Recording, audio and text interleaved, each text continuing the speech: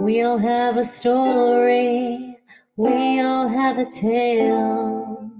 Well, there's a place I've come to know well, led by a man named Sty. He's full of stories, he is quite a guy. Sit around the campfire and hear him tell his tale. Some may be able to relate to him quite well. We're all just people looking for a place to go. Well, Sty has made one, and it is quite a show. Come meet Sty, he's quite the guy.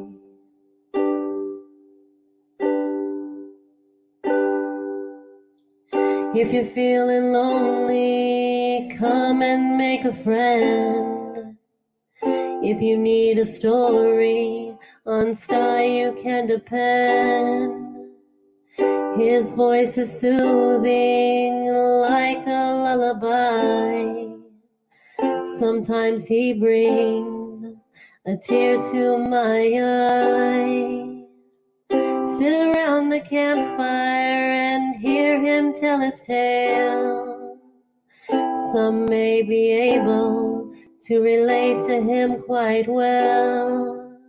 We're all just people looking for a place to go. Well, Sty has made one, and it is quite a show. Come meet Sty, he's quite a guy.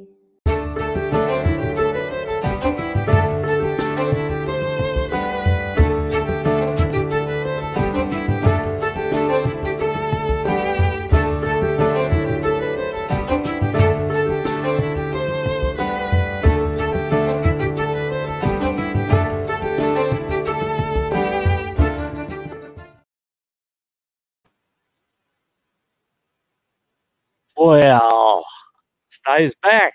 Hey, happy Sunday, folks. Welcome to Sty Story Sunday. Hey, let's give a shout out to everybody that's been over in the chat here the last few minutes. We got Computer Chick Productions. Good to see you, sweetie. And we got Crazy Ann. She's in the basement with a few other folks that you'll see soon. Donald Morris. Awesome.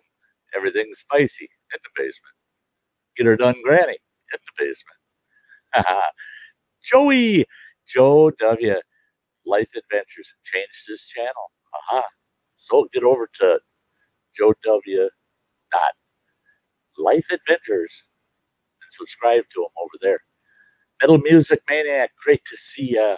Saucy Shane, there's my brother. I love Saucy Shane. He's great. Freeman James just popped in. Great to see ya, James. And we got Spice and Easy, Fiona and Alan. Hey, it's good. Hey, we'll have a chat if you're still around after the Sty story.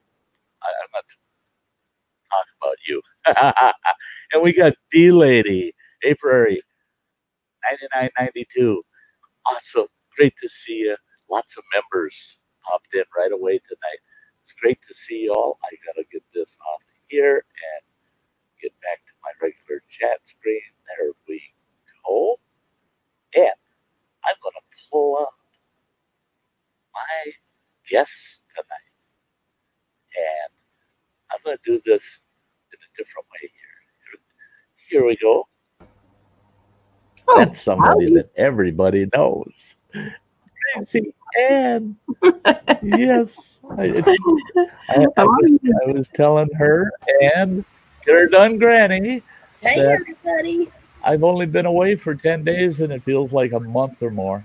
Mm-hmm. Well, and then we've got Running Water. There's my boy. Hey. And we got Everything Spicy. The Twinkie Master. Yeah, he's kind of, oh my gosh, we got another. Hey, I love it. 3 and 3 here. There we go. Oh, nice sweetie. Good to see you, Samantha. Good Great to see you. last song that you posted. Loved it. Oh, thanks. Oh, you're more than welcome. I was trying to tell these guys I was really busy since I got home. I got home yesterday around noon. How you doing?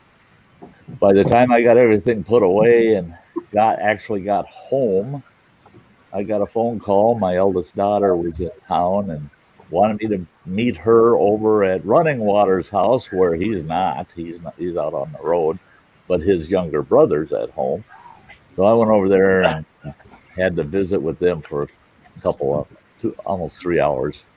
Then I got home late last night and just crashed. But I'm here now. I'm feeling good today. I was busy all day though, editing and doing all kinds of stuff.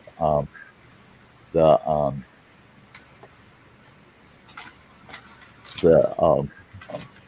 computer chick, she's really razzing you, Phil. Well, I know. Yeah, don't let it bother you, Phil. Don't let it bother. I already told her. No. Phil's like he's my best friend. He's a best friend, and he's like a brother to me. And I tell you what, he makes a few super chats off of Sty 2.0. More power to him. I'm all for it. I'm good with it. And nobody knows how good he's been, and how much he's helped me behind the scenes. So I tell you what, the few little bucks he can make off of Sty 2.0 will never add up to his friendship. No. Well, thank you, sir. Oh, you're more than welcome, brother. Yeah. Hey, Kimberly Ferris, great to see you. Oh my gosh, yeah, the folks pop in. I miss them. I can't find Joey's new account, so I can't share it out. I can't do it now because it's all new. So I guess he has to subscribe to us first before he can find. I can't. Yeah. If he subscribes to us, it'll be easier for us to find him. Yeah. B. Fowler, good to see you. I'm trying to.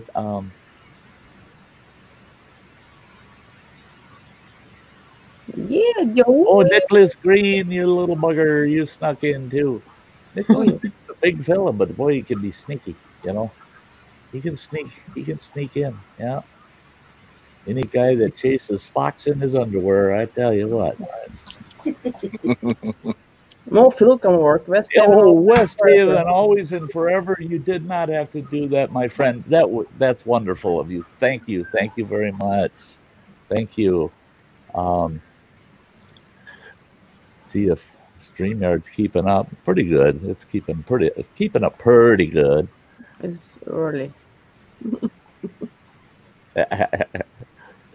The Blake Hurst, yeah, I'm doing good. I hope just by my tone you can tell. Yeah, I'm feeling pretty upbeat right now. I tell you what, you spend 8 nights and 9 days out camping, does a lot for you.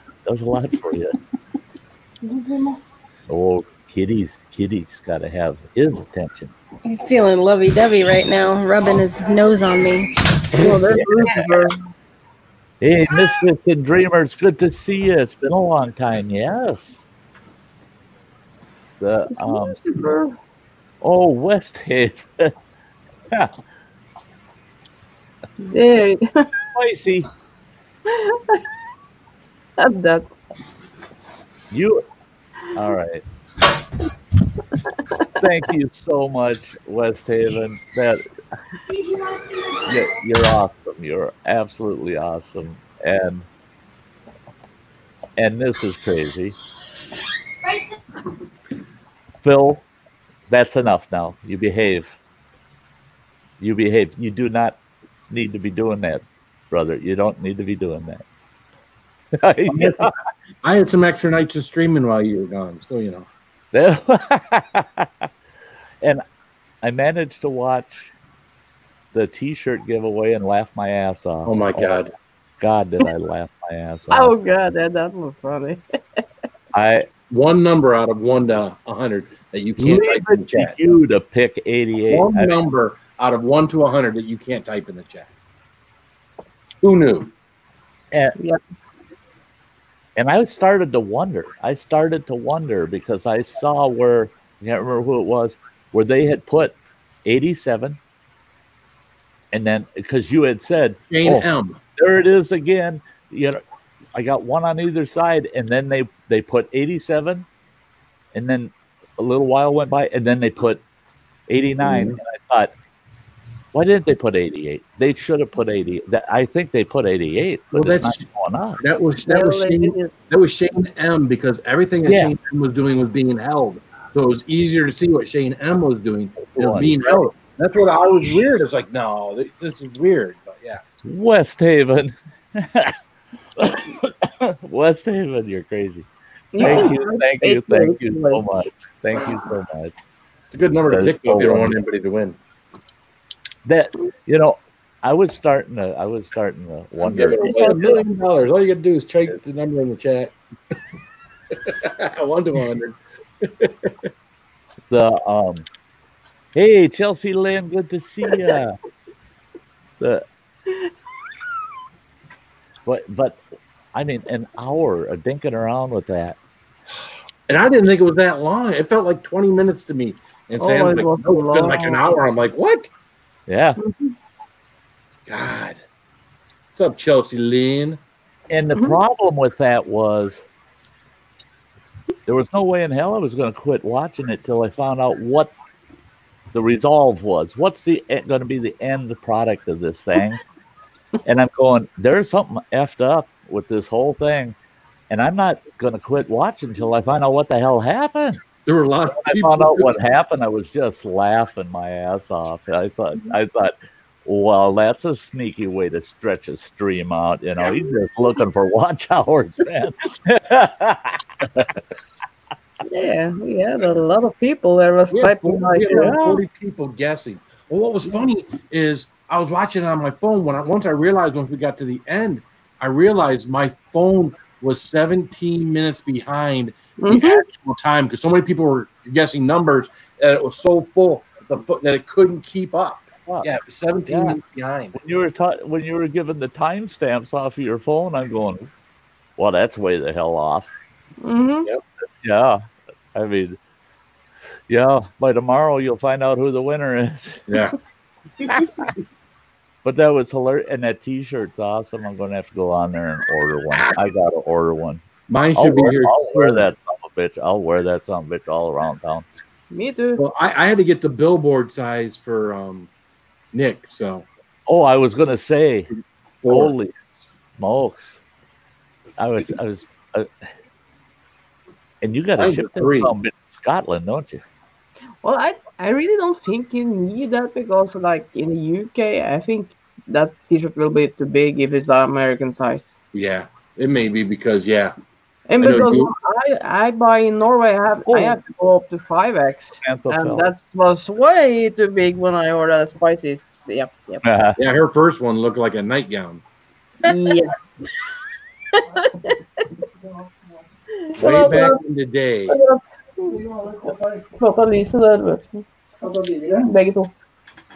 Yeah, that was pretty good. I got a kick out of that straight. My neighbor. I didn't get to catch any of your others yet, so I will. He's playing. He looks like he's at home. No, he's in the truck. He's playing. Yeah. Yeah, I'm in the truck. Okay, I just saw the light up there, and okay, now I realize. Okay. Yeah, they got nice sliding curtains and shit. We never had that when I drove truck. You just hung an old pair of underwear in the window. And, underwear? Well, that also kept the front door. And screaming, had to jump off. Gonna try to take care of this. Okay, good luck, girl. Don't get stung. Oh, yeah, okay. See you later then. Yeah. Yeah. Tell the boys to be man up. Go take care of them damn bees themselves. Oh, that's a bummer because I wanted Samantha to hear tonight's Sty story. Oh, there's a puppy. What's up, Leona? Leona said she missed Sty too. Yeah, mine's spying from the back. Yeah. Oh, there's the boots. Yeah. I finally saw her. Back Yeah. in the bunk. You ready to go to sleep? Hi, Levi. It's great to see you.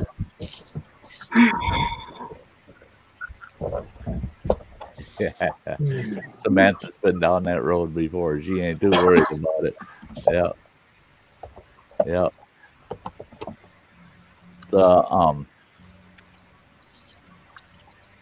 Hairspray and a lighter. Yeah.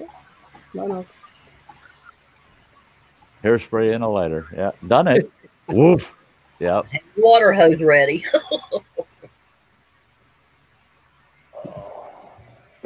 Yeah. I learned that you want to have something that you can defend yourself with, because I've done it with the old broom handle and gotten stung a few times. Yeah. You go out there and beat the nest, and then you get stung 2-3 times. Hey, Yeti Mountain Trading, good to see you. Hey, Great Yeti. to see you. Hey. Are you growing that beard back there, Yeti? Yeah. What? He cut his beard too? Oh, about a month ago, yeah. Oh, jeez. Yep. I don't know about these beard guys cutting their beards off. I swear. I don't get it. I don't blame them. It's hot. So I don't. I know. See, and mine isn't. Right? That's the thing is, It's like long hair, you know. this weekend, that's the only part of me that was nice and cool was my face. Okay, there's Mike. Good to see you, Mike. Where the hell you been? Camping. Hey, you paid for it, man. I'm tired of this clown. You had your fill, eh? Yeah, I had my fill, all right. Yeah. I tell you, these boys have been bad since you've been gone, Sty. You know, the little bit of the stream this one stream I watched and a little bit I seen. Yeah. He hit like a girl, Phil. That's jeez, no, girl. Cup check.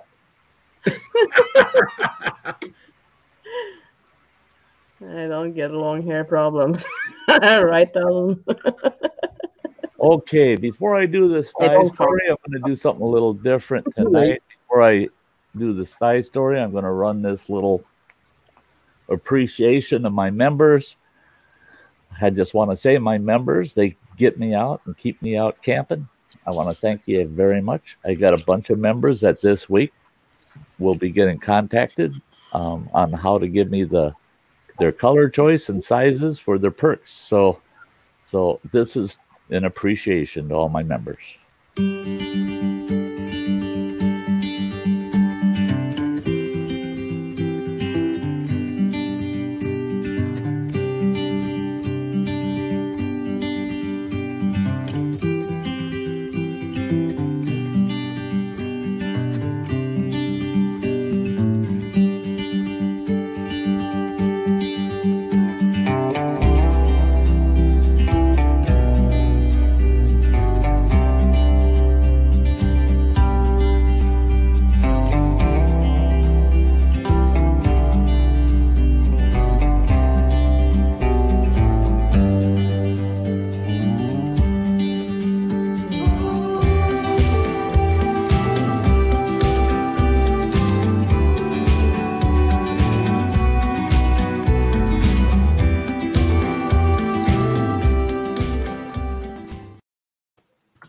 Okay, folks, I'm going to put all you over on the side panel.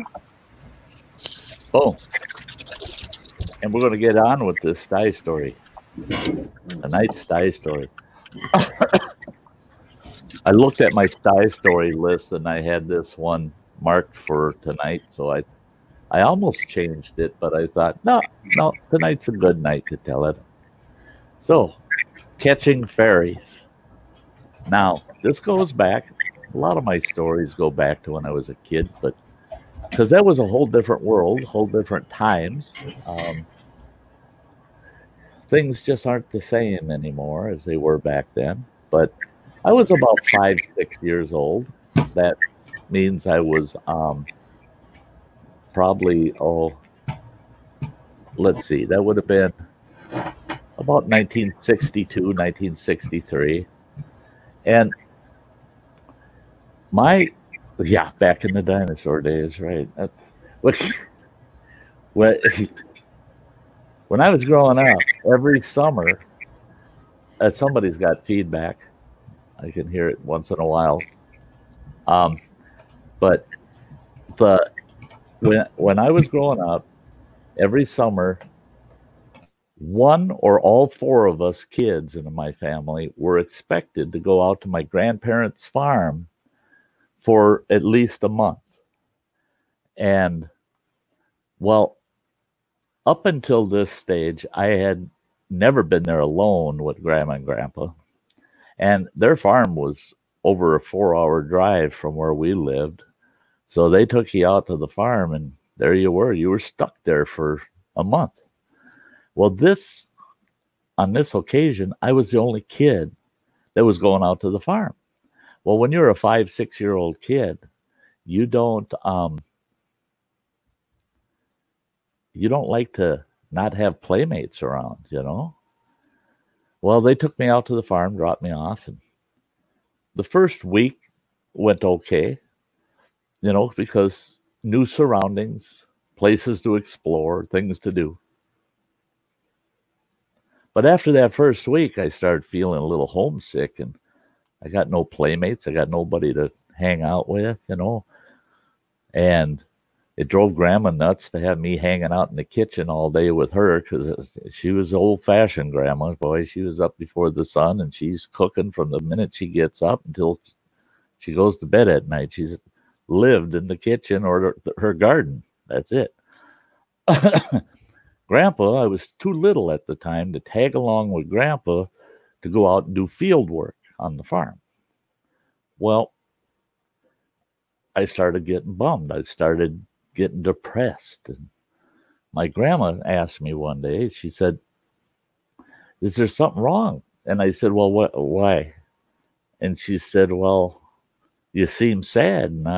You're just not running around like you usually do. You're not getting into trouble. You're not, you're not being you. What's going on?" I said, "Well, I'm bored. I said, I don't have any friends or my sisters or brother here to harass." And I said, "Yeah, I'm just feeling kind of bummed, you know." And she said, "Well, you need a project." And I said, "Like what?" She said, "Have you ever caught a fairy?" I said, "No, you didn't catch no fairy. What are you talking about?" She says, "You've never caught a fairy." I said, No, I've never caught a fairy. I've never seen a fairy. I read about them. I've seen them in books, you know, but no, I've never seen a fairy. She goes, "Oh, well, we should have you go catch a fairy." And I said, "Well, I don't know how to catch no darn fairy." Well, they had this, it was like a path cut through the woods that was probably about 50 feet wide. And down the center of that path were these apple trees for, oh gosh, almost the length of a football field. All these apple trees down that path through the woods.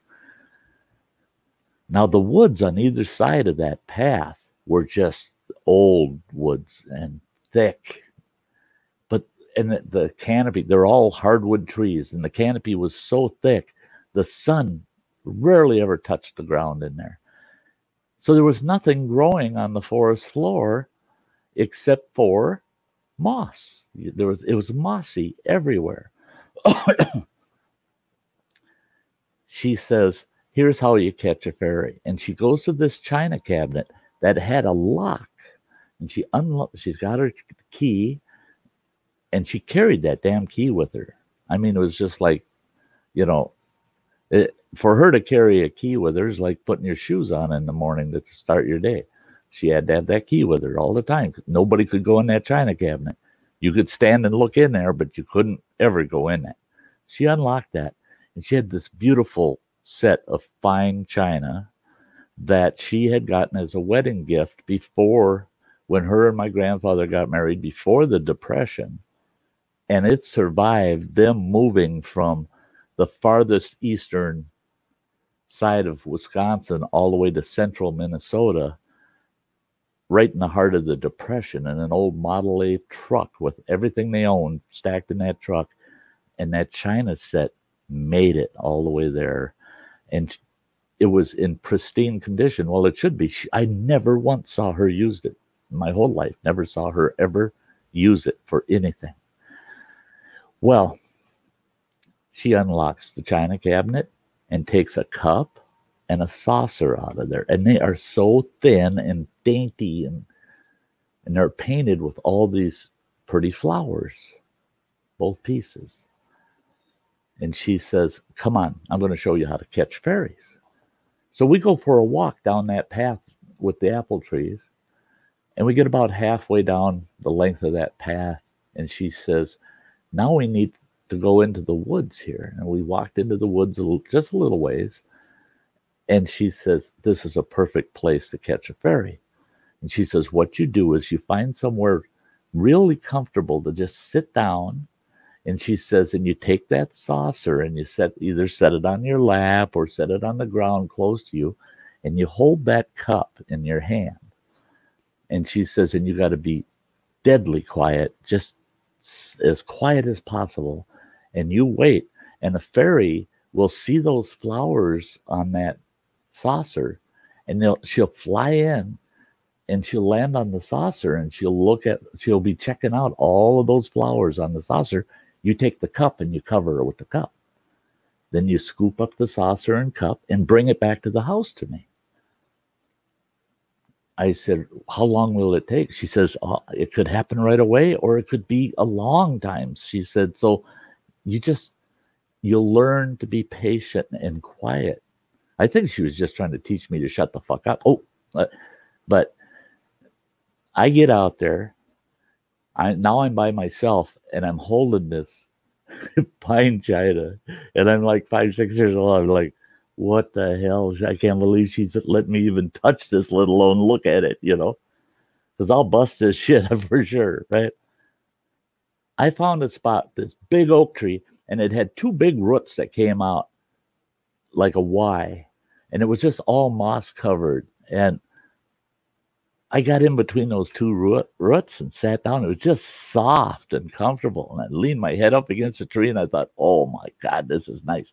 Well, the one root kind of flattened out, and I set the saucer on that root. It's right here to my right side.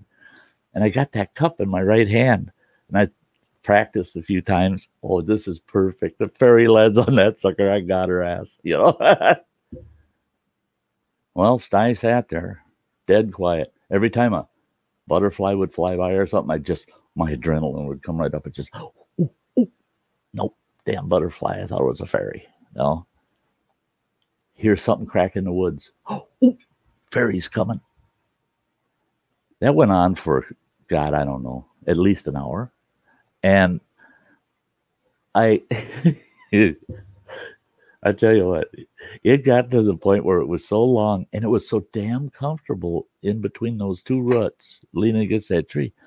I leaned my head against the tree, keeping an eye on that saucer, and my hand's in my lap with that cup upside down in my hand.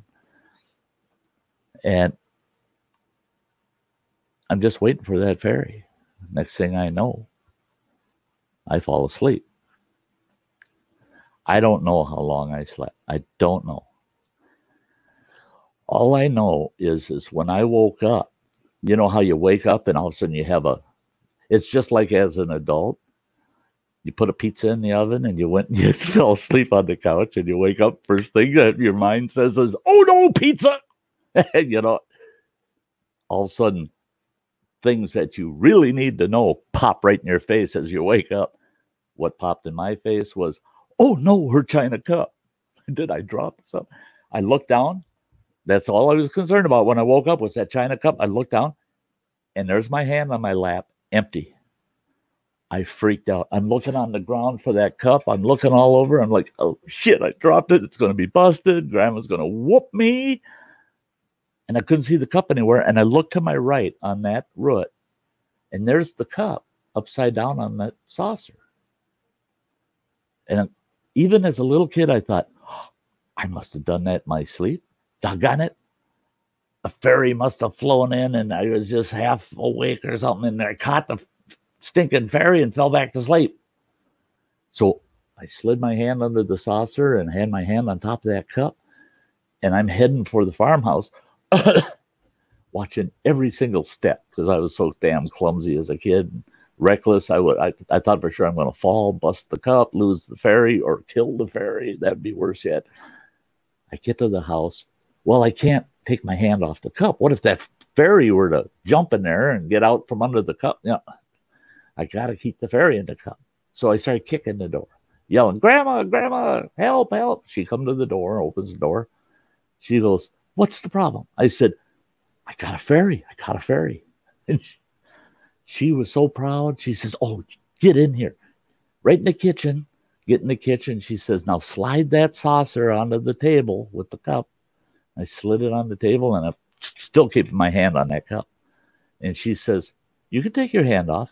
Fairy's not strong enough to lift that cup." So I slowly took my hand away, and I'm just like, fairy time. Yeah. What are we going to do with the fairy now? My grandmother says, "Now, do you want to see the fairy, right?" And I said, "Yeah." She says, "Now I can talk to fairies.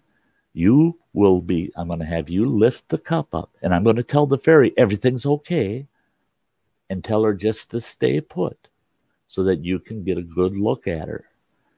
And she said, "And then, we have to do the right thing, and we'll have to open the door and let her leave." "Okay, but I want to look at that thing. I want to see that fairy.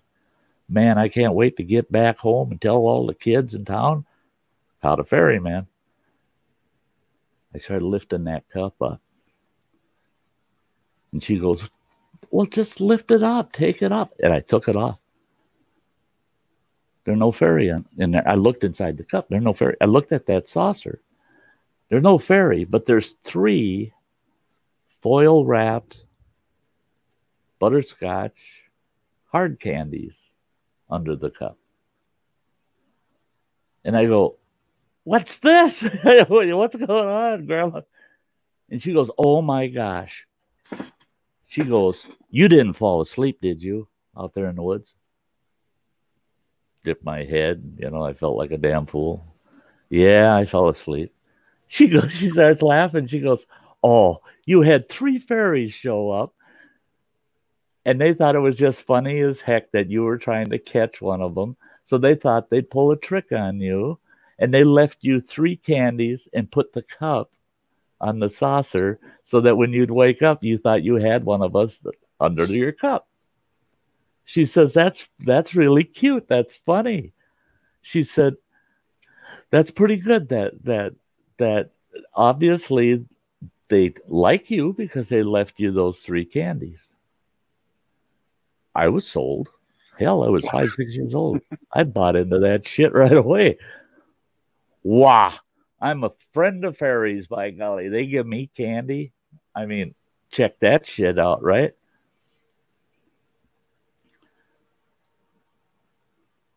It wasn't until years later, her and I asked her, "Do you remember when I tried to catch the fairy?" And she chuckled and she goes, "I love those butterscotch candies." I said, "Did they give them to you too?" She said, No. She says, "I buy those candies about once a month, and I got a special hiding place in my bedroom." She says, "Even your grandfather never gets his paws on them." She says, "I never let anybody see me enjoying one once in a while." And she said, "I went out to check on you out in the woods, and there you were, sound asleep, leaning up against that tree." And she said, I was taking the coffee cup out of your hand, hoping not to wake you, but I didn't want you dropping the cup. So I thought I'll just take it out of your hand, set it on the saucer. And then I thought, hey," and she said, "I reached in my apron and I had 3 of those candies. I put them under the cup. And then I just backed away and walked back to the house." And she said, "And just wanted to see what would happen." And she said, "It sure worked out well." And she said, "You've believed in fairies for quite a few years, haven't you?" I said, "You're rotten, Grandma." I said, "Doggone it. You had me convinced. You had me absolutely."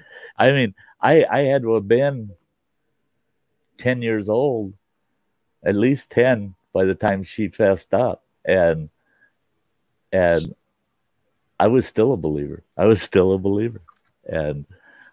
But it's like I said in the description, catching fairies is a childhood event that only a grandma can invent. I mean, I would have never have come up with something like that for a kid to do. But I think about it now, and I think how many kids we have today out here in this world with all the troubles and crap. How many of those kids deserve a chance to go and catch a fairy, you know? Yeah. So there you go. There's your Sty story for tonight. I hope you enjoyed that one.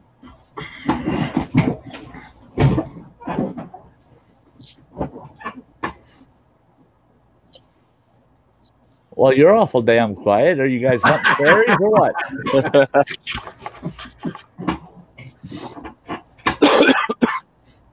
Hey, I had no clue where that story was going. What's that? So I had no clue that's where that story was going. You know, yeah, Sty's childhood wasn't all Dennis the Menace shit. You know, I did have some mellow, kind of warm-hearted moments. They weren't many, but yeah, there was a couple. Wouldn't it have been something when you had that diabetic thing out in the woods and you fell asleep out in the woods? If you'd woken up with a cup and a saucer and 3 wrapped treats in there? Yeah. On the verge of a diabetic coma, and you come to, and there's a pile of Snicker bars or something sitting there next to you. When the fairies had to work overtime to haul those in. Right. But yeah, you know, it's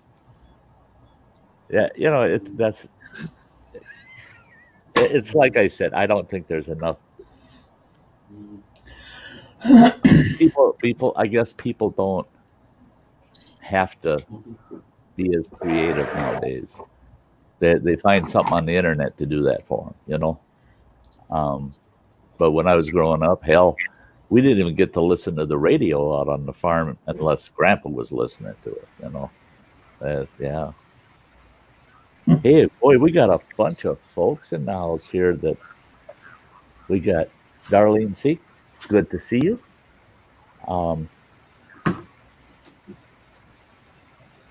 We've got Taylor to the Stars. Awesome to see you. Chowser's here, of course. Good to see you, Chowser.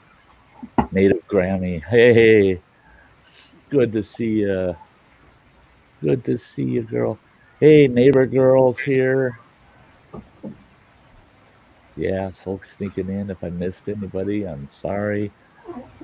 It's a little tough to go back through the chat after doing the Suzex. Yeah. The Bourbon Bounty.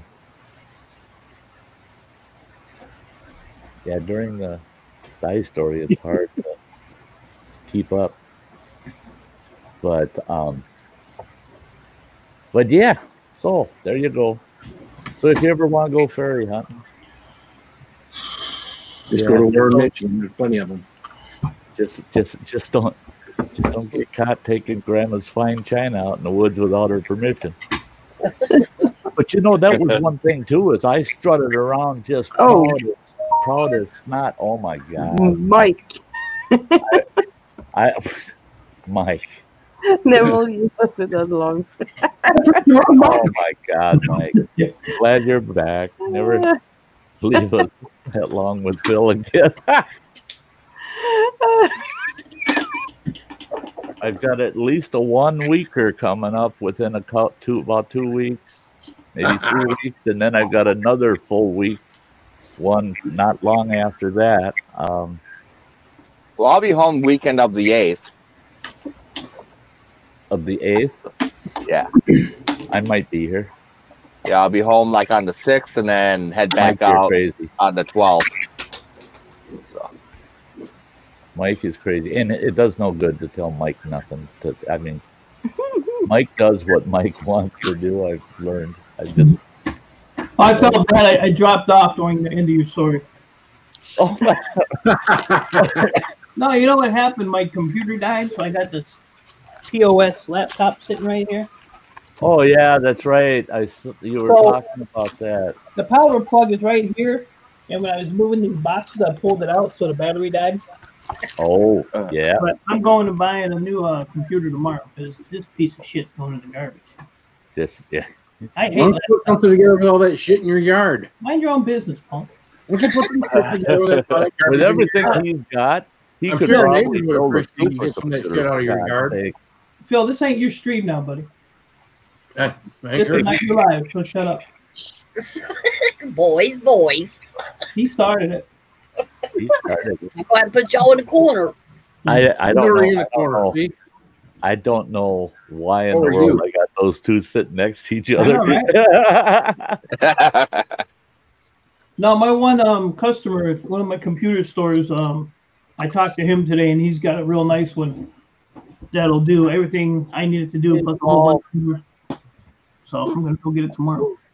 Cool. Spice and Easy. His sticker. Fiona had finished her book, so gotta go again. Night owl. Oh, Spice and Easy. Yeah, Spice and Easy. If you're still listening, keep your eyes open. Probably towards the middle of the week, or maybe the end of the week. My challenge with your Reaper Double X out at camp will be posted. Sweet. We'll talk about whether or not I technically got halfway through it or not after I post it and you watch it.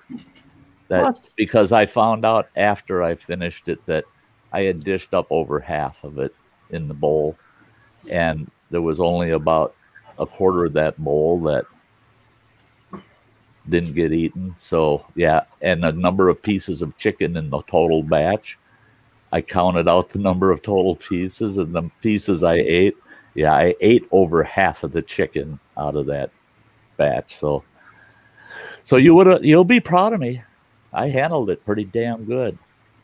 It didn't show, but I keep reminding people, and you wait and see. I keep reminding people, I'm miserable.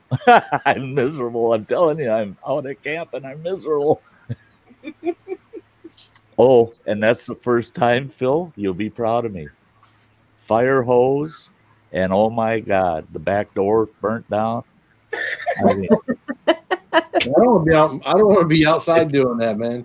It took 3 frickin' days before I had a new back door. I mean, that hot. Now that's what I call hot shit. Ooh. And no witch hazel, right? Wonder he didn't start. No. I started looking around too.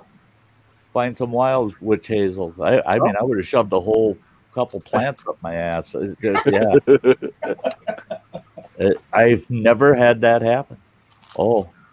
You've never had enough. You've only had just a little Reaper. Oh, you decide whether I earned the badge or not.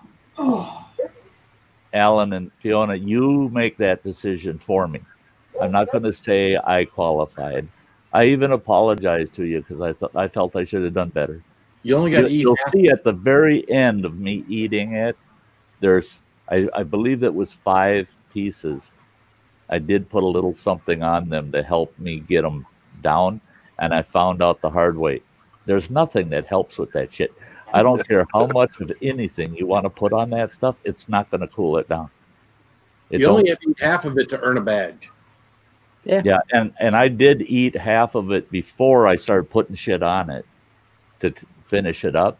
But I ate the leftovers, and I squirted a bunch of sour cream in the leftovers, and I had those for lunch. I was going to have those for lunch. Not had them for lunch. I was going to have them for lunch the next day. Middle of the night, I woke up hungrier than hell, and I ate the last of it that night. And I had mixed sour cream in with all the sauce, and it toned the sauce down just enough. It was still like eating the 2X spicy noodles. It was still burned your lips the way those did, and it still lit your mouth up like you were eating Reapers. So, yeah, I don't think there's much. You would have to probably put a quarter of at least 2 pints of sour cream in it to tone it down where an average person could eat it. But if you like real spicy, I agree with Phil.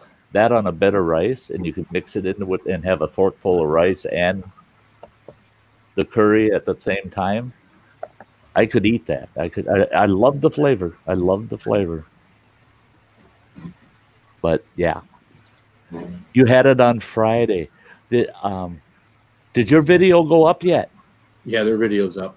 Oh, okay, because I saw the prep video where they prepared it, but I didn't see where they ate it. That's Fiona did a good job. Alan, yeah. I can't wait to watch it. Yeah. Yeah, there was nothing that really cooled it down. I found nothing. It probably, like if I would have had twice as much sour cream per helping of the curry on the fork, that would have probably helped more. But just this. What I did was I put a little squirt of sour cream on top of a piece of chicken and then ate it. That sour cream felt good when it first hit your tongue. The minute you started chewing the chicken, there was no sour cream anymore. It was just gone. It was just like, where'd that sour cream go? It was there a second ago. Yeah, it's some hot stuff.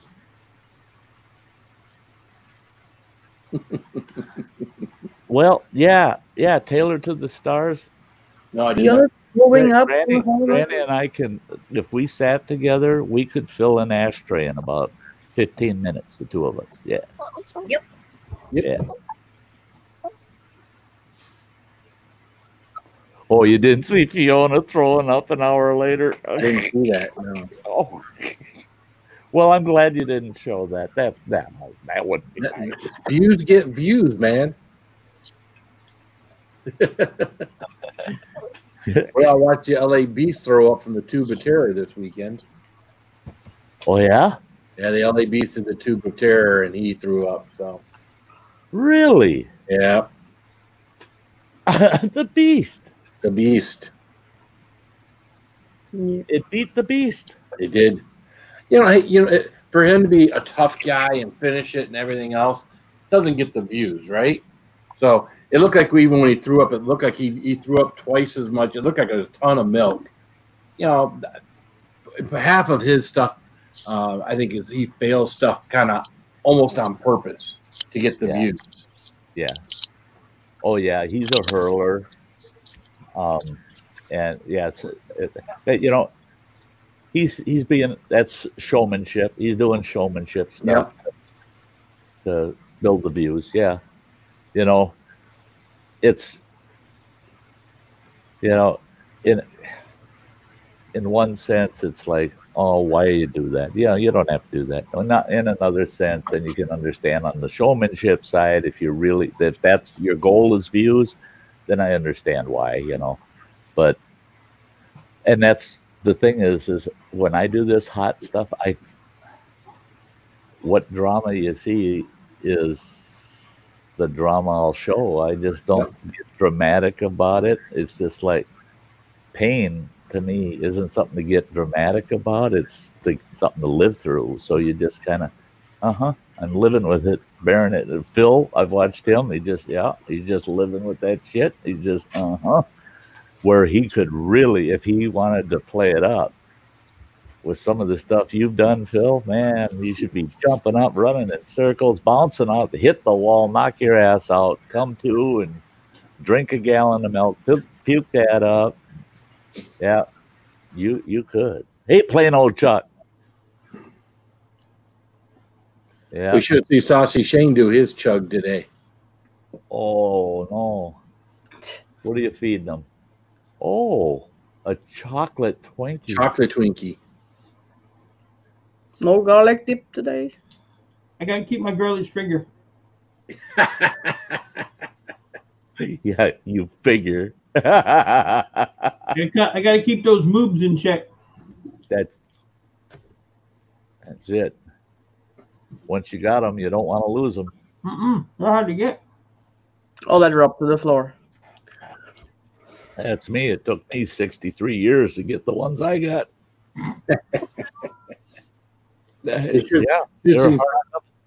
Should seen Saucy Shane this weekend playing it up. He did the chug challenge. I think you were gone for that. He chugged that same bottle of hot sauce I did. He was outside 10 minutes late. He puked up, so he spewed. He almost didn't make it. With 8 seconds left, he went.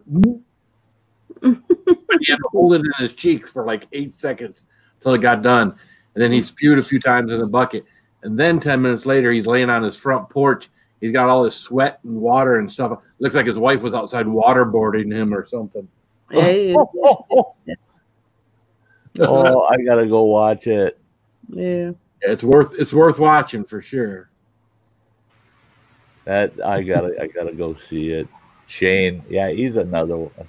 I tell you what, Saucy Shane, folks, that is one channel that is under-supported. Oh, absolutely. If you haven't been over there and supported them, get over there. Get over there. What a great guy. I mean, and he's another real person. I mean, and nothing fake about that fella. And the guy's putting out videos every week. Like, you got Snacky Snack, you got Sunday, you got Saturday, Sunday. He's putting out, what, 3-4 videos a week? So, yeah. I don't understand people put so many videos out in a week. Yeah, right. Thanks, Charlie. I'm glad you enjoyed it. You have a good night. Thanks for being here. Sty, your trailer is aluminum, right? What's that? The trailer? Yeah. Aluminium. Yeah. I don't pull that some bitch in the UK. No, it's aluminum because it's only here in the US. Yeah. Well, you'll have to stick this one on your truck then, because this is a magnet. Oh yeah. Oh yeah. That's going up tomorrow. I know the right spot for it too. Right on. It's going to be right outside the window on the driver's door, just behind the mirror where everybody can see it. I pissed a couple of my neighbors out because I went over there and I took them like this and just threw them as I walked past their car. They stuck. Oh. Sticking them on them as they're driving by? No, just in the driveway. Oh, just in the driveway. Yeah. See, well, at night I usually that's not a bad idea for kind of getting those things around. And if there's only of those and they're walking through a Walmart parking lot and you fling one on every pickup truck you see. There you go. Thunk, thunk, thunk. Put them on stop signs by your house. Yeah, there's only a couple people that know about E-Waste Mike, so I can just.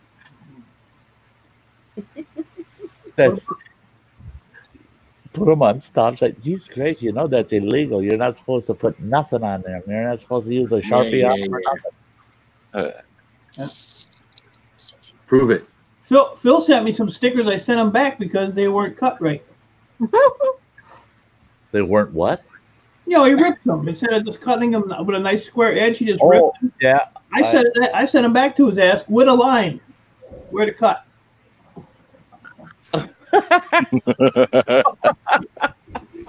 That's bad. Yeah. Idiot. That's an I'm idiot. sending them back to him with a pair of scissors. I'm sending them back to him with a pair of scissors he can shove up his ass. You know what? I need a pair of scissors, so that'll work good. I hope you get a paper cut trying to put those on something.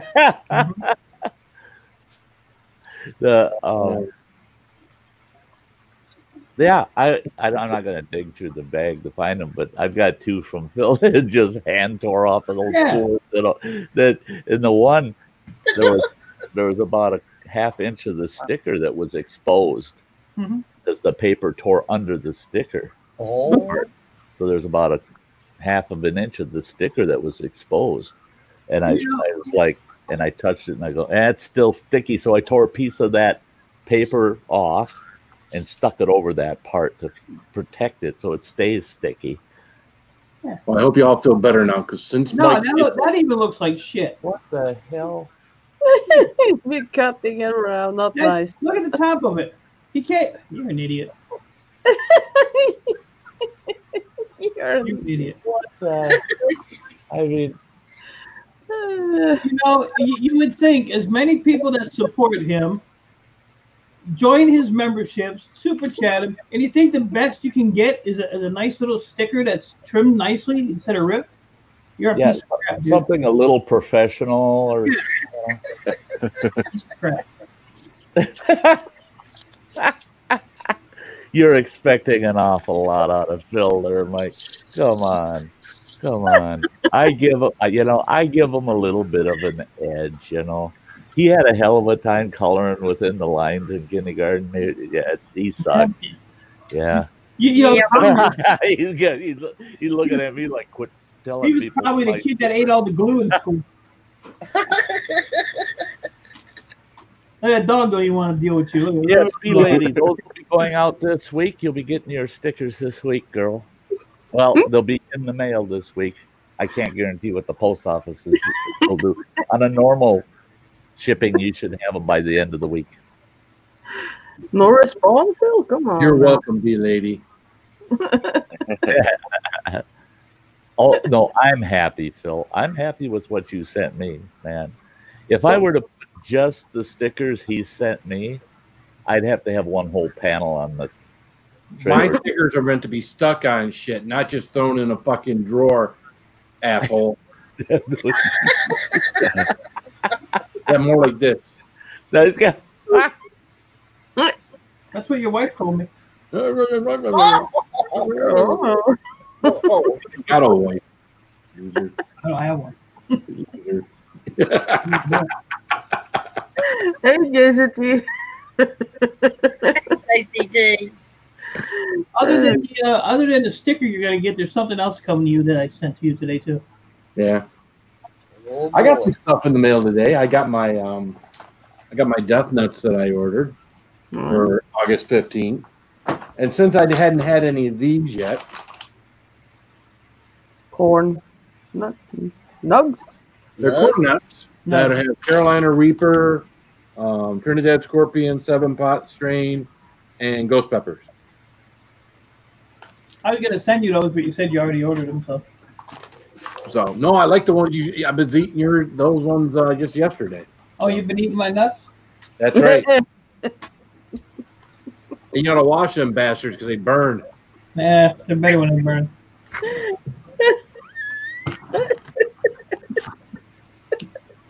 Hey, JCT, good to see you. Shut the hell up, Ann. What?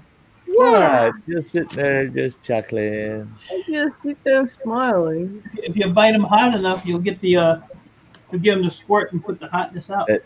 Yeah, Shane doesn't want to talk about death nuts.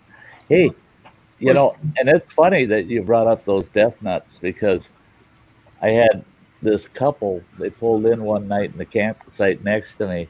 That one campsite next to me where I could actually. It was out below my campsite, so if I went around the back of my trailer and looked down, I could look right down in their campsite, see everything down in their campsite. Well, I was at the back of my trailer doing something, getting something out of the trailer or something, and I'm looking over there, and here's this guy and gal, and he's on top of the picnic table dancing around, doing the jig on top of the picnic table. I thought, oh, son of a bitch, I should go grab my camera, And she's sitting at the picnic table laughing at him. And all she did was give him a little push on his thigh. Just gave him a little push. And he lost his balance. And he come off that picnic table and he straddled the picnic bench. Wham! And just like in the movies, he rolled off that bench. And he's laying on the ground holding his crotch. And he's whining, just whining. And she burst out freaking laughing. She goes, "Oh, I hope you didn't break them," and on and on. And I almost yelled out, "Death nuts!"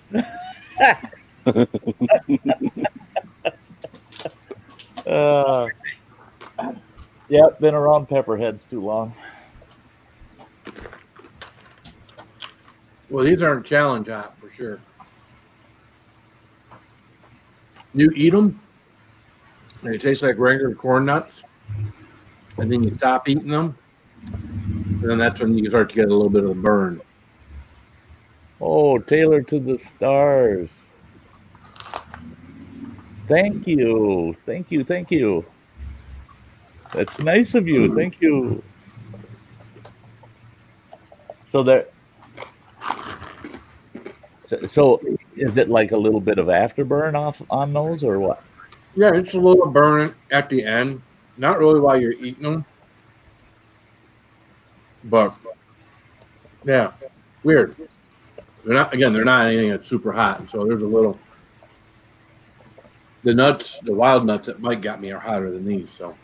I tell you what, that Reaper Double X, I gotta quit doing that super hot shit until like. I didn't think it was a good idea to do it out, camp. You know, it didn't. The only thing I didn't like was I couldn't have ice cream because there's no way to keep it. You know, you're out in camp. There's no way to keep it frozen, and so I had to settle for milk and sour cream. And it was weird. There were no rules. There's no rules for that challenge. You know, I was trying to figure out is there rules or something? There was no real. There's really wasn't any rules. So Right. I just started eating this shit and just kept eating it until I just couldn't frickin' take it anymore. And then I took just 2 small little sips of milk. I was afraid to actually take true drinks of milk because I thought, man, I might barf this up, So I just took a couple little sips to see if it would cool my mouth down. It didn't do any good, so I quit doing that. And I just kept going until finally I tried the sour cream, and that didn't help enough to make a damn difference. But because there was no rules, I'm thinking, well, what the hell, what do I do? What do I do? And I thought, just eat it, just freaking eat it. And I gotta quit jumping in anything that says Reaper or X or double X or triple X. Sty, you damn fool, quit touching that shit. Work your way up to it. Today I sat here and ate almost half a pound of jalapeno cheese curds. And I'm like, come on, where's the kick? I could taste the jalapenos, but where's the bite? Where's the kick? It's so. And then I realized, well, no, it's there.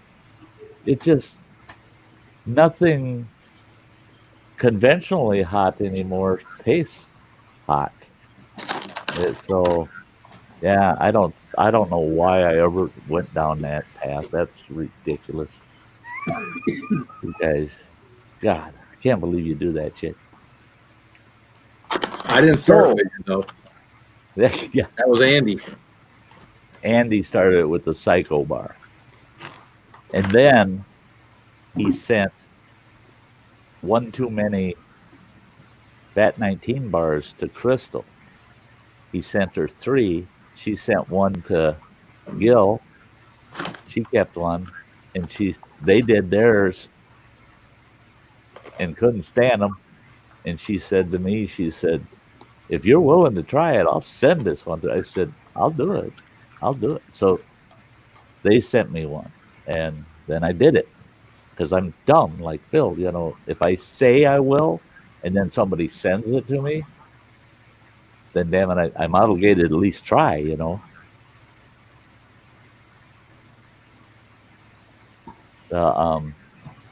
the back of a pizza pocket is highlight of the channel. Not quite e-waste breaking down stuff level, but it's up there. I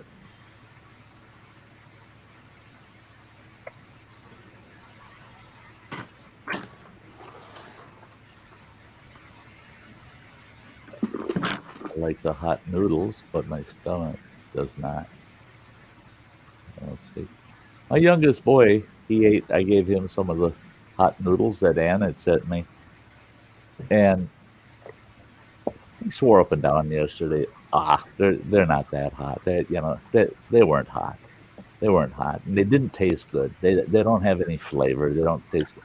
And okay, now I've been eating them damn things. I think I only have like 6 packs left. I eat the damn things. So I know he's full of shit. I know he's full of shit. You know, after you've eaten 15 packs of them things and they still burn your lips, and he's telling me, oh, they're not hot. They're not hot at all. You know, I've had jalapenos hotter than that. And I said, oh, you were so full of shit. I said, no. I said, then damn it.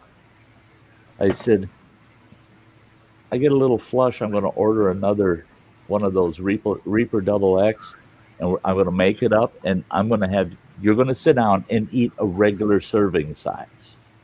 Don't have to challenge or nothing. Just eat a regular serving size of it. And I'm going to sit there and watch it. He goes, I won't do it. He says, I don't do that stupid shit, he says. I said, yeah, I wanted to see you eat them damn noodles sitting there going, holy God, those things are bad. They're burning my lips off. And yeah. Sneaky bugger. I bet you threw them away. Never ate them. Running Water's nodding his head. Yep. Yeah, well, when he wouldn't eat the hot wings I made, and they weren't really hot, and it was just, some Texas Pete and a little cayenne on them. And he's like, oh, those are too hot. And like really? Smothering them in ranch. And he'll put a ton of hot sauce on his pizza, and I'll eat it, and it's got a really good bite. It's got a good bite to it, but it's not what you would call extreme of any sense whatsoever.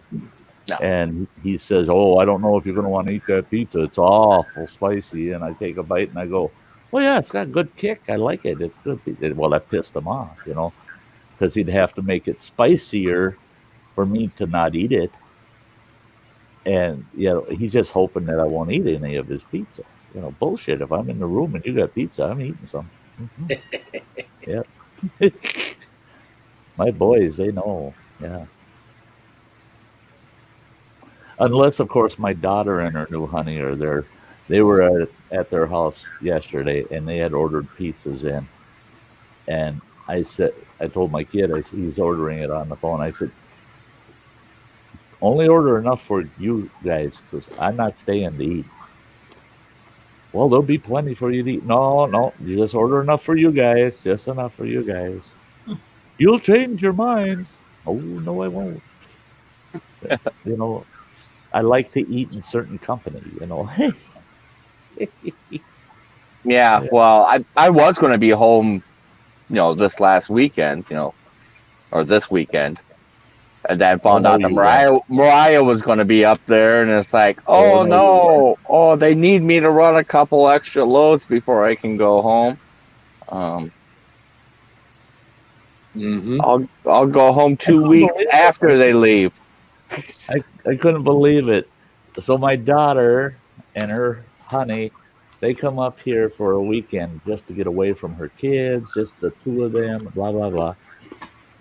Her oldest boy, who's married and has a son, that's, I don't know, what is he, 6 now? 5 or 6 years old.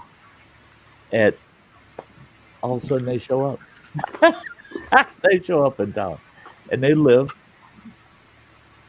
2 hours away from here, a little more than 2 hours south of here. They show up in town. My daughter's having a fit. What the hell, my damn kid, my adult son shows up, follows me up here. Can't let me have a weekend just to myself. And I said, well, send them away, send them home. She said, I did. I said, well, that's good. She says, it cost me $149, but I got him the hell out of town, and he's heading home. I said, what do you mean it cost $149? She said, well, I had to buy him dinner. I had to make sure that they could afford to buy dinner on the way home. I said, it's under 3 hour drive home. They don't have to stop to eat. They can just go home and eat. She says, oh no, they needed food money for the trip home, and then I had to fill their vehicle up with gas. I said, again, it's a 3 hour drive. They're going to use a quarter of a tank if they're lucky. I said, what?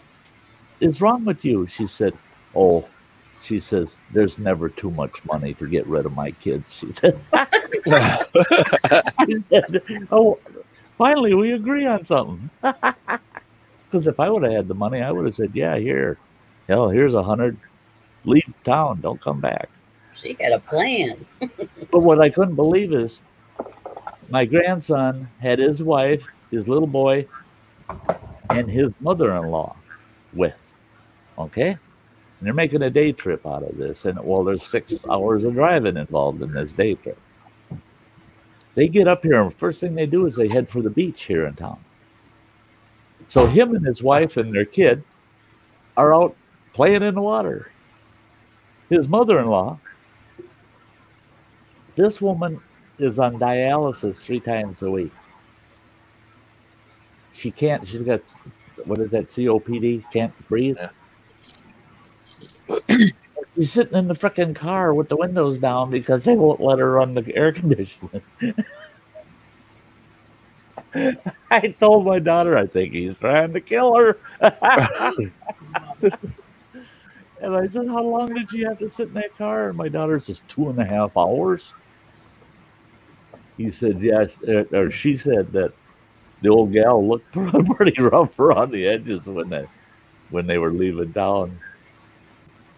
At least they were rolling and the air conditioning was on because my grandson was in the car. So, but I thought, my God almighty, I do not want that part of my family looking after me if I ever end up decrepit to the point that I need family to care for me. No, not them. You'll get exclusively them. Yeah. And she's in healthcare, and she keeps telling me, I'll pick your nursing home. I said, no, you won't. There ain't a nursing home that's going to keep me. Every single nurse's aide and nurse in that nursing home is going to say, get that old man out of here. Get him out of this nursing home. Heck, I figure you get up to that point where you're ready for hospice. I'm just going to drag you out and drop you off along the Clark Fork. Wish you luck. Leave you a water bag and fishing pole and. Yeah. And as you drive off, I'll yell at you, and you have a fucking nice day too. Yep. There you go, old man. You grass it. Yeah.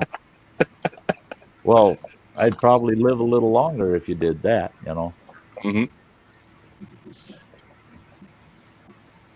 I tell everybody, I ain't going no damn nursing home. I got a nice big pine tree picked out that I'm going to go sit under that looks out over a lake. And they probably won't find me until they have to change my name to Bones. Oh, Mr. Bones.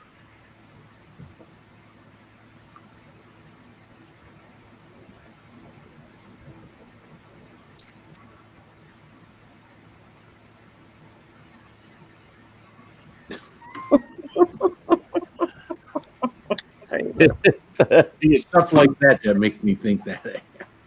Yeah, I know, but it is. Love you too, Teresa. I know. It's so good to see you, girl.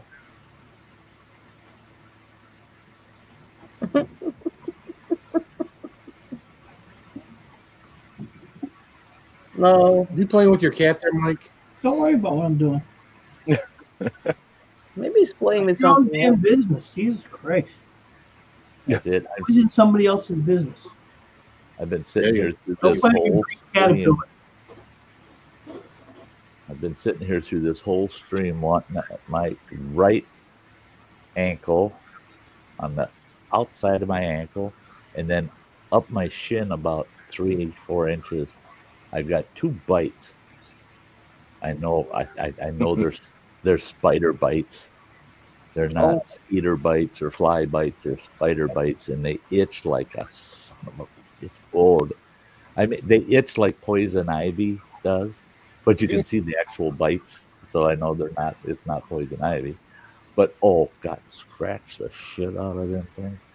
Last night, all night, I waking up about every 15-20 minutes and realized, quit scratching them. you know. But oh boy, somebody's getting a lot of messages. Must be me. I was adjusting my colostomy bag. You must know. But, you know, what a waste. Yeah. Yeah. The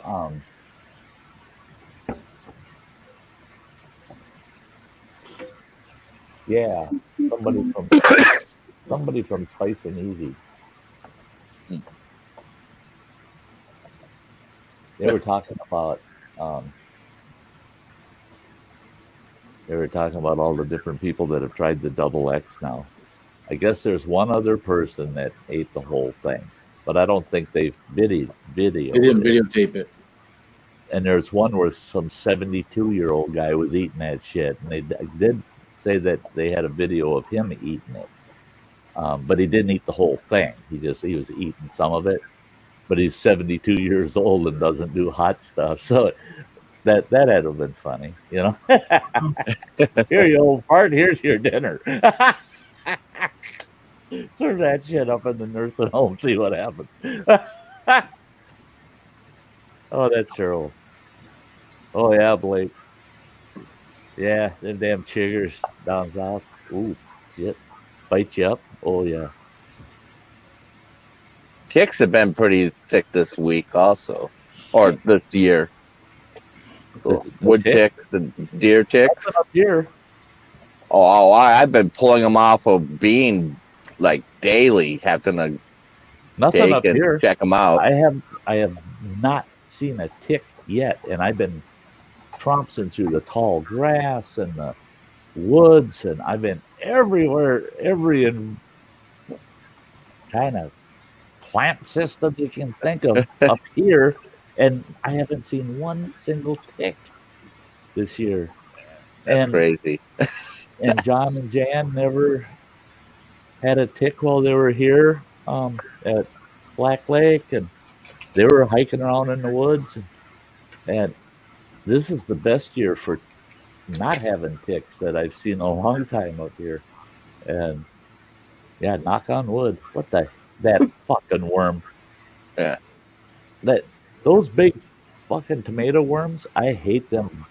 Stomp on one once, and if you're standing next to a friend, you stomp on it, but have your foot kind of at an angle pointing towards them.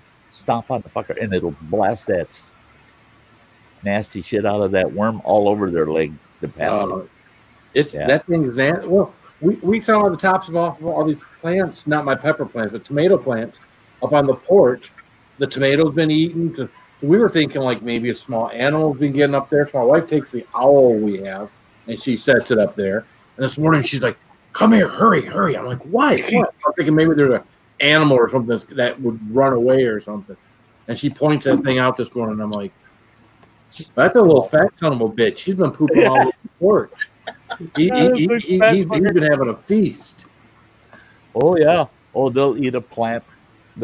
Within a couple of days they'll eat a whole tomato plant. There's got to be 60, 70 turds out there from that one little bug. Oh yeah, them big fat bastards are nasty. We used to, when I was a kid, out on the farm.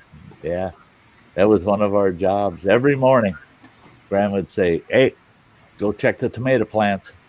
Boom, we're out there, and you searching all those tomato plants for them big old caterpillars, and grab them, stomp on them, move on to the next plant.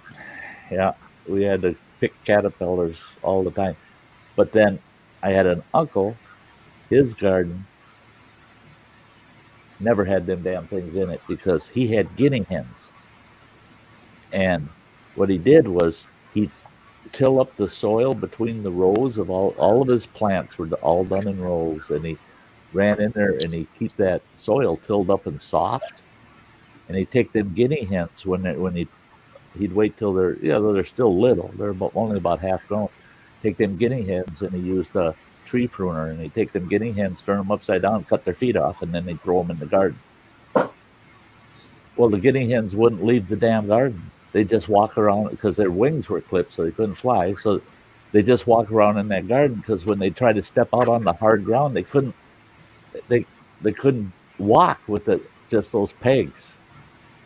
But as soon as they hit that soft soil, they could walk around in that and stay upright. Otherwise, they're stumbling all over the damn place. Coolest thing in the world. Cut their damn feet off. Throw them in the garden. But he never had those tomato worms either. He never had anything, any bugs in his garden. Them guineas were eating everything that moved in that garden. So there you go, Phil. Get yourself a bunch of guinea hens, noisy bastards, and let them shit all over your porch, but you won't have any more of them caterpillars. Yeah, we're hoping the tomato plants start to redo. They didn't touch my pepper plants, so that's weird. Because I got 2 sweet pepper or 3 sweet pepper plants, and I got hot pepper plants. They didn't touch those. No, they like the tomato plants. So, yeah. Hey, get her done, Granny. I heard you got the roof on your coop. Yep. On your duck house. Yep. I'm almost finished. Awesome. Yeah, I heard Phil saying when you said, yeah, it's a little stressful up on the roof. Phil's going, well, that can't be very high, you know. And you're trying to explain to him you can just barely touch the roof with your hand, you know, reaching up. And Phil's like, well, I thought it would be like a little chicken coop. You know? No, she's still in a duck mansion, and is what she's doing. I just want her to be safe. I don't want nothing to be able to get to them. Well, and also you can get in it and clean it and work in it. Yeah. But you did say you got some video of the progress of the coop. Yep. Good. Yeah, I want to see that. I just got to figure out how to use that Filmora. It just. It both Phil and I I had gotten it first, and then Phil, when he got it, he's going, he says, this thing's got me confused. I told him, I said, play with it. Best way to learn it is just go in there and pop videos in. You don't give you got them saved in a file, so don't worry about it. If you screw it up, delete it all and start again. But go in there and just play and play and play. Well, I got that option where you're supposed to be able to get all that extra stuff with it. It won't let me download anything. Huh.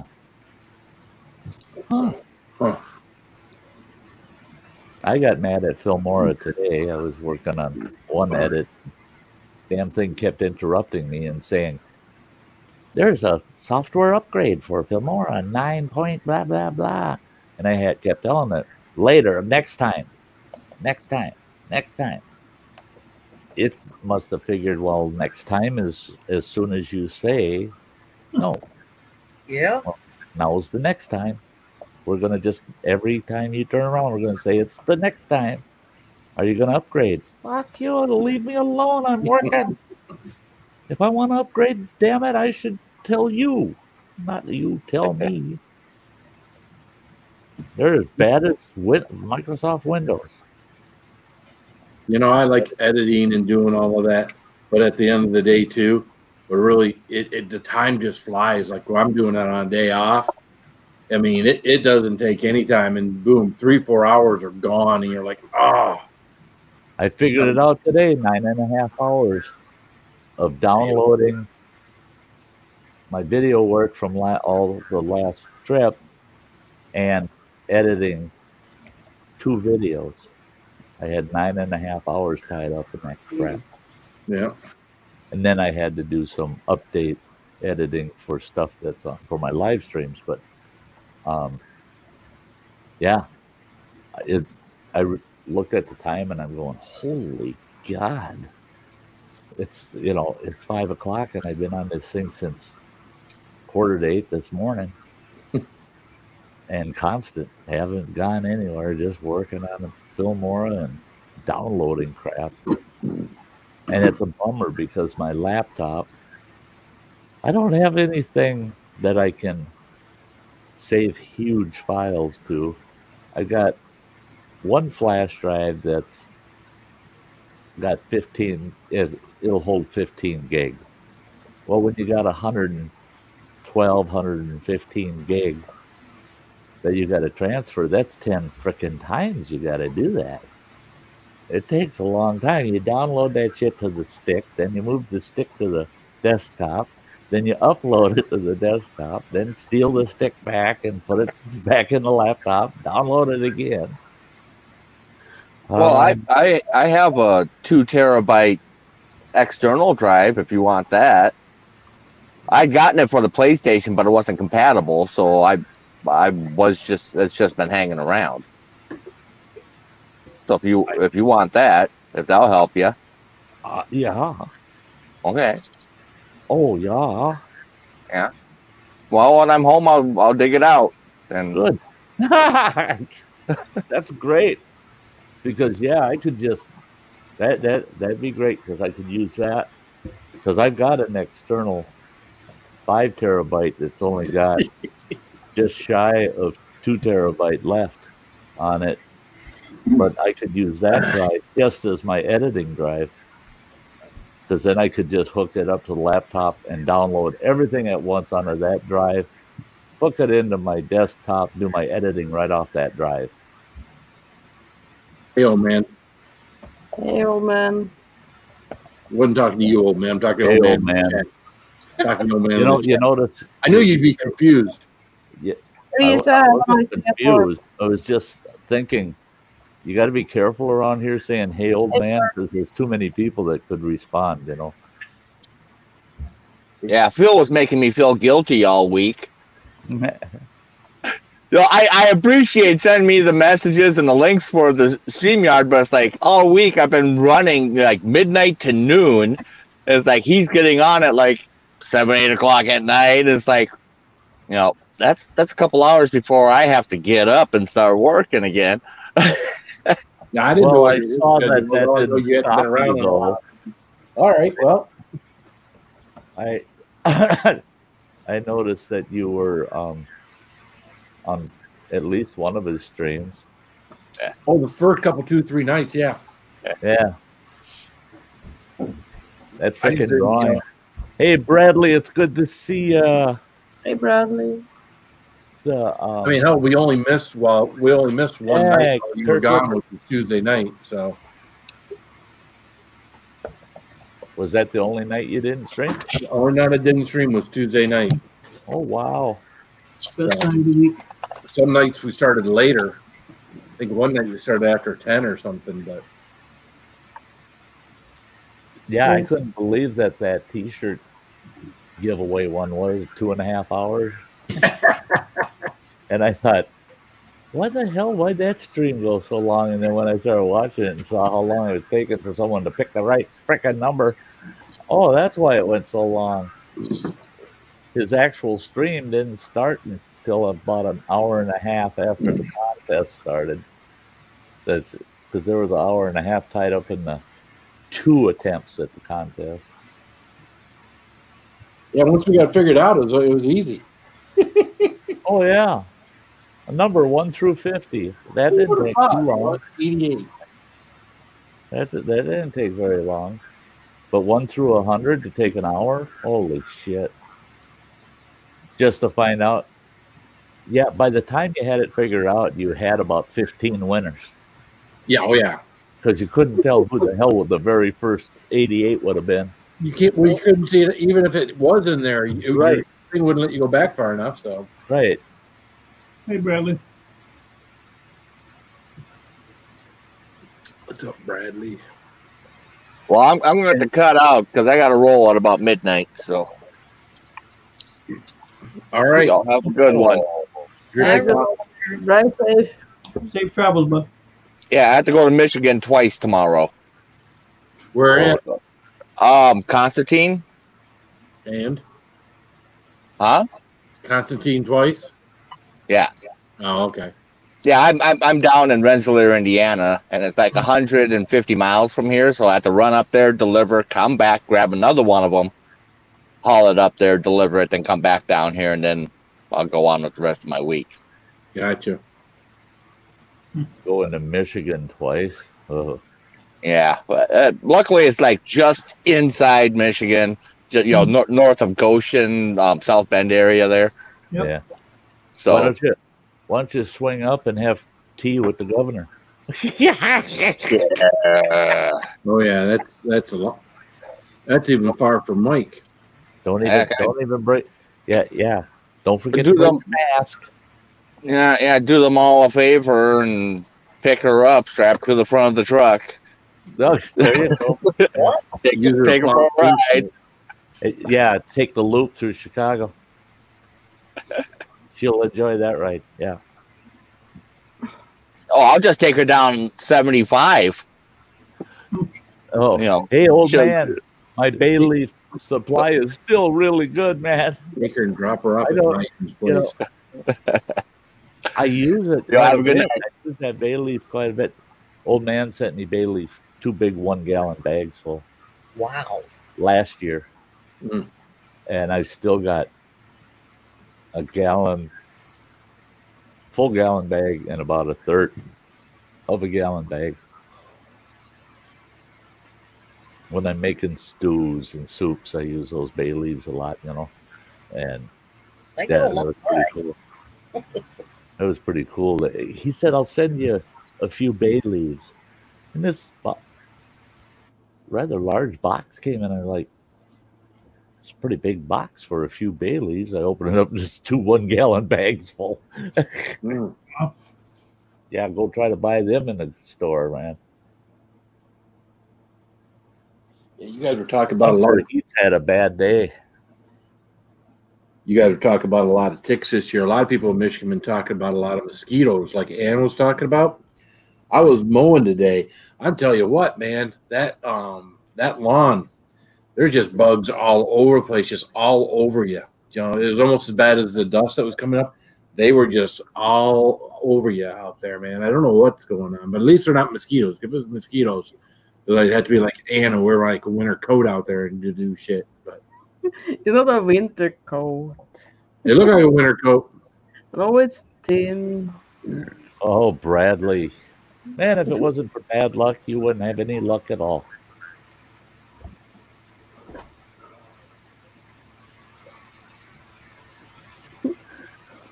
Hunt for Heat saying, "Oh, Sty, you should try some Old Smoky Tennessee mud in your coffee." Mike brought me some back. Mm. And it brought me some back. It's rather nice. I'm thinking it would make an awesome mudslide. Huh. Interesting. Yeah, run from the governor. That's right. Yeah. It wasn't me, Governor. Hey, Phil, There- The Love it in the air.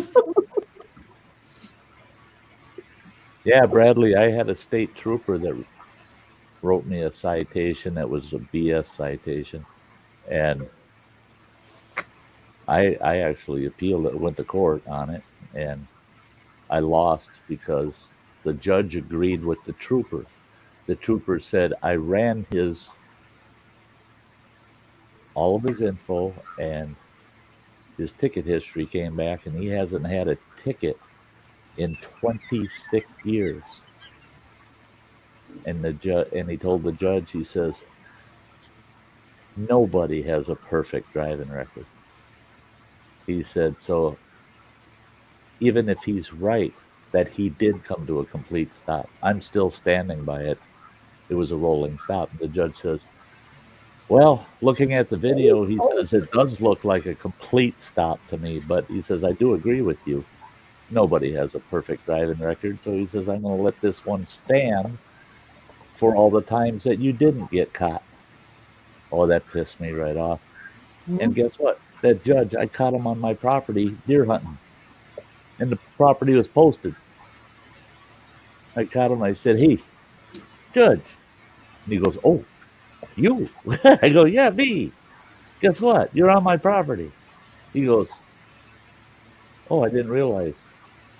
I said, oh, did you know that state law says that it's your responsibility, the hunter's responsibility, to know what land he's on at all times? It's not the owner's responsibility to keep you off. It's your responsibility to stay off. And he goes, don't you quote the law to me. I said, oh, I guarantee your ass you'll get off my property, and you got about 3 minutes, because that's all the longer it'll take you to get the property line. Otherwise, the sheriff is going to be out here, and I guarantee you, I'll press him to the point he has to cite you. And he said, sheriff won't do it. And I said, fine then. I'll get Great Lakes Fish and Wildlife Warden out here. And guess what? I sign their paychecks for the Great Lakes Fish and Wildlife Division. They'll write you a citation for something you didn't do, just so they're sure I'll sign their paycheck. I said, get the hell off my property. I couldn't believe it. That guy show up on my property after. They probably didn't know it was your property, I guess. No, I found out he did. Oh, really? And that he did that on all kinds of people's private property and played the judge card on them. You know, you don't quote the law to me. I'm the judge. Yeah. And people would just say, well, okay, don't piss off the judge.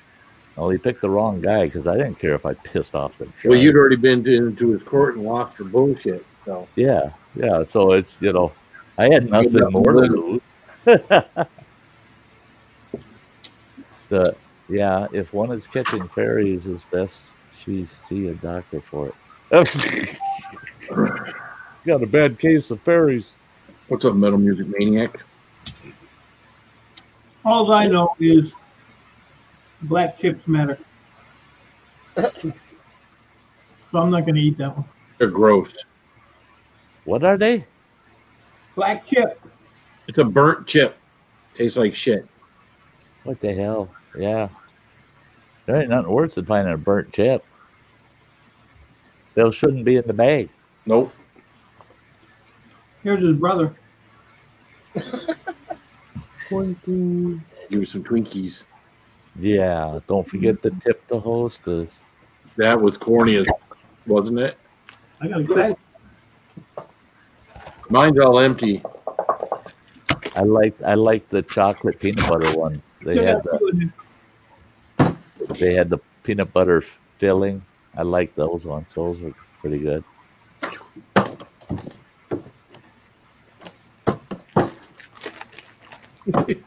Eric Pollock. What's up, Eric?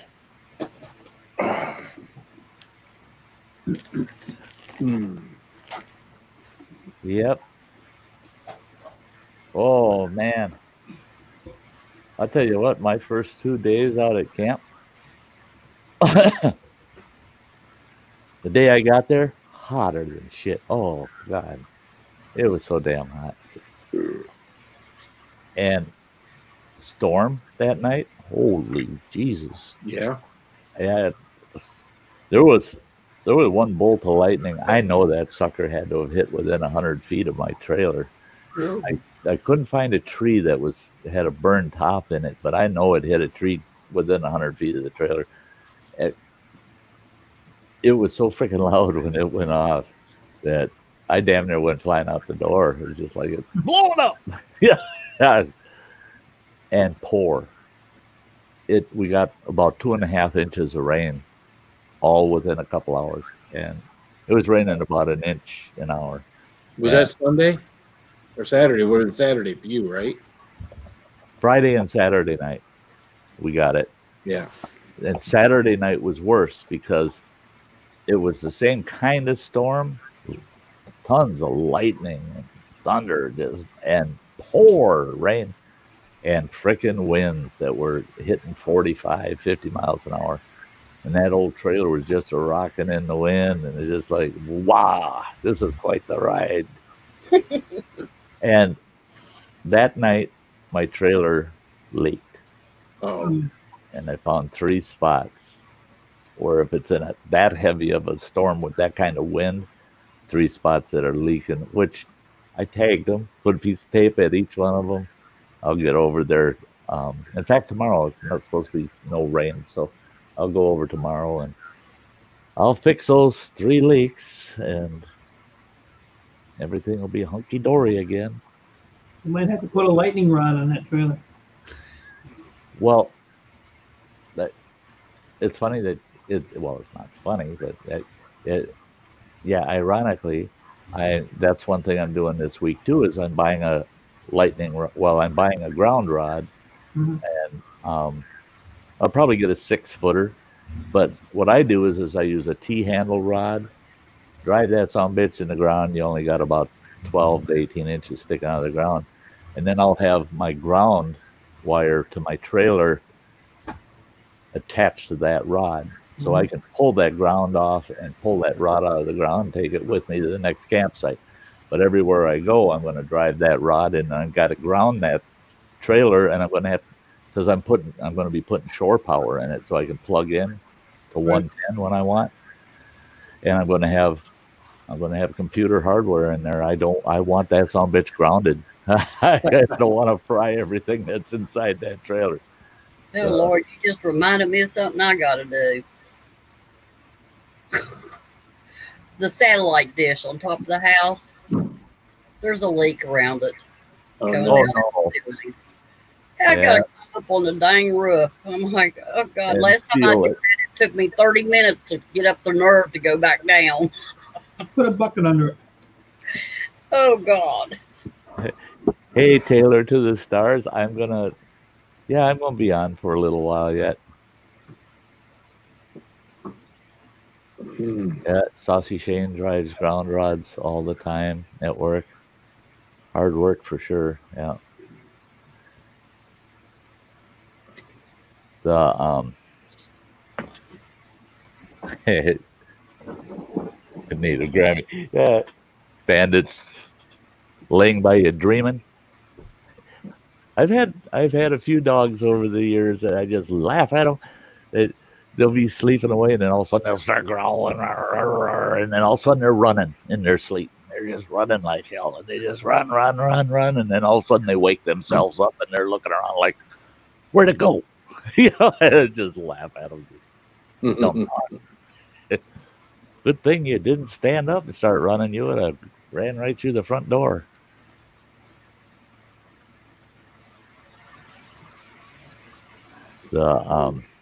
Yeah, there's a lot that I still want to do to the adventure trailer, hopefully before the snow flies this winter, but otherwise early spring.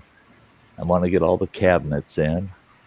I want to get my computer center and studio put in, and then I got to get over to the junkyard. I should do that tomorrow. Nah, I'll wait till Tuesday. Fix the leak first. Don't put nothing else in it before you fix the leak. Well, no, that's first thing I'm doing. Yeah.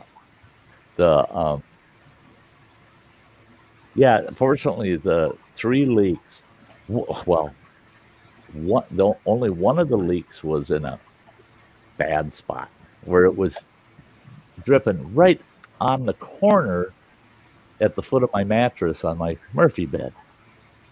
So I took a milk carton and cut it in half and put the base of it there. So I'm trying to sleep, but keep in my subconscious, don't kick over the water bucket, but then my porta crapper that I bought, I just took the lid off that damn thing, and that was the other drip bucket. And then I took my wash pan and put it on the kitchen counter, and that caught the 3rd leak.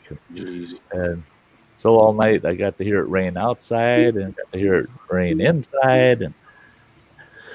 But boy, I tell you, I can't wait to insulate the roof and get the paneling on the roof, because that tin roof it hailed 3 times that first night.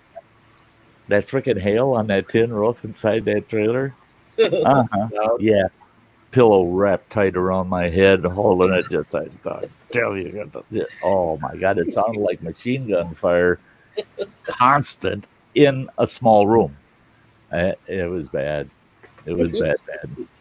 Yeah, that rain you got probably on Saturday, we got here on Sunday, and I was over at my mother-in-law's mowing the lawn over there, and it started just the wind was coming in and nothing was happening. And I was getting the mowing done and whatnot. I probably had half of it left to do.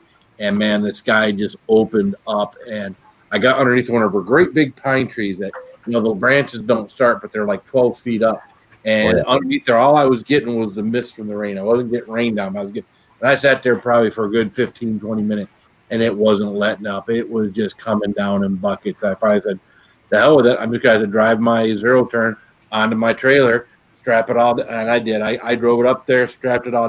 By the time I got inside my truck, there wasn't a dry piece of clothing spot on me. So I drove home that way, and then had to wait till the next day to actually open the doors and stuff in my truck so the inside could dry out. But it was just coming down. Shit stinks when it gets wet. Yeah, it does. A lot of the shit stinks when it gets wet. It reminded me I needed to get a new air freshener for my truck. Makes me think of my uncle with his fully restored 1969 Cadillac convertible. And that had all white leather interior in it, right? Well, the only thing not restored was the upholstery. Well, he lived in El Paso, and he heard of these two Mexican fellas that, oh, they do great interiors and bodywork, blah, blah, blah. Well, all he needed was the seats reupholstered.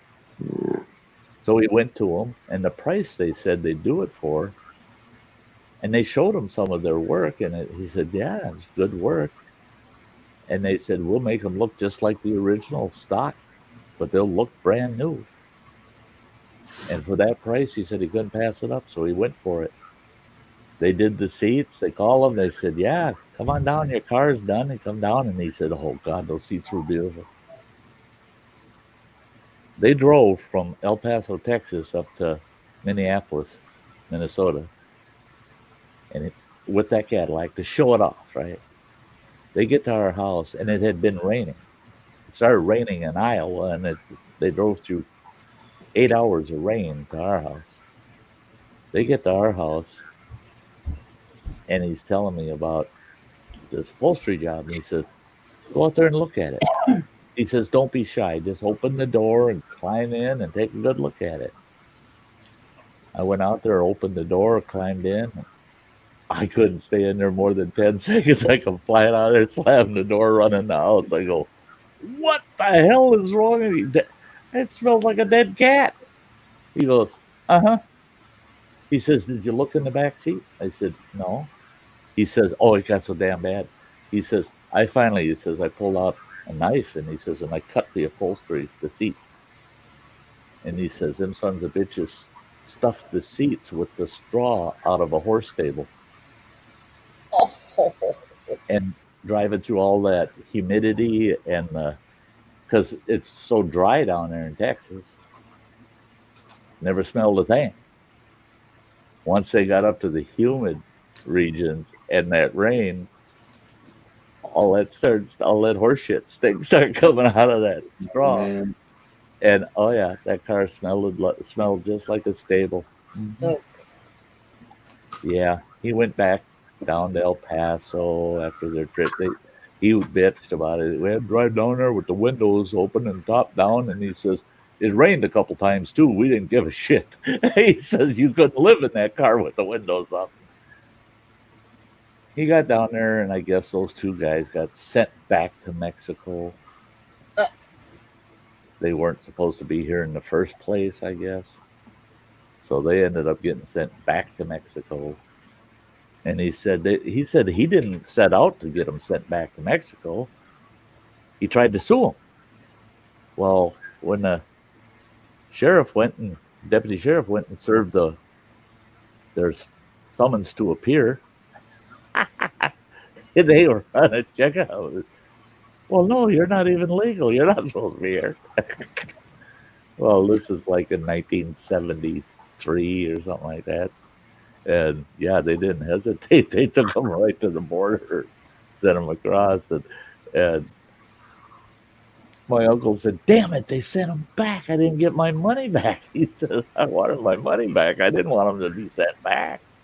He says, "Because they were making good money. They're doing all kinds of cars." He says, "Shit, I could have got my money back, but they deported them." See you later, Jose. Yeah. And he ended up paying almost 4 times as much to have a good restore that's got a good reputation to do it.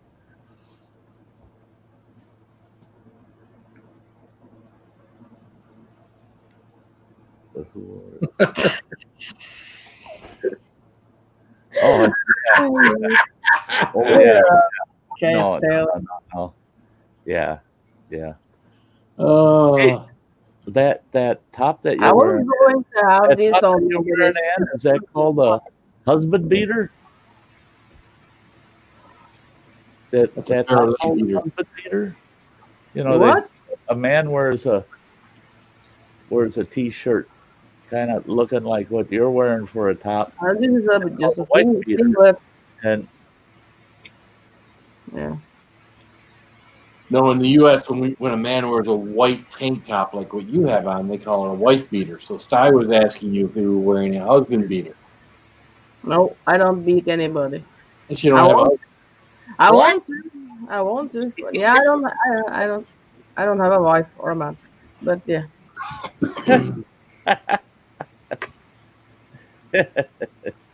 Poor Ann. she doesn't beat anybody, but that doesn't mean she doesn't want to. But I want to. Yeah. she just But, doesn't do it. I never lay a hand on anybody. No. But in my mind, yeah. That's something else. What? Hey, Yeah. lady, welcome back. Is that a wife beater? Or I Yeah. guess it goes the other way if Yeah. you wear it. Yeah, Mm. that's pretty You're bad. no fun woman. What the hell, Harry? I know. Hey, Saucy Shane, you have a good night. Thanks for being here, bud. You take very Good night, Paradise for a hiking Shane. vacation. Love you. Good night, Saucy. So what's he packing for? A hiking trip. Hiking trip, yeah. Oh, you bugger. Yeah, And you great. do the dab. Love it. Do the dab. Love it. Love it. Get out hiking. Yeah.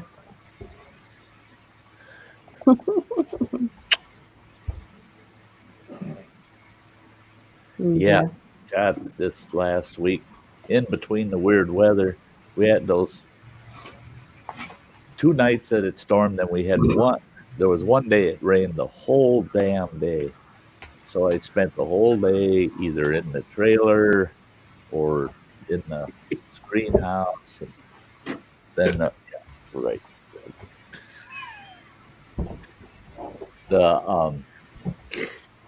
I don't know what, yeah. At least Phil got to put up there, you know. But then we had, so I had 2 nights of storms, 1 full day of nothing but rain the whole damn day. I mean, it never even let up. And then I had one day where it was 25 to 35 mile an hour winds the whole damn day. There's no way I was getting out on the lake with the kayak and that crap. And so I'm sitting there like going like, all right, so far 4 out of 9 days and no kayaking. Yep. You said it was going to rain every day before you left. You know, and that's what they had forecasted, rain every day. But I had 4 of those days it was so hot, miserable, and then the other 4 days it was good weather, you know. Put it in the basement. About 80 degrees. Well, did you read B Lady's comment? Yes, I did.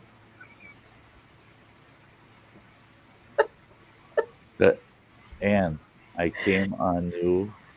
What? And I came on. You want to do what?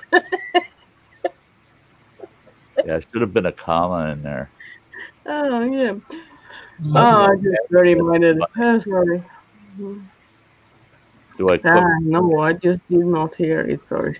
I usually have a fish dinner every camp. I didn't this camp. Didn't catch any, did you? I did, huh? Didn't catch any, huh? No, I caught a few, but I just this trip I went out on that kayak, and I'd be out for that one day. I was out 6 hours on the damn thing. I did not feel like cleaning fish and cooking fish when I got in. I wanted something easy to eat, and that's the way the week was. Is I just didn't want to deal with frying up fish, and so yeah, and oh yeah, that was the trip to Black Lake. That was the trip before the one I'm talking about. That was the last trip with Adventures in the Heartland. Yeah, I caught 8 nice sunnies there. I could have fried them up, but that was that was a miserable week. Yeah, just ask John and Jen over at Adventures in the Heartland. It was so freaking hot. I mean, it would be 2-3 hours after sunset. It would be like 11, 12 o'clock before it was actually starting to cool off. So there was no way in hell I was going to eat hot fried fish during that week. So yeah. Yeah, you did, B-Lady. Yeah, and thank you for the long comment on that last one that I posted. Thank you. Appreciate it. I love the comment. I try to, I'm trying more to actually respond. But yeah. Yeah. Usually release them all back. Usually just the Release them all back. I'll catch them next time and decide if I want to eat them then too. The answer might be yes. Idiot. Never know what's coming from my mouth. Yeah, yeah. Just never know Did what. you just put out something before I read it over now? I know, it was hot here today at 3 o'clock. It was 94 and it felt like 101. I walked outside and it was like a brick wall. I didn't do nothing all day today. I stayed in the house all day. Oh yeah, I didn't do one stitch of work today. I spent a lot of money today. I bought a bunch of stuff. And that's it. That's one of the problems when you're idle. that's me too. Hello, Sty sounds okay. There's times I have to just shut my gear down and walk away from it because if I'm idle, I haven't got stuff to keep me busy. Man, I'm on there shopping. I'm buying shit. I was on auction sites, everything today. Yeah. Oh, I've Taylor. There you Fuck go. It. Fuck it. He's got a crazy Ann bucket hat. Pocket.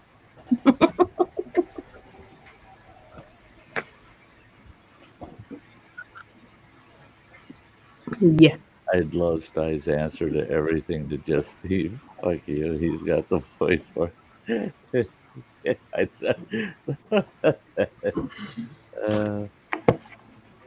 But I don't, most people I like, so I don't want to just say fuck you to them. No. but the very few that I just don't care for, they'll tell you that Sty. They'll say something to me. They'll bitch, and I'll go, okay, I hope you're done because you should know by now I don't fucking care. And I walk away. I don't stand listening to the bullshit. Yeah. Hey, whoa, stop.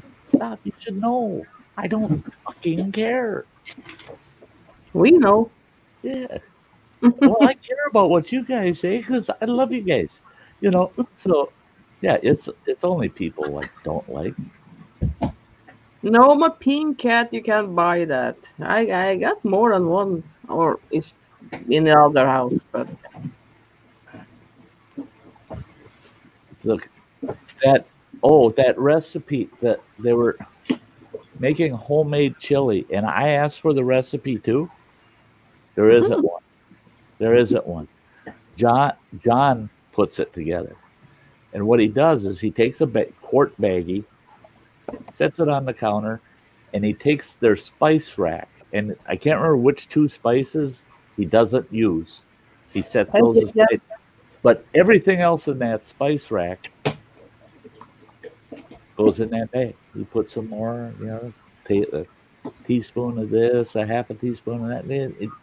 He says, really, it's not a measurement. He doesn't remember the measurements or not. But every single spice on their big spice rack, and they got a big ass spice rack. I mean, he puts every single spice in that bag. It doesn't taste like chili. I'm telling you, it don't taste like chili. And he used a lot of he used red and yellow bell peppers.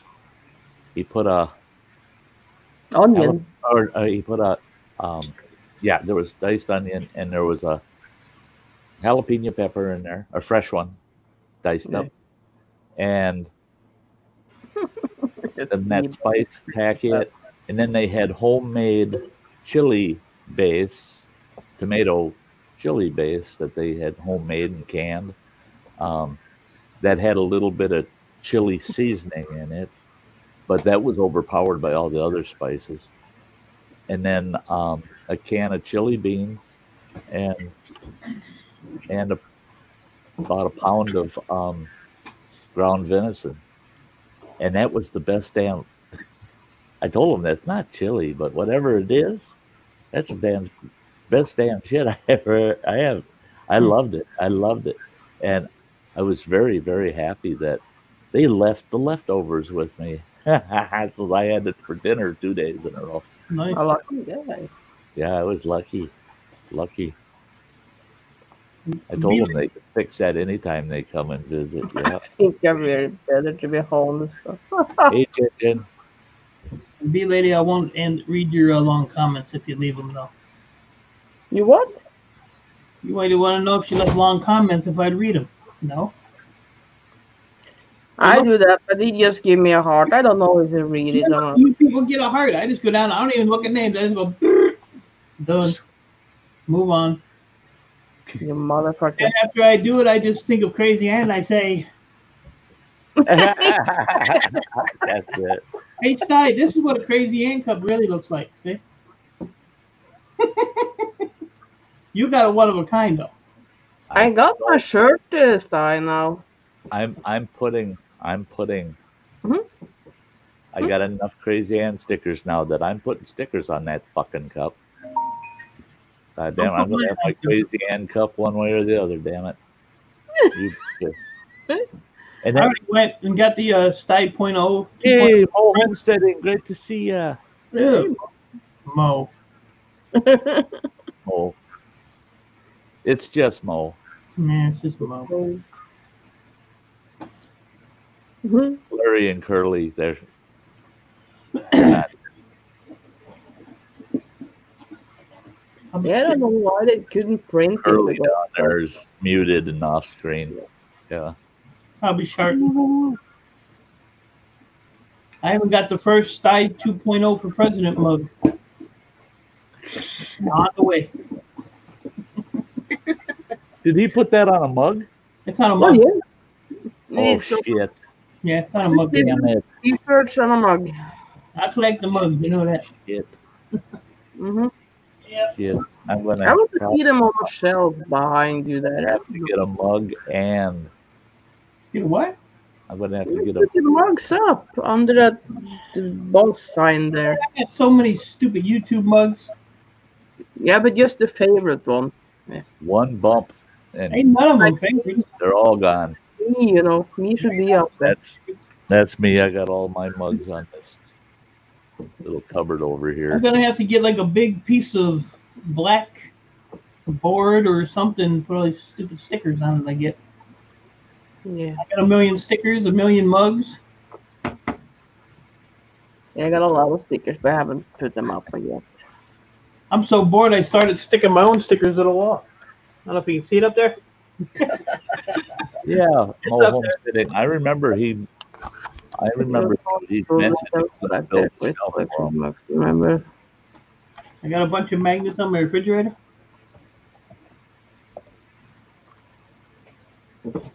I ain't got time to build no damn shelf. What the fuck, I look like a carpenter? Yeah, he You wouldn't takes shit you apart. wouldn't He be don't able to put see stuff it. together. He takes shit apart. Put light in there. You wouldn't be able to see it anyway, so why bother? Hmm. That's all I got to say about that. And the only place I can really put it is right above my thing here, because it's kind of like a bare wall. Hmm. But you still wouldn't be able to see it because that's in front of me.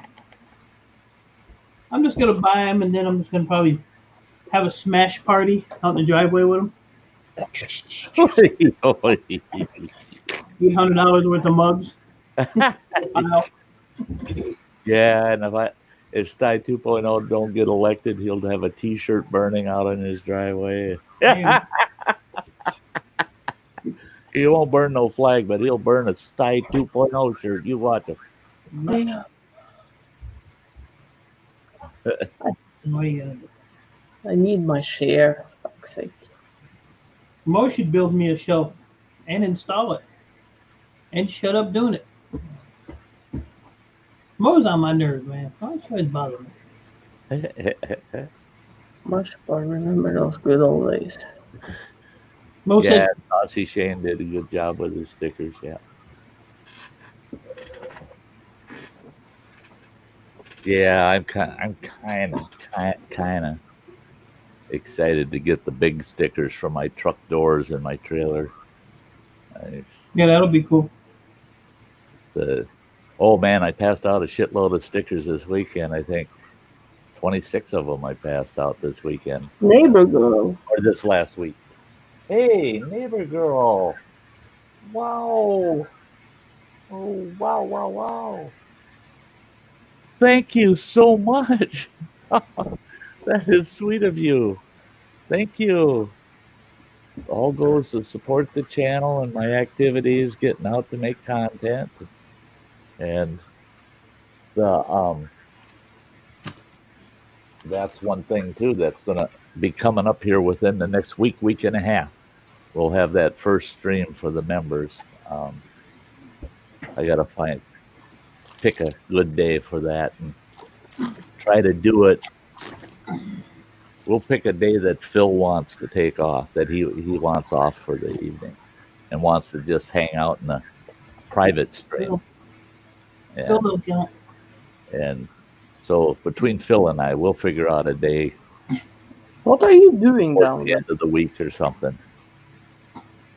The what? Damn it.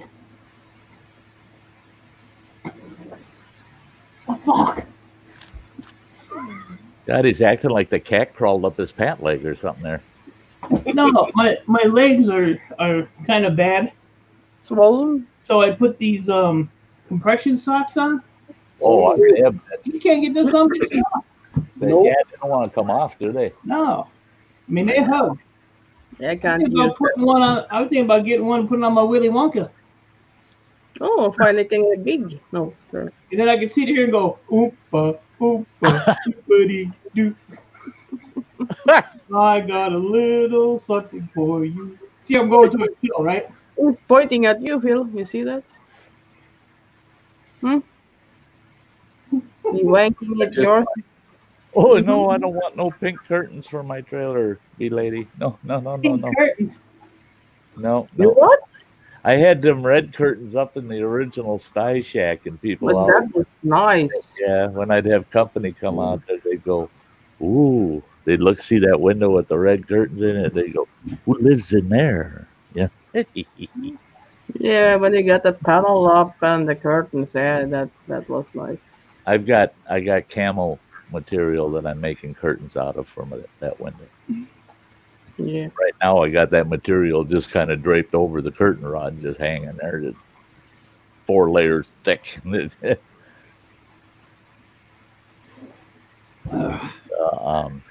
Ooh, feel better now.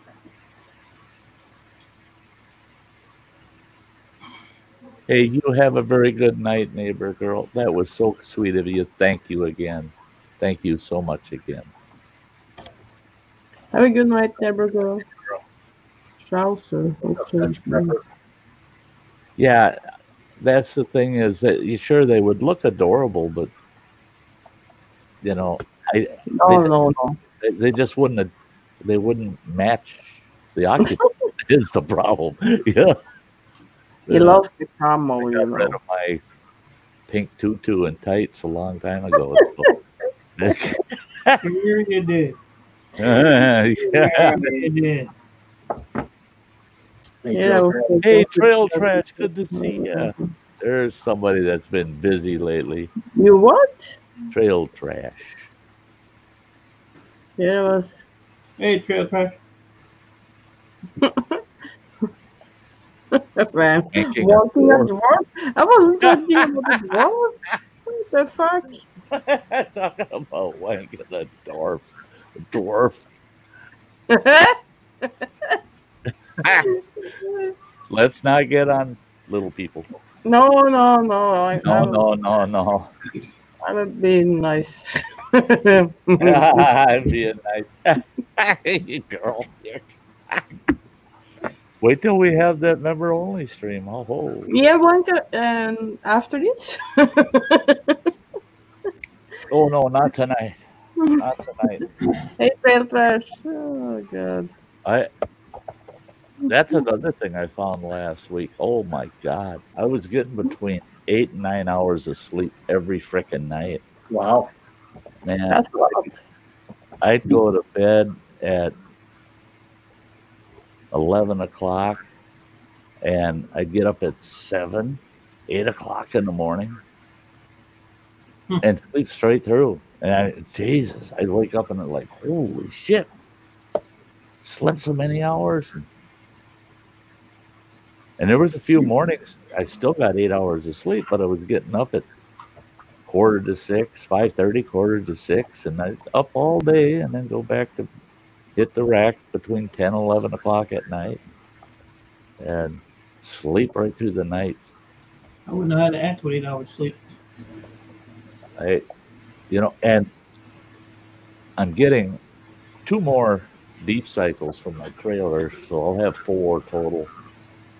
And the 2 I had, I could have squeezed 2 more nights on that CPAP machine and run my frickin' laptop for 3 hours a night.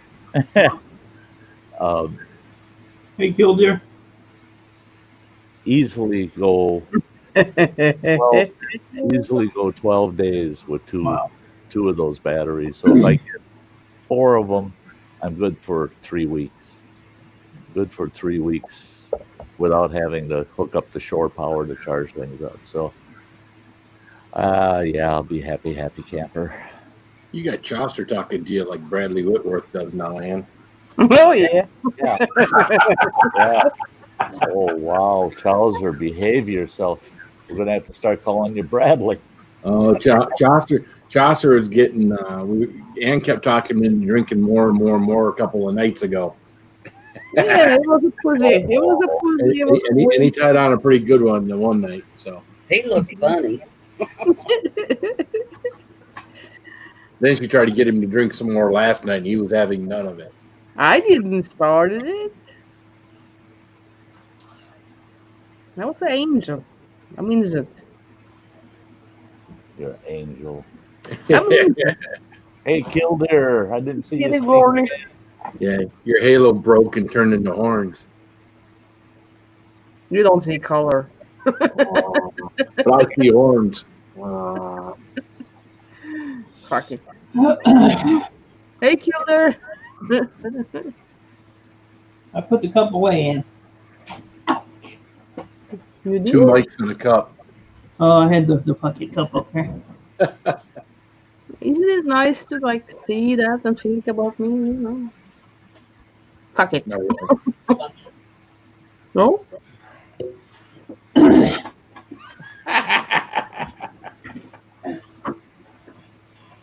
You're mean. I'll send this to you, buddy.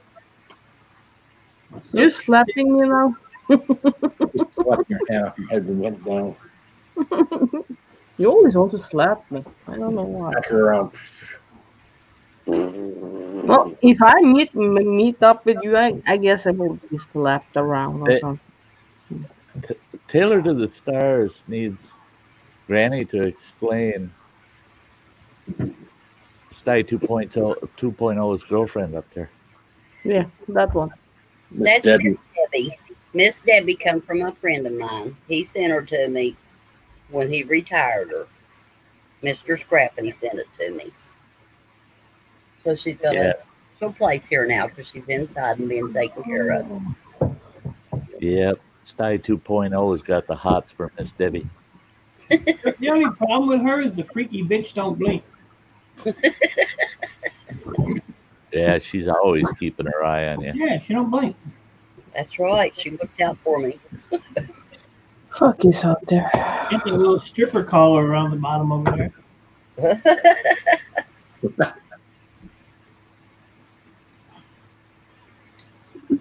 Are you using Everclear for hand sanitizer? Hand sanitizer? Only if you spill a little. I ain't got time for that. He usually does lube. Ooh. Uses it as what? Joe, can you get your ass out of my room? What Sty was watching 2.0. Oh. He's like a weird apparition back there in the dark. No shit. Creepy. Yeah, creepy. Yeah, it's kind of illuminated back there. It's just, yeah. Hair's even red. Remember that stream when he was used to be back behind me and I had him moving? Yeah. Yeah. Had that goddamn string tied to him. And fucking head moving up there on the wall. Fucking moron. Everybody's like, oh, look at that shit. I saw he was doing something, but I wasn't going there, I was thinking about something else. But yeah. And you would have thought everybody would have caught it a lot quicker because it was right after Nicholas had that guy reach in his window and take some shit off of his windowsill. And we saw that and the replay of it. And you did that video all about it. And it wasn't long after that you did that with the Sty mask. And I thought, man, everybody should have caught that right away. Because for the longest time, I was watching people's backgrounds, not them. Because I thought, yeah, watch for some weird shit, I was watching something else. I wasn't watching the background. I know we know where your eyes go.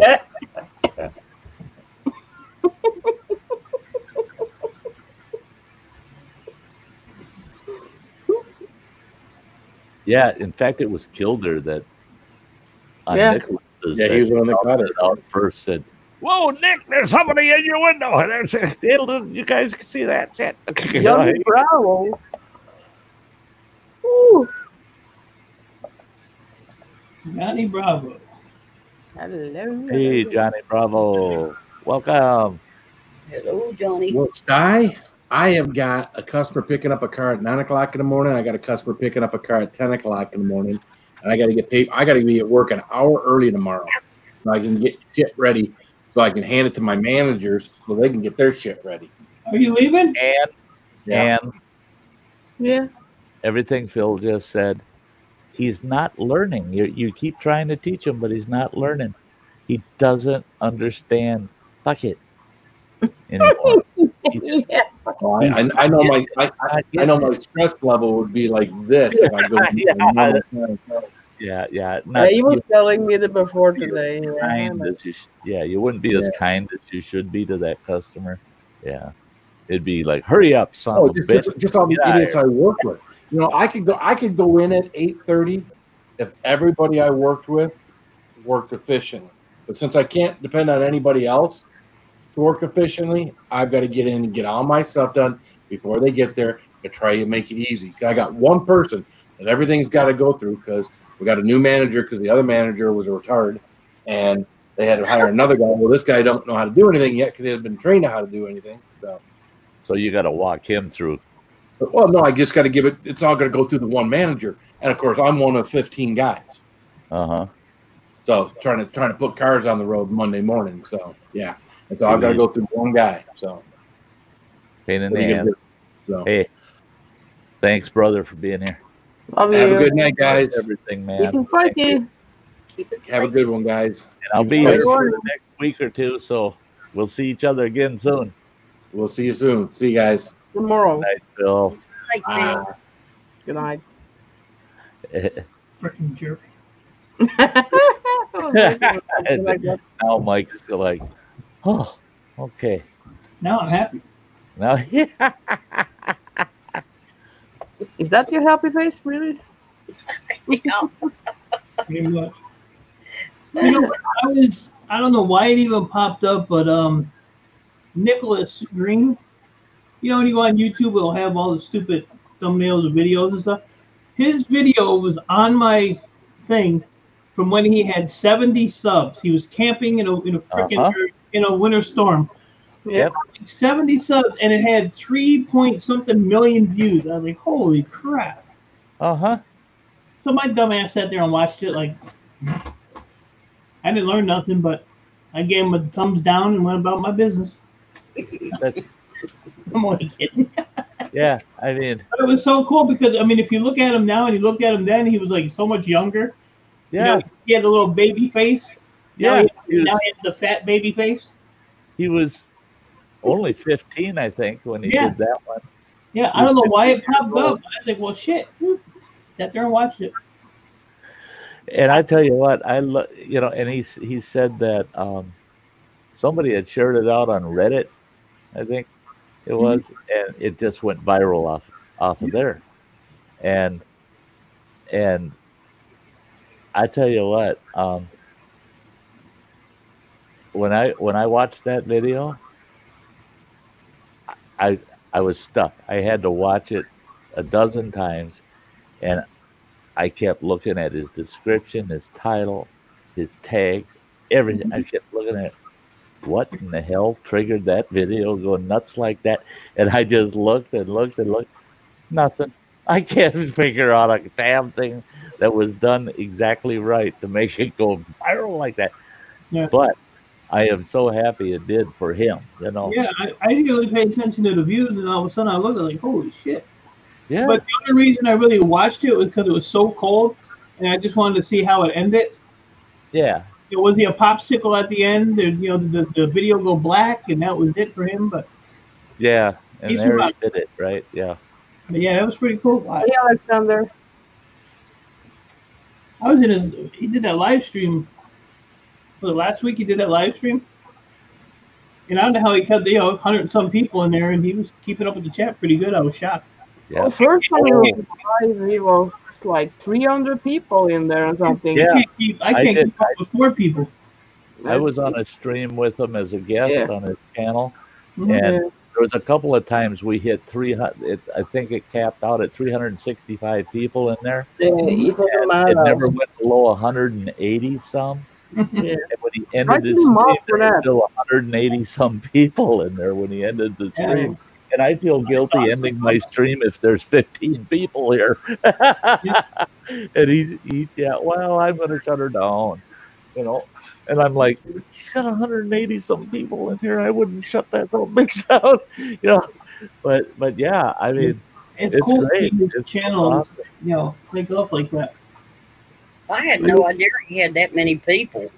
Yeah. Overnight, I was like, God. Yeah, the thing is, he's not that entertaining either.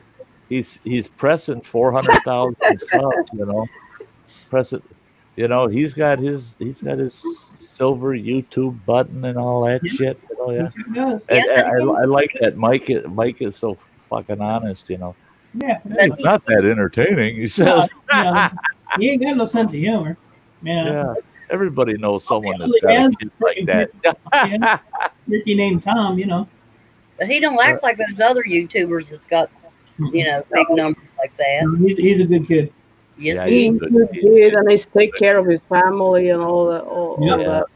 He's really good kid. And Nicholas and I we're still both planning on a trip together, a 30-day trip to northwestern Montana next year. And I'm going to love every minute of it because he, the kid's inquisitive and he's smart and he wants to learn anything. He wants to see things he's never seen before. And to me, it'd just be such a pleasure just to watch him experience it, Yeah. And, I've been there. I've done that. So for me, it's just another trip. But for him, it's going to be a life's experience. And it's going to be fun to be along and watch it, watch him go through it. And, he's a great, great kid. And it'll be some great video work. I mean, I'm going to love it. We'll be videoing each other for 30 days, having a blast. It'll be fun. And my trailer should be all set up that I get to the right truck stops, man. I can do live streams. I can upload. We can upload videos during the trip. Yeah, it'll be fun. Hey, Wayward Rider, good to see you. Yeah, I thought about you the other day, Sty. My neighbor bought a trailer. I was going to do a video, but he went to Tennessee for 2 weeks. But when he comes back, this thing is double axle, huge. I mean, this thing is a monster. He paid $1,000 for it. Oh, shit, yeah. That'd be an awesome trailer for you. You could do so much in there. See, I'd love to have, I would have loved to have had a twin axle that was about, if it was 26 foot, it'd be perfect for me. Yeah. Over 26 foot, they're a bitch to get in and out of campgrounds. Yeah. This was 26 foot, see, if it's 26 foot or less, they're easy to tug around, go anywhere with them. You can get them in and out. And like mine, full trailer length, right from the tip of the tongue right to the end of the tailgate, 13 feet 8 inches. Inside from the back wall, which is the tailgate, right to the nose, because it goes to a peak, right to the nose is 11 feet. So it's really not that big. It's really not that big. But it pulls, it tags along behind that truck like it ain't even there, Right. But one thing I don't like is the single axle. Would have loved to have had a twin axle because you have a blowout on a single axle and you're doing 65, 70 miles an hour down the interstate. Yeah. It gets real funny. Yeah, it gets real funny. And with a twin axle and electric brakes, now you're sailing. Yeah. Yeah. Yeah, that's what it has. It has the electric brakes, and then it has that if the trailer unhooks, it's got that emergency brake that'll lock. It pulls a cable and it locks the brakes on the trailer so it don't go off. But yeah, he paid $1,000 and they towed it from Pennsylvania. They delivered it for him. Wow. It's an older one. It was a roofing company had it. Uh-huh. I mean, well, see, the only reason I got the trailer I have is when I needed a trailer, I needed it literally within 3 days. There was no ifs, ands, or buts. Had to have it within 3 days. And I said, oh, the hell with it. I can rent the big twin axle U-Haul trailer. I'll just rent one of those. Oh, no. The closest one that I could get was 240 miles from my house. Wow.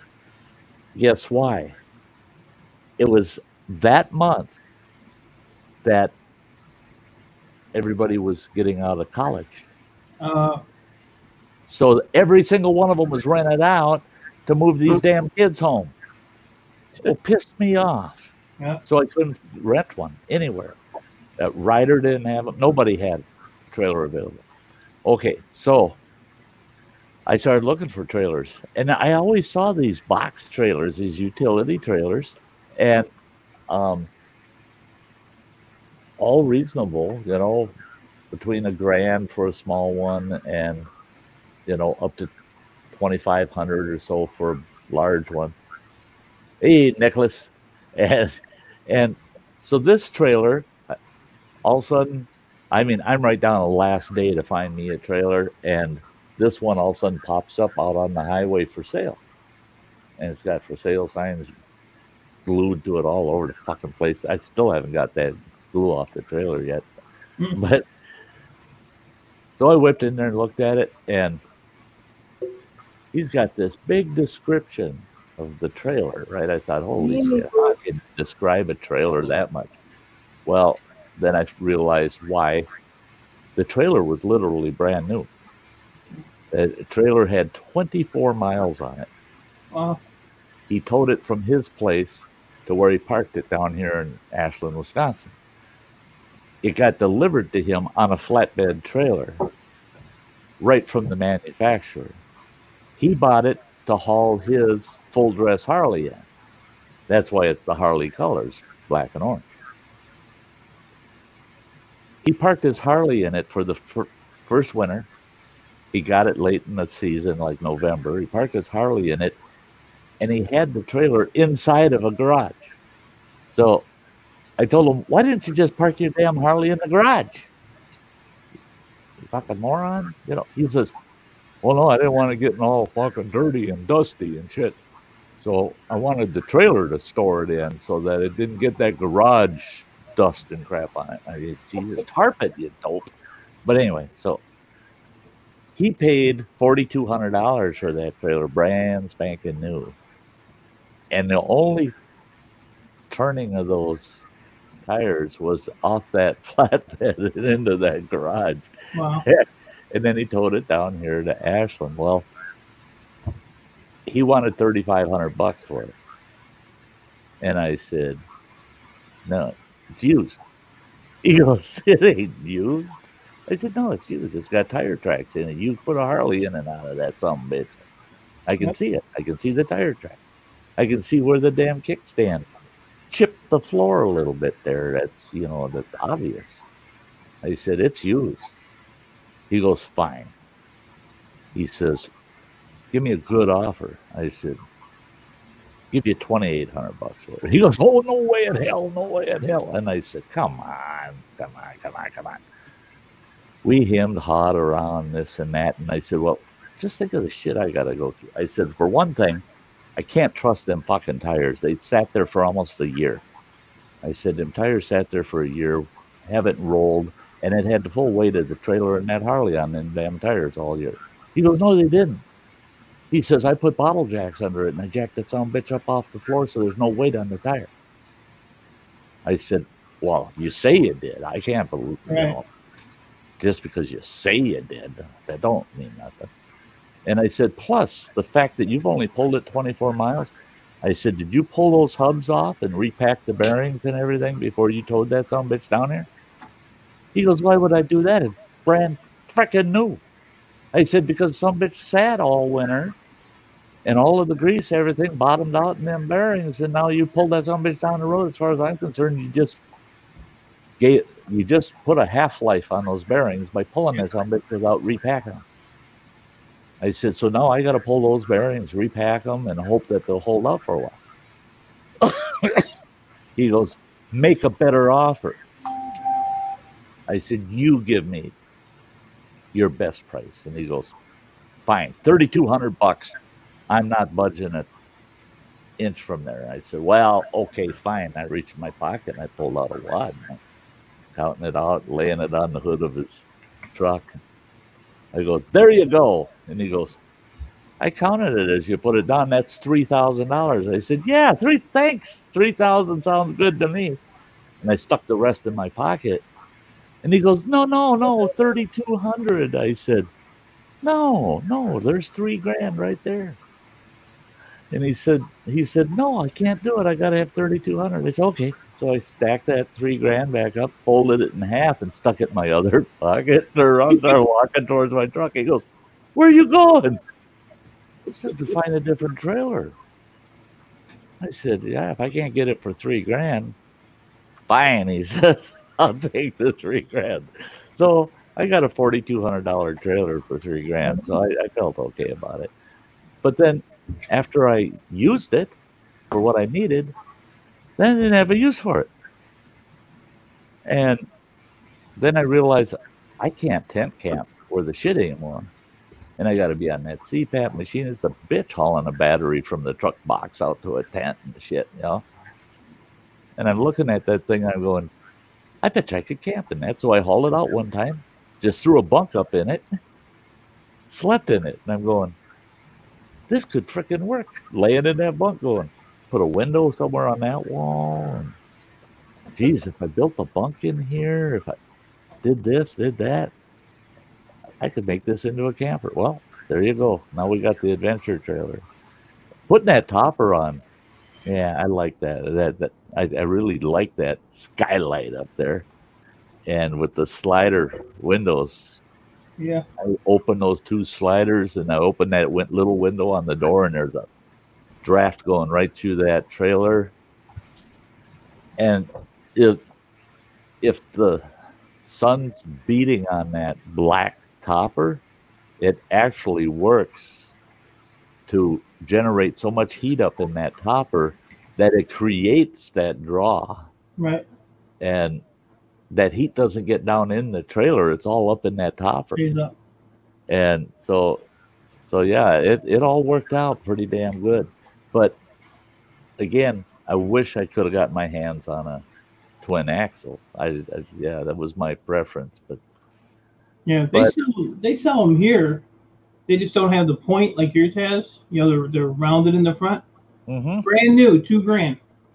Yeah, they're cheap up here. Yeah, I found one for $1,000 on Facebook Marketplace. I was gonna go and grab it because I want an enclosed one. Yeah, I found a nice enclosed, and that had the box front, rounded corners with the flat front. Mm-hmm. And that was a twin axle 24-footer. Found one on Craigslist, but the son of a bitch was 180 miles from me.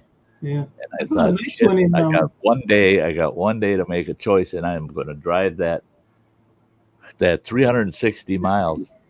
And I may get there and find out, yeah, shit, it needs all new bearings. It needs this, it needs that. And I don't have time. I wouldn't have had time to do what needed to be done. So I just like, God damn it. And I could have gotten that one for, I think it was $1,300. Yeah, when you're on a deadline, that sucks. Yeah, and that was it. I was caught between a rock and a hard-on, and and I screwed myself. Because, well, if I would have known, yeah. What's this guy doing over here? What are you doing? I don't know. What are you doing? I got I went camping last night, and I got my bedroll. It's huge. Oh, wow. It is massive. How big a bed you need, dude? I don't know. I didn't know it was this big. Dude, this is the smallest it gets. It's right here. You take that to Montana, you and Sty can cuddle. Yeah. He's sleeping outside the front door in that damn thing. Oh yeah. No, Is it waterproof? 100%. 100% waterproof? Yeah, pretty much. Well, that's good, because if you're sleeping outside the front door, it won't be a problem when I piss out the front door in the middle of the night. Right. No, but it zips all the way down. It's bigger than a twin size bed, and there's a foam pad in it.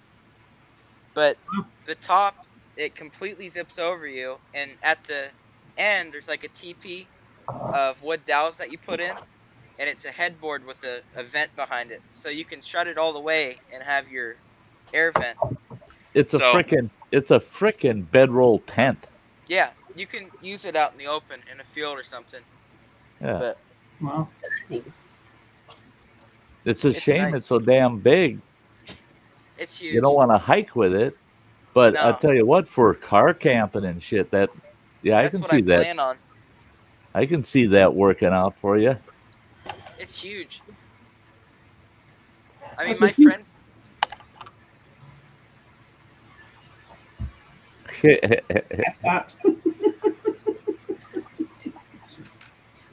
huge. Yeah, I was just gonna say something. But... It's huge. Yep, there we go. Look at Aaron Button. I can see the South Pole. We're getting close to the South Pole now. It'll be all right. Yeah. Will? No, probably not. Oh, you drink that tea too? That's the best tea they have, in my opinion. I drink cases of this stuff. Oh yeah. See, now it's $1.30 a can at the one gas station. The other one it's 99 cents, and then Walmart it's 74 cents a can. You know, So- we get it at we have a drugstore here called Walgreens. Yeah.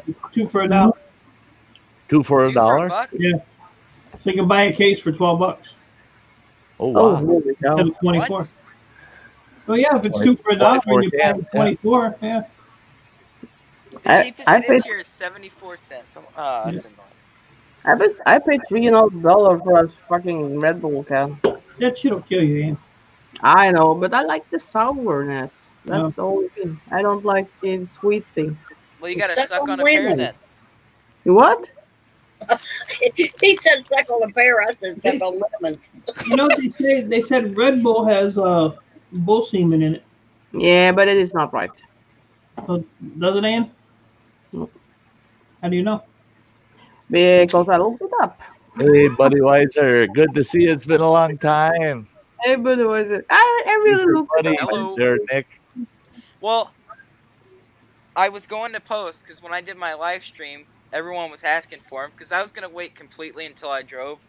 But I do have about 30 videos that just need edited, so I was gonna edit them, and the water come through under the floor, and it soaked my Apple charger for this one Hey, computer. John. And it's a Oh, special shit. charger. You have to have the magnetic charger for it.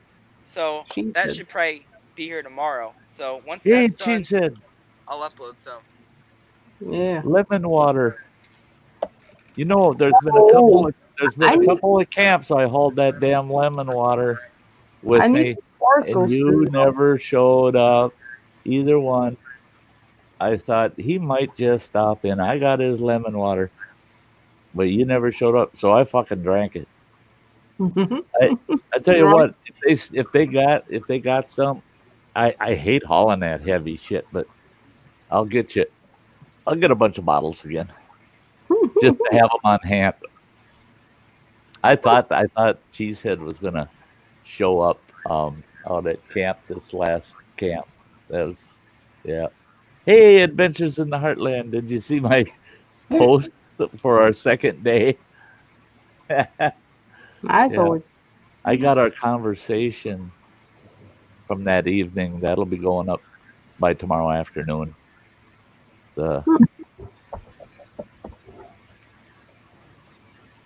And cash my check. Yeah, geez, I still got your 401k.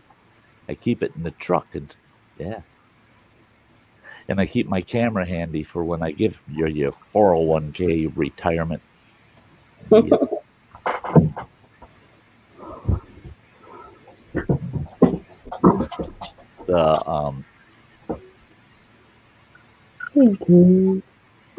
Yeah, I might boondock for a night or two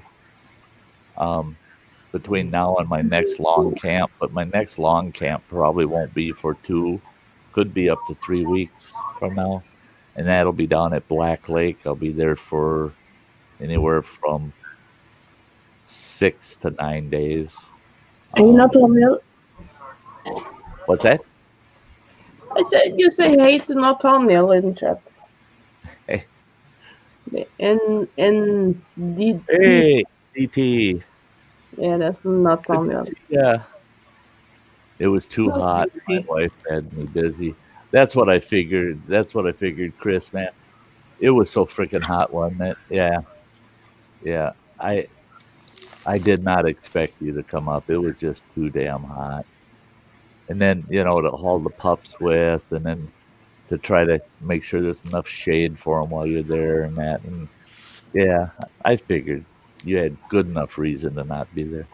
I put ours up, but at the campfire, it did not record any sound. Yeah, I saw yours. Yeah, I liked it. What are you doing, Nick? Can you see this at all, by chance? Or is my internet being bad? No, your Sportsman internet's something. not bad. It's you. Sportsman. Please respect this privilege. Well, Never block it. Yeah. Mom and Dad went to a yard sale, and they had a bunch of game commission signs. That's pretty cool. There's a really cool one I like though.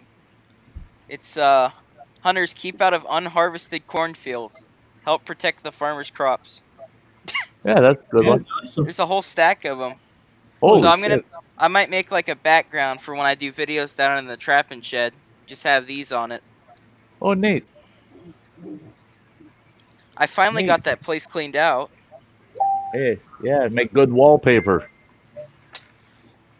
Do a They whole go for wall like with it. 20, 30 bucks a thing. It's nuts. It's like $10 for all those at a yard sale. There's tons of them here, but those are the cool ones. Alright, what's going on? I heard Messenger. I heard Messenger. Not Don't on point at mine. me. I ain't doing nothing. It's always Ann. She's always He's got always something going me. on Messenger. No. Yeah, there's mine ain't showing no. I don't have sound on mine. That's a hint, Mike. What's that? She don't have sound on hers. That's a hint. Yeah. I turn the sound off. Yeah, I can't. Yeah, people is messing. I can't really turn mine off because I have a bunch of business people that are always messaging me, and if I don't hear the sound, I'll miss the message, so I have to leave it on.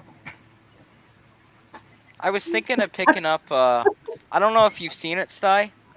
It's the Elgato green screen.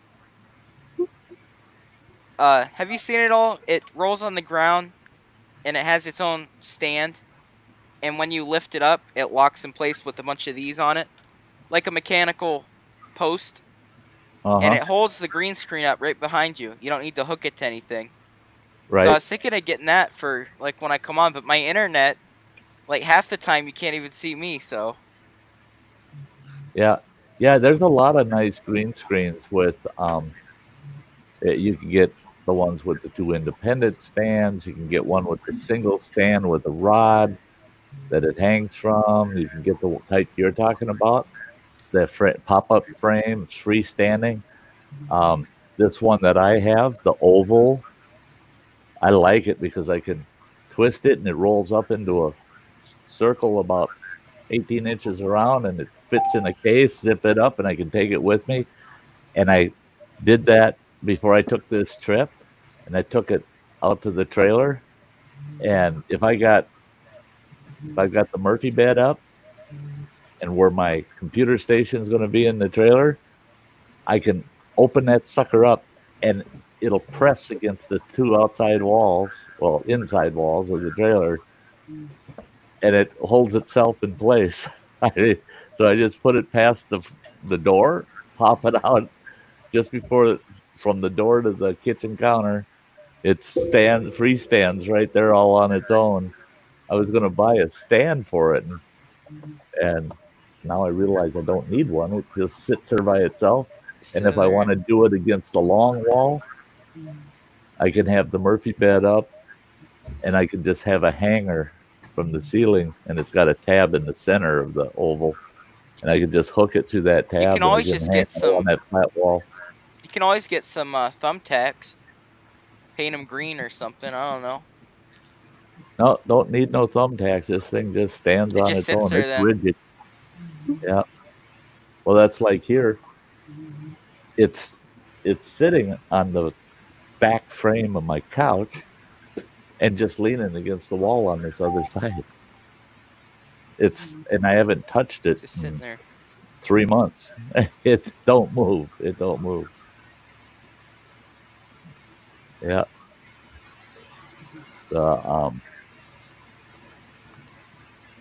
Oh yeah, I had something happen out at camp that was just it was terrible, and I didn't film it because, believe it or not, Sty's a better person than that. But I had these two people in the campsite next to me, and I mean, broad stinking daylight, and they're doing the nasty on the picnic table. Oh, right out in the open. Right, I tell you. You know, you should have did. You should have heated up and stamped them. The, Branded them. all kinds of things went through my mind. I should sneak down there because there's a trail between those two campsites. I'd sneak down there and slap 2 Sty North stickers right on her. She was riding the pony, so I could have slapped them right on her butt cheeks, boom, and then run like hell back to camp. But I didn't know if the guy had, if that would have been fine if all the guy had was that gun, but if he had a pistol, he had his fun gun, but I didn't know if he had a real one. So, and it was bothering me so damn much because I walked around my trailer to get. Well, would it not? I walked around my trailer to get a bottle of water out of my cooler, a cold bottle of water. And I'm just looking at the nice woods and everything, and then there they are, both of them, bare buck naked, and he's trying to, and so by the time I got my water, and I had thought through my mind, go slap him with a couple Sty stickers, and then realize that's stupid, that's dangerous, and I'm walking back around the back of my trailer, and I'm thinking, but that ain't right for them to do that. I can't even go to that side of the trailer. So I turn around. Well, now they've changed position, right? And I thought, they got to stop that crap. So I yelled out just as loud as I could, "People eat on that table." And I spun around and went back into my camper on the other side of the trailer. Yeah, why on the picnic table where everyone can eat? So people are always saying, "Oh, don't cook your food over those fire pits. You don't know what people have burnt in there." Now I got another one for you. Don't eat off the picnic table without a tablecloth because you don't know what they've done on there. You think the fire pit might be dirty. That table. Wonder how many splinters they had to pull out their asses. No, they didn't have a huge camper. They had a little dome tent. And that night, that pissed me off even more. Thank God I had the laptop with me. I had to fire up my laptop, and I put some just super loud Celtic music on and just cranked it up. Bagpipes and flutes and all kinds of noisy shit, and cranked it as loud as I could so I didn't have to hear the moaning, groaning nastiness coming out of that little dome tent. And I thought, why aren't you back on the picnic table? Because then a bear could jump in, That would have been funnier than hell. Next time, do a video, send the video to me, and I'll upload it on Pornhub, and I'll get paid, and I'll split it with you. Hey, not a bad idea. I'll do it. That's one thing I gotta figure out how to shut off the. I've seen it. I just gotta find it and shut off where it goes beep beep. When you tell the GoPro to do something, I can whisper to it. I can say, "GoPro, start recording," and it'll go beep beep. And it starts recording. They probably won't. They wouldn't hear me tell it to do that, but they'll hear the beep beep, and then they'll see that red light going beep beep beep beep up there on the hill. Yeah. Now you're fucked. Nope. Get a little tape and put over the tape. Sucks you didn't have any firecrackers. Yeah. Oh, that would have. Yeah, that's or a illegal. bottle rocket. That's illegal in the. Oh, I know it's illegal.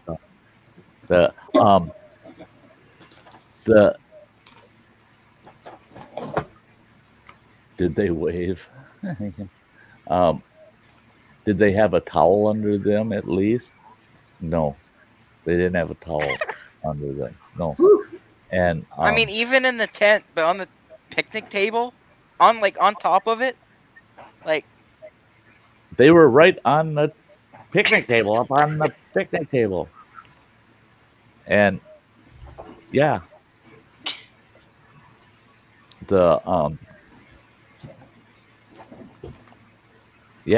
that gal, she headed to the outhouse there, that vault toilet, with a big old box of them wipes, probably about 6 times in 12, 14 hours they were there. I tell you, they're an active couple, man. They had 2 really nice kayaks on the roof of their. They had a Jeep. They had 2 really nice kayaks on the roof of their Jeep. And it was obvious they had good camping gear, and they didn't do anything outdoors except get a little piece on Earth. You know, it was about 3 o'clock in the afternoon, B lady. I'm telling you, broad daylight, full sun, clear sky. So see, you should have videoed up because they wouldn't have seen the little red light blinking. Oh, they would have heard the beep beep. No, probably not though. No, are you horny? Are you horny? Fuck it. Beep beep. There's the creep creep. Well, I thought too, you know, I had this, you know, I got my walking stick. I thought, geez, if I sneak down that trail, they don't even know I'm up here. They're not even paying attention. They're too busy. If I sneak up behind that guy and I poke him in the balls with that stick, he'll think something got him, you know. No, that's when you get a pull stick. She'd have slivers all over her ass from getting shoved 3 feet down that table. Hey, Wheel Life, good to see you, Tim. Hey, Tim. Hey, Tim. Yogi doesn't want to steal from that picnic basket. Hey, boo boo. Well, that's it too. Is I thought, you know, holy God, yeah. That's funny though. That to me, there's a lot of things you can do in camp other than that.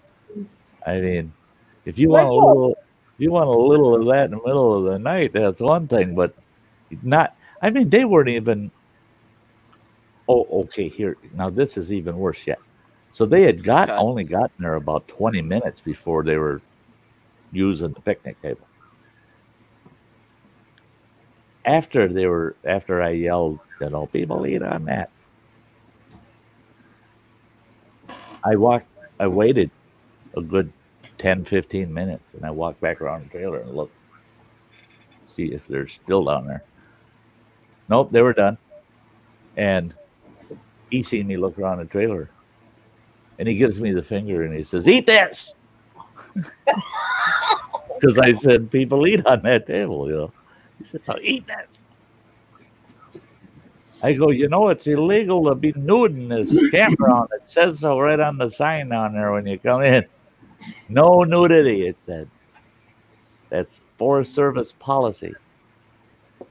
And he goes, piss on their policy.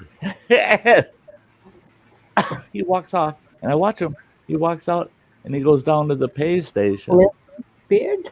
Who the hell is that? And he pays for his stay, his camp stay. You have the link bourbon bounty. And you're supposed to do that within 30 minutes of getting to your campsite. And it had been almost an hour, you know. And I thought, oh, yeah. You didn't pay for it. You pay for it first. You know, you don't get it till after you pay for it. You know. No, he was getting it whenever he wanted it, obviously. But maybe he already ate on the table before you saw them. Hey, hey, yeah, they might, yeah, pie and bananas. I mean, what the hell? Really? Or is that just banana cream pie? I don't. I mean, oh shit! Oh, shut up, Sty. Sty's turned into Anne. That's. Sty is worse than me. Yeah. Oh yeah, if they were older than me and doing that, I would have drugged my chair over there, sat in my chair, and cheered them on. If they were older than me doing that, damn right. If you give them a scare, they'd have a heart attack.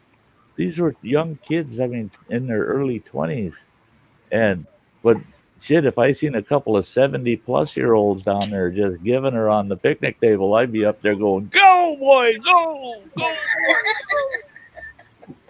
boy." You think they'd have the Rock that decency? old table, rock that table. Yeah.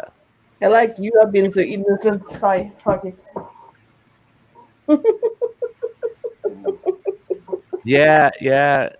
John, I did catch dinner and didn't keep him. That was that one real hot day we were out there. I just didn't want to, and that was the day you made chili. I wasn't going to bring fish home. Hey, you have a good night, Bourbon Bounty. Good night, Bourbon Bounty. Good night, buddy. You should be in here and you wouldn't be pissed off. Just saying. Yeah. Yeah. Yeah, it's more fun here. Don't try to be serious. That's not fun. Fuck it. Yeah. That's serious. Stay away shit. from the drama. Yeah. Hang out Have with folks. fun. Drink, laugh. Keep that big smile on your face. Right. The only drama we ever have here is when I put Mike and Phil next to each other. Then we get a little drama, and it's but it's fun drama. Oh, yeah. Mhm. He's We a all waste love of my to see time. those two get along so well. And me and Phil. Yeah, that can be. Yeah. He's gonna be shocked when he gets his little present from me this week. He maybe still be lurking on his No, I'm not gonna phone. say what it is, but he'll be shocked when he gets it. Yeah, just saying. If you're lurking, Phil, there you go, buddy. I often lay in bed and watching the phone and get sleepy. Sty, if you keep camping a lot, you're gonna have to get one of those things they use for goats to castratrize them. Why? You think Whenever I'm you gonna see get him on the up there picnic and- table, You think I'm gonna get up there and put that band around his junk? no, they have there's a handle system. You just and start running. I have to start go picnic. That, yeah. Gotta find the best picnic table. Mike, you want to join me? I didn't, but I wanted to go down there and take a You look do. and see how polished that table was. Because those doggone tables, all of them, the paint's chipping off of them. And me and Mike is going to go camping now. Sorry. I hear that. Beside you. Not beside me, huh? There you go. Now, video. Yeah, but we'll do better now. We'll go right in his campsite. Yeah. Then Sty don't have to be like this in the woods. Watch. I'm bringing the swing. Bring the No, swing. You can put it up just in the put- tree, Just put the table right in his camper. Hey, he's got a Murphy bed. We're good to go. No, Murphy, you stay out of my bed. Hey, Murphy's what going about in. me? Murphy's going in, You buddy. can use his name on it. You can see his name on it. Yeah, you can use And it. then. Sty, you're gonna camp. You're gonna sleep in the Murphy bed in Montana, because I'll be up all night worrying if you're like getting eaten by a bear or something. So what you gonna do in the daytime? Sleeping? No, I'll sleep out in my like heavy duty canvas bag. Yeah, Yeah, right. by the time we're done with our I trip, will. by the time we're done with our trip, Nick ain't gonna be afraid to sleep out anywhere. I'm scared of what Sty's gonna put me through, but I'll do it. You'll be I'm afraid. as safe as can be, No. but you'll get to experience things that, yeah, you probably would figure that you wouldn't want to do. You'll get through it and you'll go, wow, yeah, what the heck, no big deal. We'll bless you. I'm scared. Hey, Don't be scared. You'll be all right. Nick, if you want to eat tonight, you gotta go fetch me 10 gallons of water. Yeah. Oh, hey, those blue 6-gallon water jugs. I used to fill 2 of them bastards and just haul them to camp. I filled my 6-gallon water jug at this artesian well, and I only had 30 feet to walk over to put it in the trailer. I took 2 breaks on the way to the trailer. That son bitch was heavy. 8 pounds a gallon. Yeah, and there's 6 of them. I'm used to carrying tons of water, so I guess that won't be a problem. Kildare says, I would love to go camping with Sty. Yeah. Adventures in the Heartland. Yeah. That's it. That's one thing John and Jan got to find out when they were in camp with me. They were only in camp for the 2 nights, but at least they saw, and it was hotter than shit. I tell you, they had a hell of a lot more energy than I did in that heat, but they found out Sty liked to just set his ass down, and we're kicking back. There ain't nothing. If you go to camp and all you want to do is wear yourself out, have at it. Go ahead. I don't give a shit. Go ahead. I'll sit here and wait for you to get back. I had my years of doing that. Yeah. For every minute in camp, man, I got to be. I got to go hiking. I got to pound out some trail time. I got to get in the yak and paddle my ass off for half the fucking day. I got to catch a bunch of fish. I got to clean them sons of bitches. I got to fry them all up. I got to do the dishes. I got to do that. Me, I go, do I feel like it? If I feel like it, yeah, I'll do it. That's why we got to be by the creek. Guess what? I'm going to go camping or go hiking. So I get out off my ass and I go hike. But I couldn't be sitting there going, I don't want to go hiking. I like this sitting right here. I'm staying put. I don't feel obligated to do anything specific anymore. Look at here. Daddy! I only came on for Crazy Ann. You need to keep friendlier company. Look at that smiling guy. It's more. Yeah, come here. Don't go. Always smiling. I'm not drunk. I'm just always smiling. You're just happy. Yeah. Life is happy. I'll have you to know, unless you're E-Waste Mike and Get Her Done Granny. I have you to know, Bourbon Bounty, I do not have cobwebs in my building. No, but I tell you what, I've seen Get Her Done Granny smile far more than E-Waste Mike. Hey, I need to point. He's just on the inside. That's what I was going to say. He just smiles on the inside. It hurts to smile. I can't do it. I need to point one thing out. Adventures in the Heartland. John's saying, Sty, I'd be like, this is my vacation. When people say, oh, you need to this and do that, and we got to this and we got to. John and Jan out at my camp, their very first night there, Jan's getting texts, which is rare in that campsite that you get anything coming in on your phone. And if you try to send something out, wait 2 days, it might have gone. But she's getting these texts and they're from her sister, I believe. And they were going to visit her sister when they got over to northern Minnesota. And she's saying, oh, my sister, they got a pontoon boat. They rented a pontoon boat. They can't wait for us to get there. We're going to go out on the pontoon boat. We're going to go fishing. We're going to barbecue. We're going to this. John goes, oh, the hell we are. He says, I don't think we'll even stop there. We're going up to my brother's. And she goes, well, no, we got to see my sister. He says, we can whip in there and maybe visit for a half hour or so, and then we're heading to my brother's. And he goes, and she goes, oh, well, I thought we were going to spend more time there. And he goes, every time we go up there, he says, I got to do everything everybody else wants to. He says, this is my vacation, mine. He says, I'm not doing what anybody else wants this time.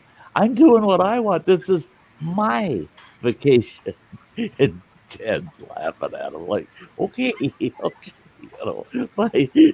But I could relate. How many vacations have you been on that you find out, oh, you're expected to be here. You're expected to do this. You're expected to do that. Zero? Well, then you haven't experienced life, my friend. Well, okay, when I was single, I could go on any vacation I wanted to go on, Oh whenever yeah, I if wanted you're to. single, but if you got a family and you're taking them on vacation, oh no, But the wife those, has expectations, the kids have expectations, yeah, but people near where you're camping have expectations. It's a those given. people got excited. They rented a pontoon. They were planning things. I mean, it could have been a good time. It could have been. Could have been. Well,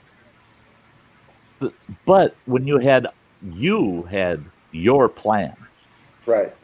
and you have to give up your plans for theirs, yeah, That's that's called aggravating. that. That's aggravating. Yeah, that's called adulthood, I think. And John was good about it. He was, we'll see them, but we're going to politely excuse ourselves, and we're getting the hell out of there and going to do what I want for my vacation. I loved it. I loved how his approach.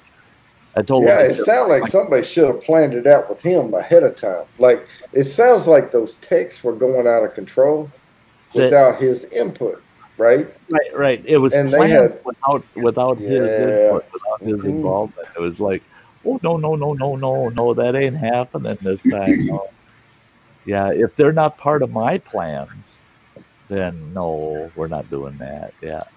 Yeah, Crazy Ann. I was looking at Taylor to the Stars. Is Crazy Ann actually crazy, or just drinks several cans of Red Bull? Well, No. neither. I have had this for like sort 4 of. hours now. Okay. Yeah. Crazy Ann is a natural. She is she is a pure natural. Yeah. She is what she I'm is. just me. I'm not faking it. No, and if it's not something you're used to, it will seem crazy. It will seem crazy. Well, and that's it. It's I've known Ann long enough now that she don't seem crazy to me anymore. No. Perfectly normal. It's once in a great while she'll let something fall out of her mouth, and I go, "Oh, that was good. There's the old craziness," But because I've got so used to her, she don't feel crazy to me. She just. Well, I've been trying to behave a little more because of some other people, so I try to, but it's not always easy. How am I avoiding Buffalo Trace? I'm not avoiding Buffalo. What am I avoiding? The Buffalo Trace question. What's the question? Oh, hang on. It's up there somewhere. Oh yeah, it's average. Okay, I see now. Yeah, it's okay. There's smoother bourbons. There's more what I call gentler bourbons. Buffalo Trace, they call it the Frontier Bourbon. I call it the Campfire Bourbon. It has some raspiness to it that some people won't like. But I like it because I've tried a lot of bourbon, and I like hurting myself. So yeah, I like Buffalo Trace. He likes it rough. I like it rough. Do you? Oh yeah. Ah. It's just a low end bourbon from the line. I mean, there's lower end, but yeah, I mean, full flavored low end. Yeah, that's low end. And he likes legs. Lots of legs. Oh, he's describing bourbons. Oh god, I'm laughing. Like, yeah. Oily legs. Big legs. Thin legs. What was it today? Slap in the face and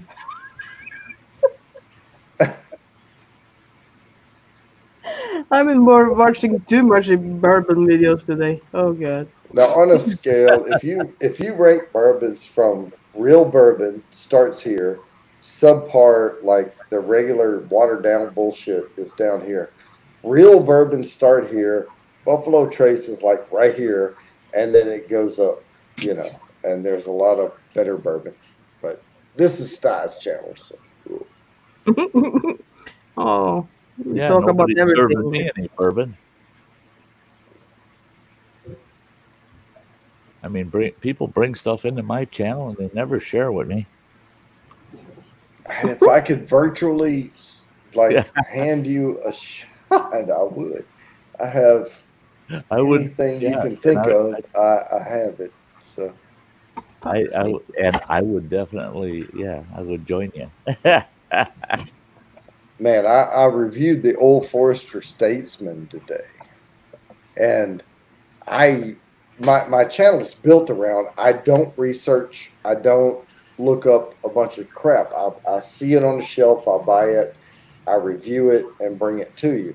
And I'm not that big into movies and TV and stuff. So, I mean, I'd watched Kingsman, like the first one, but I didn't realize that Old Forester Statesman was named after the Kingsman Golden Circle, the second movie, where they team up with these guys in the States here who, like, their facade, their thing covering their identity is like a clothier company. But in the States, it was a bourbon distillery, and it was the Statesman. And I didn't know any of that crap. And I'm looking at it, and I'm like, brewed specifically for the Statesman? I'm like, what the frick is that? And I only looked it up after I made the video, so I put the thing on there. So it was really, really good bourbon, though. But it was also $64. So it needs to be good.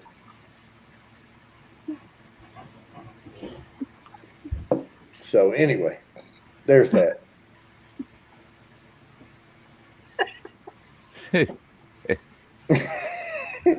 Did you see my comment when you were talking about the fairies? And they left you 3 caramel candies or whatever? I said my grandmother would have put 3 Millers onto there. Would have put 3 what? Millers. Oh, yeah. Yeah. Well, I was 5 or 6 years old. Oh, yeah. Well, that was, okay, when I was 5 or 6, 1 Miller. Yeah, I was going to say, 3, her China Cup would have never made it home. Yeah. They would have made it down to that pub. Yeah. How many beers can I get for this China Cup and saucer? No, and I was not being rude about the Kingsman's facade. I'd just rather be a Statesman if their cover story is bourbon. I'd rather dress like this and drink bourbon. That's all I was saying. Not rude. Yeah. God, yeah.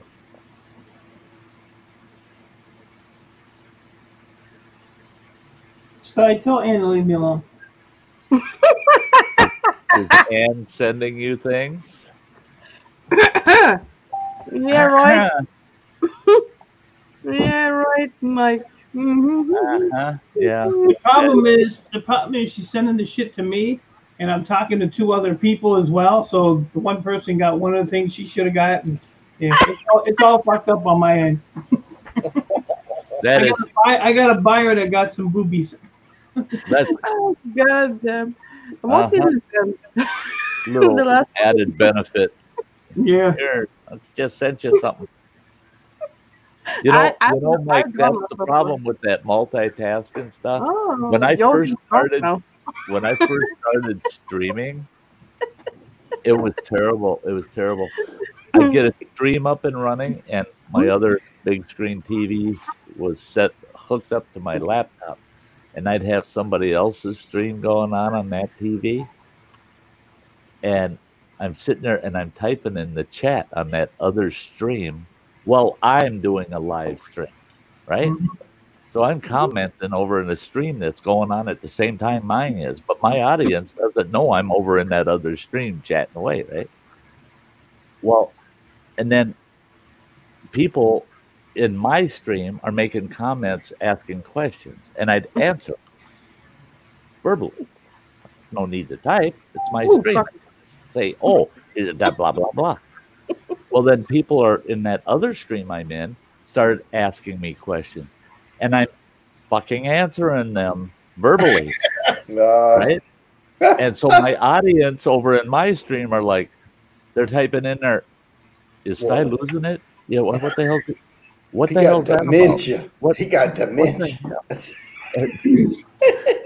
And I'm looking at those comments and I'm laughing at them, going, "Yeah, you guys all think I'm nuts, don't you? What? I don't. You people are crazy." On and on. And then I look over there and there'd be another question I'd answer to some bitch, and it has nothing to do with anything over on this channel talking about our stuff.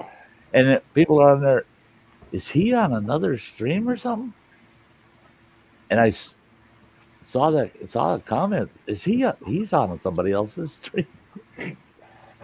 I got fucking caught, man. I was just like, son of a bitch, I can't do two shit and things at once here. I got it. No, I'll tell you what, though, I quit running multiple streams while I'm streaming because I used to run 3 computers when I first started. And it would be like I'd be on my live stream and I'd be on somebody else's, I'd be over here. Yep. Like the other day. I had 2 streams going on my desktop, and then my laptop I had 3rd stream going, and tabbing in between them all and trying to comment to them all. And it's a bitch when you got 3 keyboards you're using. And when I finally cut back to only 2 streams at a time, at least I hooked up the cabled keyboard to the laptop, so I knew if I grabbed that cabled keyboard, which machine I'm talking on. So how many streams do you have going right now? What's that? How many streams do you have going now? Just one. Right now, just the one. Okay, good. Yeah, I don't run no background streams anymore. I was going to say, man, you better than I am, because I can barely do one. Yeah. Oh, yeah, it's enough work just to keep track of one. Yeah. The other bad thing is, if I'm on Messenger, I'll have like 3 or 4 people that I'm talking to. And the other day I was talking to 2 buyers and my refiner, and my refiner was getting shit down. She'd been telling my buyer, and they're like, "What are you talking about?" I said, "I'm shutting this down." And I said, "I'll start over one at a time." And that went on for like 20 minutes, and it didn't dawn on me. They're all sitting there answering me with weird stuff. I was like, "What are you talking about?" Oh, yeah. It out. What the fuck is that, Ann? That's just wrong. This is a family channel, Ann, but that's kind of ew. Oh yeah, you can tell that. Oh fuck. That's just good. All right, show your tattoos, Ann. Go ahead.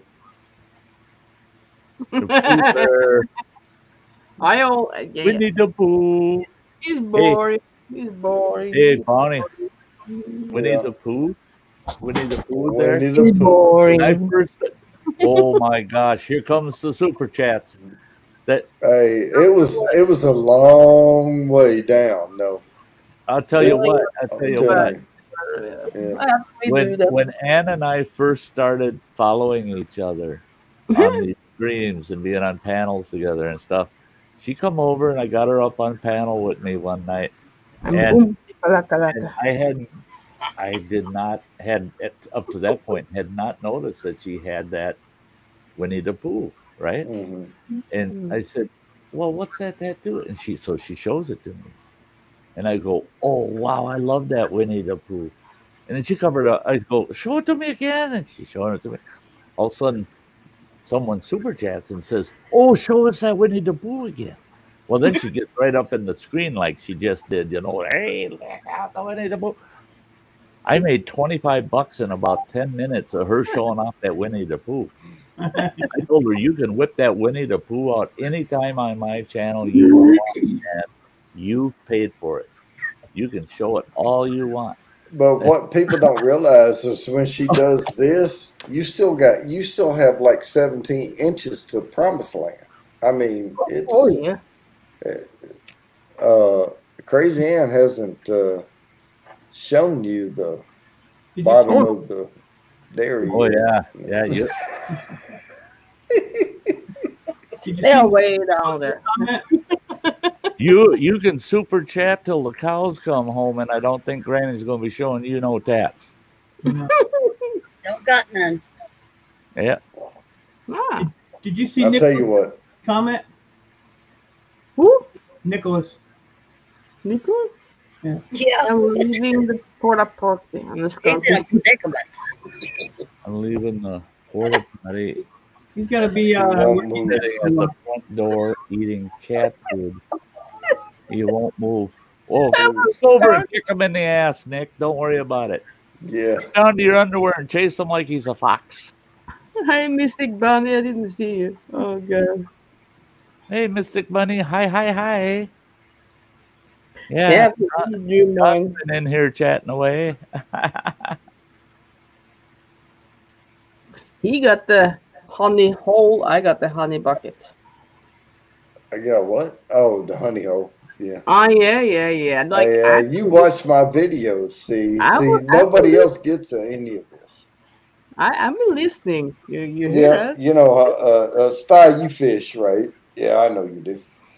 You know what a honey hole is, right? I have suspicions. A honey hole in southern slang, fishing, you know, around. It's Oh, where yeah. we know we can go and we can catch fish every time. Right? So my suspicions were correct Yeah. because that's what my suspicions were, that What they got? it was a southern term for a fishing hot spot. You need Jesus. We're in the That is honey what he's hole. telling Yeah, me. A honey hole. Yeah. yeah, yeah. And My I told cousin used that a lot. Was, hey, I- yeah, I'll take you Jesus. down to the honey hole and we'll catch our limit down there. yeah. And I mentioned on a video that I found a honey hole for bourbon. Yeah, just. And I was like almost typing, well, you got the honey hole, I got the honey bucket, but I didn't say that. But Yeah, well. Uh-huh. it was more polite, no, more if I had the honey hole and you had something else. But yeah, I didn't say. Wait, I'm overdressed? No, wait. Look, I have an air conditioner blowing right on me. He's got that space shirt. No, what was it? I gotta turn NASA. mine on, man. I NASA. have NASA. I Is it? recorded my video 80 today, degrees. and I You see? still have the same shirt. I NASA got space eyes. shirt. I got eyes. I see. Yeah. But no, I keep this room below 70 degrees because I drink my bourbon with no ice and I drink it below 70, you know, in the 60s. And the only way to get your bourbon about 67, 68 degrees is to keep that room that same temp Right. over Keep the room time, temperature. you know, because it's slow to come down. And I Right. keep this room about 67. That's why I wear a sweater. Oh, you can just take it off, you know. I could. And then my arms would get chilled. His nipples would get hard. Yeah. They're already, But Ann's hoping hey, for it, every too. time Ann's on the thing, I mean, I can't help Oh. Hey, scratch it together. I hope something else gets hard too. No, I wasn't. Wait. Say, bourbon bounty. I can't. I'm do it. having a hard time getting into this conversation. Bourbon bounty. No, I That's can't do it. No, that wasn't it. The first time I came on, she, Yeah, but I don't know. I don't remember. Bourbon bounty. it was slower, but you didn't know me then. Yeah, it looks like you, Mike. Oh my god, what a dog. I found the one that looks like Mike. It's Mike. Jack. Is he Mike?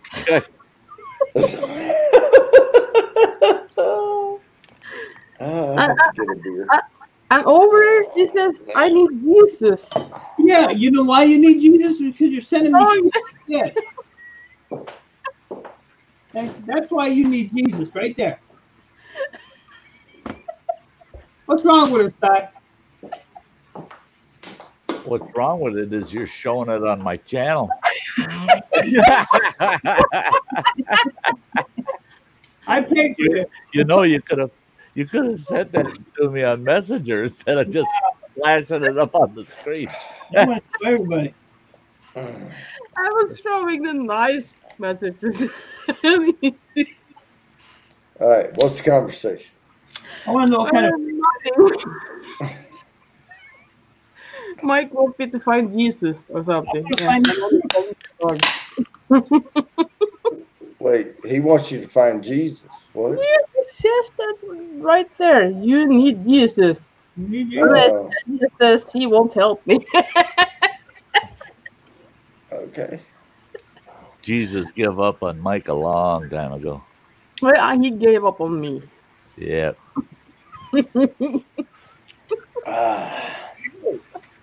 And you know what's funny? I used to be an altar boy.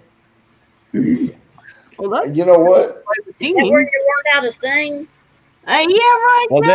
Well then, okay, because you got out of hand on my channel. I'm going to get out of hand on my channel there, Mike.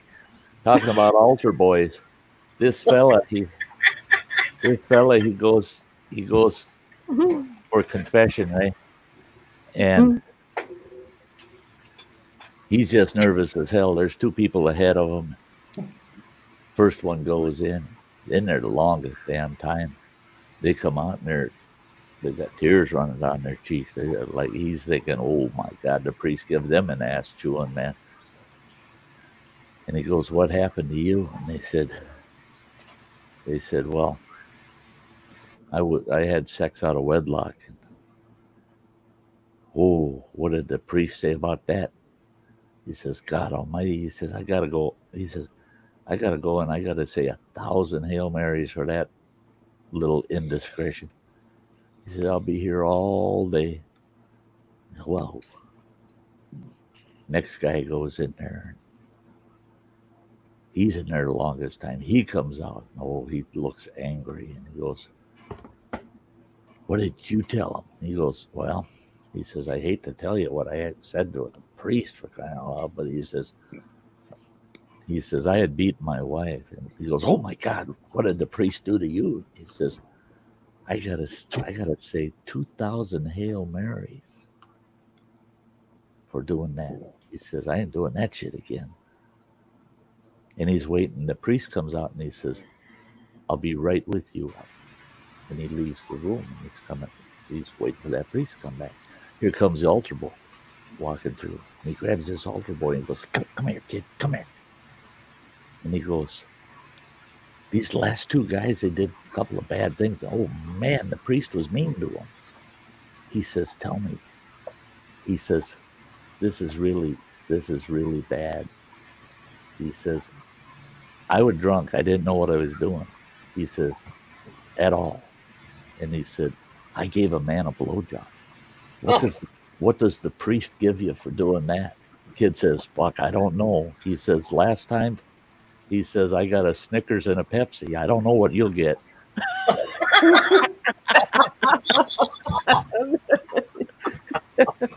Nice.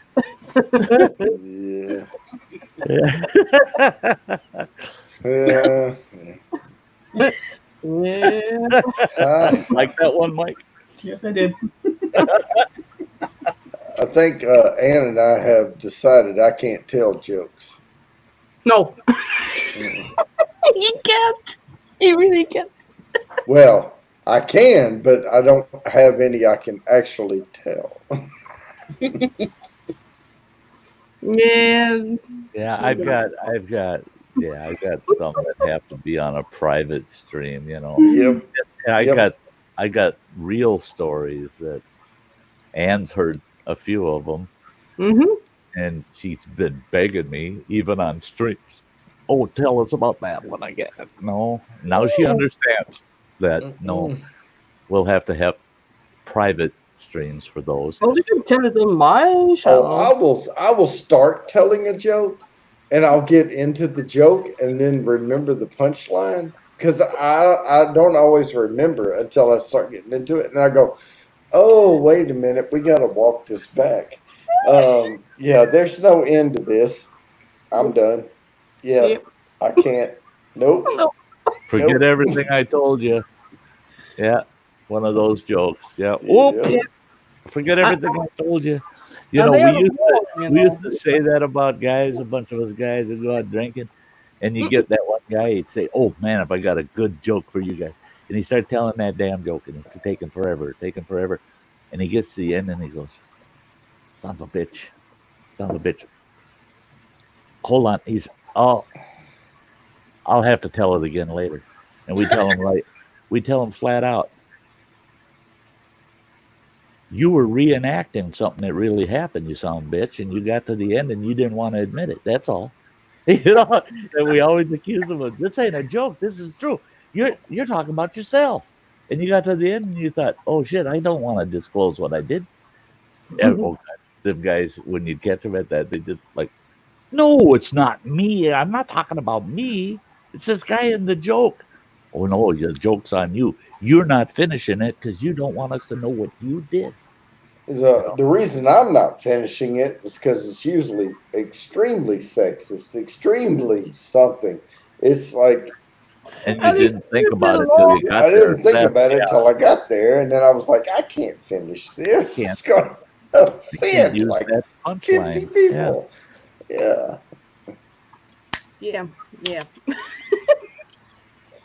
So this traveling salesman was going through, now see, and right there, it's over. Well, if I start streaming again, you can tell all the jokes you want because I don't care. Yeah, but my face will still be on. I'll tell you what, I'll come up as like a turkey. I'll be like the hell no. Yeah, I'll come up and I'll be bounty booty or something, and I'll just then I'll tell you all my jokes. Yeah, bounty booby bounties. That's me. And I'll tell you all my jokes. There were these two old gals. They're living down. I won't tell you what town they was in, but they're living down in Louisiana. These two old gals are just out for an afternoon walk, and they're walking down the street, and Taylor, and there's these, they're like track homes, they're just shacks down the street, and they're coming past this one that's got an open air front porch, and there's this middle-aged gal sitting out on the porch, and next to her is a big old watermelon, and she's got a big slice of that watermelon, and she's eating that watermelon away, and she's sitting there, and she's got her legs spread. Oh. And she ain't wearing no damn bloomers. And it's hotter than hell out. Right. You got to cool it. But these two old gals are walking by, and the one goes, hey, Gladdy, looky. That woman ain't got no bloomers on. Just hanging it right out there for the whole world to see. That's damn disgusting. And old Gladys, she looks at that old woman. She goes, oh, somebody's got to say something. And her friend says, well, you tell her that's not decent, that she can't be doing that. There's no good reason to be just showing all that. So Gladdy walks up to the fence and says, hey, lady. And that gal stops chewing on her watermelon, and she goes, what you want? And she goes, you cannot be sitting there out in the public like this with your legs spread, not wearing no damn bloomers. And she goes, well, why's not? And it's, well, that's indecent. She goes, well, then you tell me how the hell I'm supposed to keep flies off my fucking watermelon. Oh,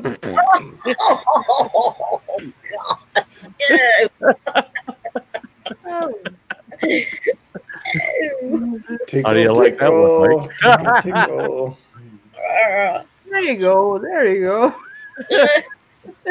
Nasty, but good one. You went and fired me up. Sty, shut up, Sty. No, keep going. Good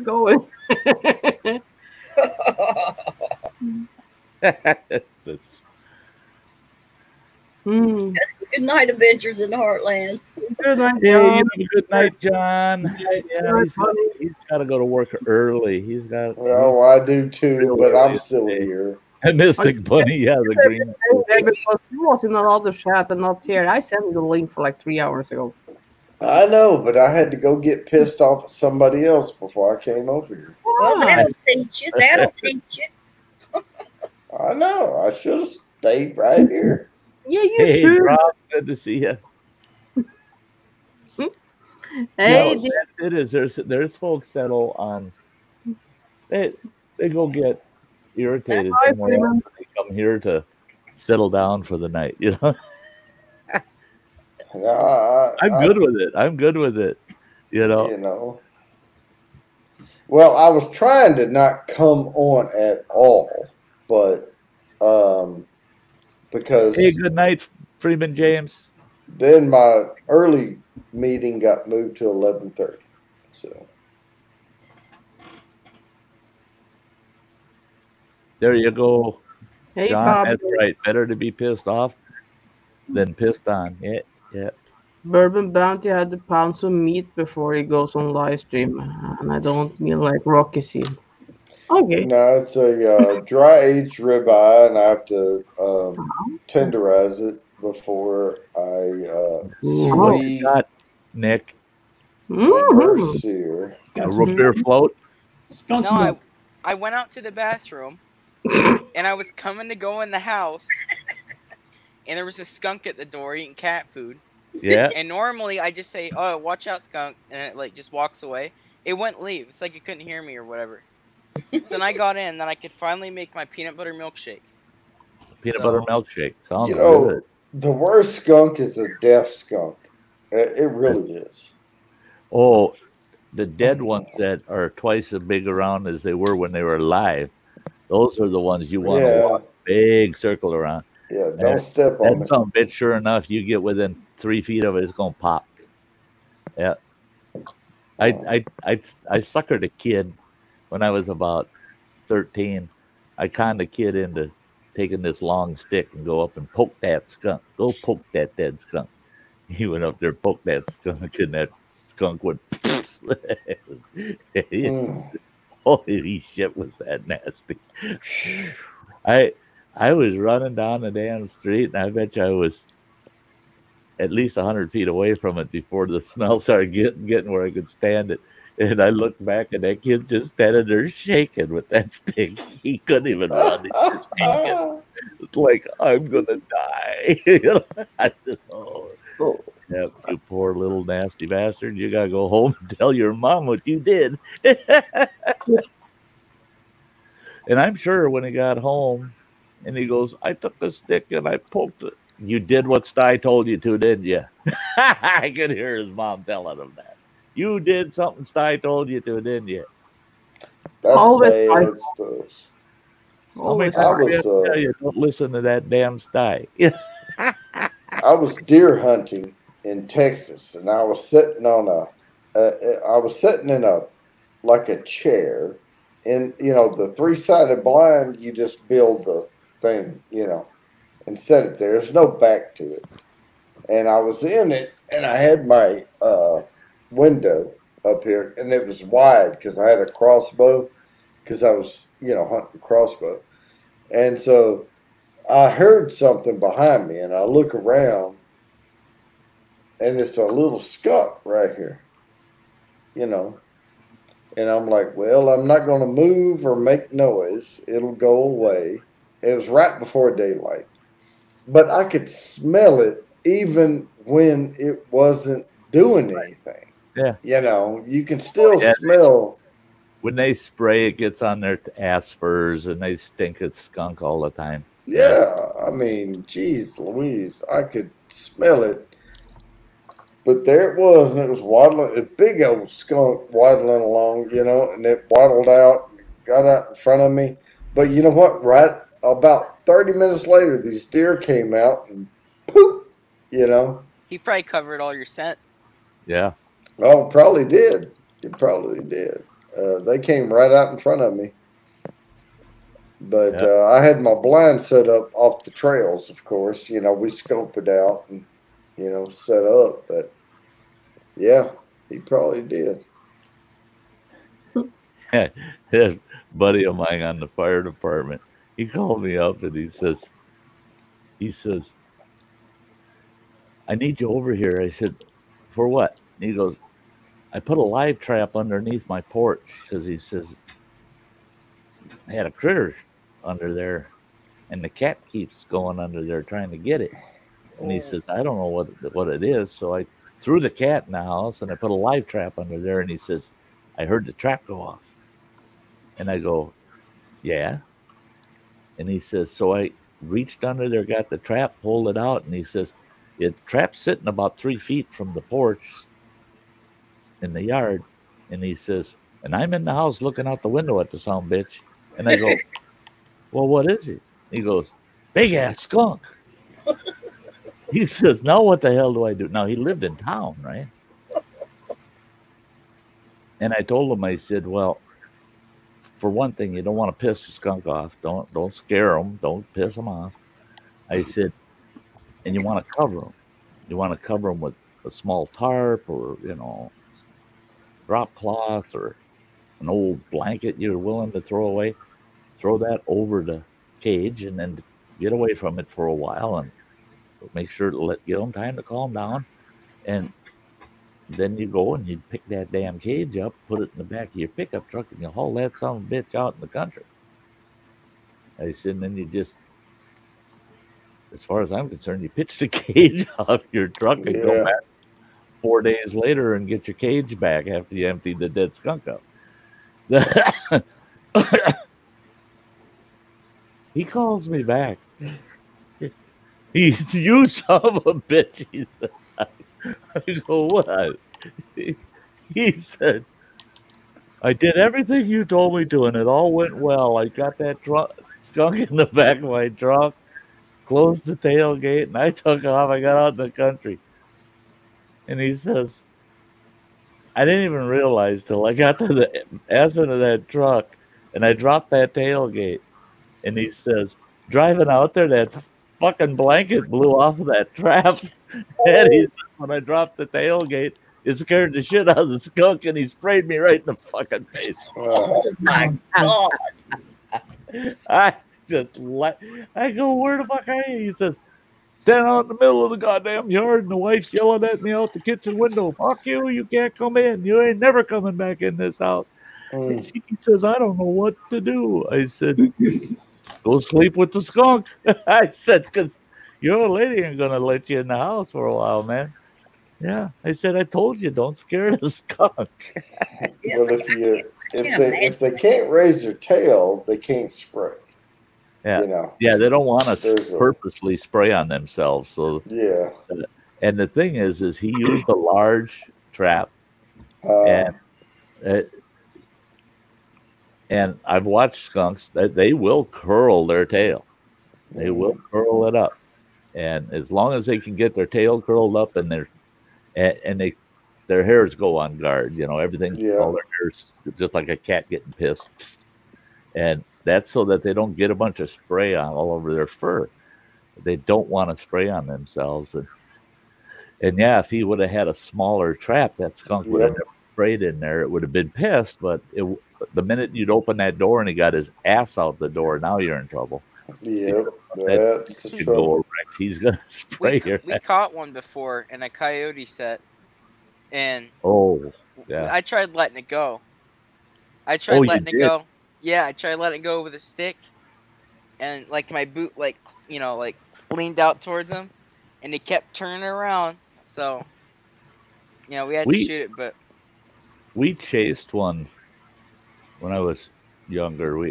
We chased one around the woods, and he sprayed probably about 3 times. And then it got so every time he tried to spray after that, it was just a little bit of, he was running out of juice. Yep. And we ran him until he ran out of juice. He just couldn't spray anymore. He tried, but he couldn't spray anymore. He just didn't have any juice left. And we had welder's gloves on. We went and grabbed that son of a bitch, and we had all of them. And we brought him over to my buddy's house, asked his dad, what should we do with this skunk we caught? Throw that motherfucker away. Yeah, the old man says, "You take that freaking skunk and you guys get your asses back out in them woods and pitch it somewhere." He says, "You bring that son of a bitch home. I can't spray no more." He says, Not today. by But tomorrow. He said, "Get it the hell out of here." He says, "Yeah, they do refuel. You don't, yeah." all right, I'm gonna pull a Nicholas Green outdoors, but I won't be gone that long. I don't have skunks between me and my bathroom. Are you sure? Yeah, I we're gonna be shutting down here in about 10 minutes. So, yeah. If I put my laptop out there on the patio and you popped it up on here to skunk cam, you would see the skunks. I think there's 3 of them. There's 100% 2. No. 100% 2. Because they're like all black. There's like barely any white on like all of them. But there's different spots on a couple. So I can't. they come and eat the cat food, and then they rip into the garbage bags. And the raccoons stay down there though. Only the skunks are up here. Oh, raccoons can be a nightmare too.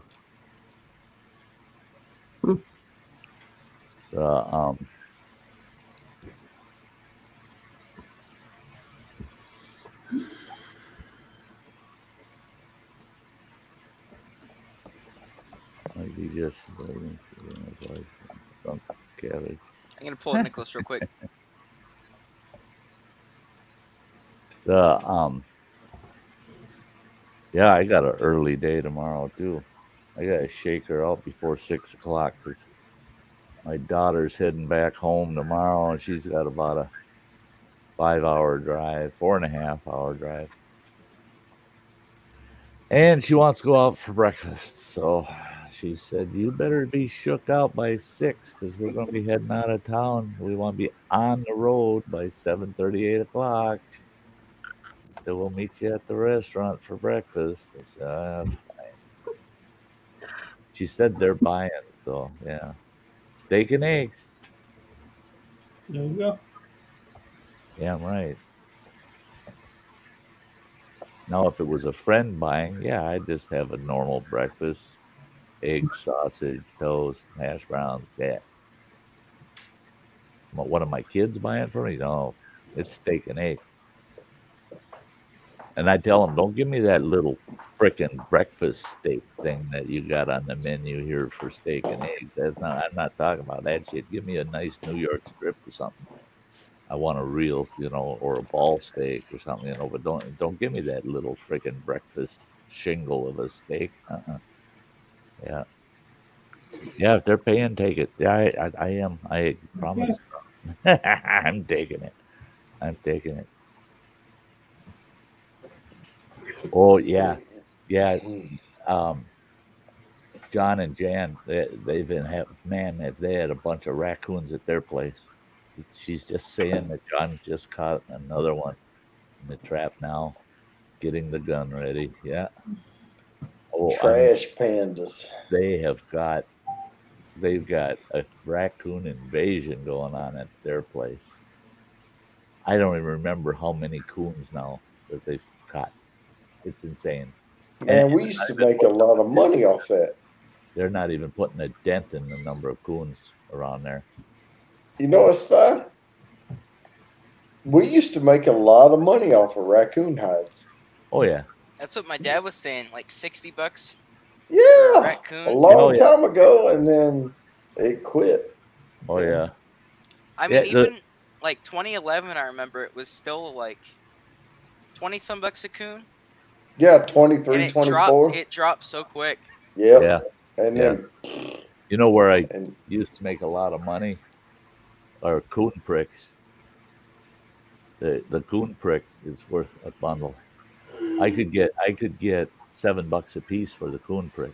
You talking about the penis? Yeah. The bone. Because there's a bone. It's a bone. A bone? Correct. That the urethra runs through the bone. And when you skin out that coon and you get between his legs, there's a They call it a coon prick, and it's a hollow bone that's about 6 inches long. And these guys that reenact trapper days and mountain men, rendezvous types, they take those coon pricks and they make jewelry out of them, like necklaces and stuff, for ornaments. And the and then they cut there's like, it looks like a set of balls at the end of it that is bone. They cut that off and it's hollow, and they'll use that for pipe stems for making pipes. Smoking. You ever sell them to a moonshiner? Sucking on a coon prick when they're smoking their pipe. And yeah, there's a lot of things they use them for. Crazy Ann's hat is made out of that. Medallions around her hat's made out of coon pricks. You what? A hat made out of coon pricks. Yeah, those little medallion things you have around. I seen a necklace before you're talking about, and there's probably about 300 at least. Just ran all the way around. Yeah. It's like, what in the... But I've always seen it in moonshine stills. What are you guys talking about? I would just sell the hide, man. Balls and bones and yeah. Coon balls. We got to have some coon balls. Yeah, right.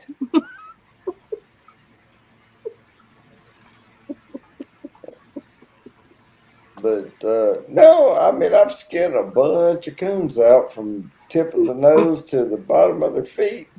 I've never kept the prick. Never kept the prick. Yeah. I didn't have any beetles or anything. Coons out, and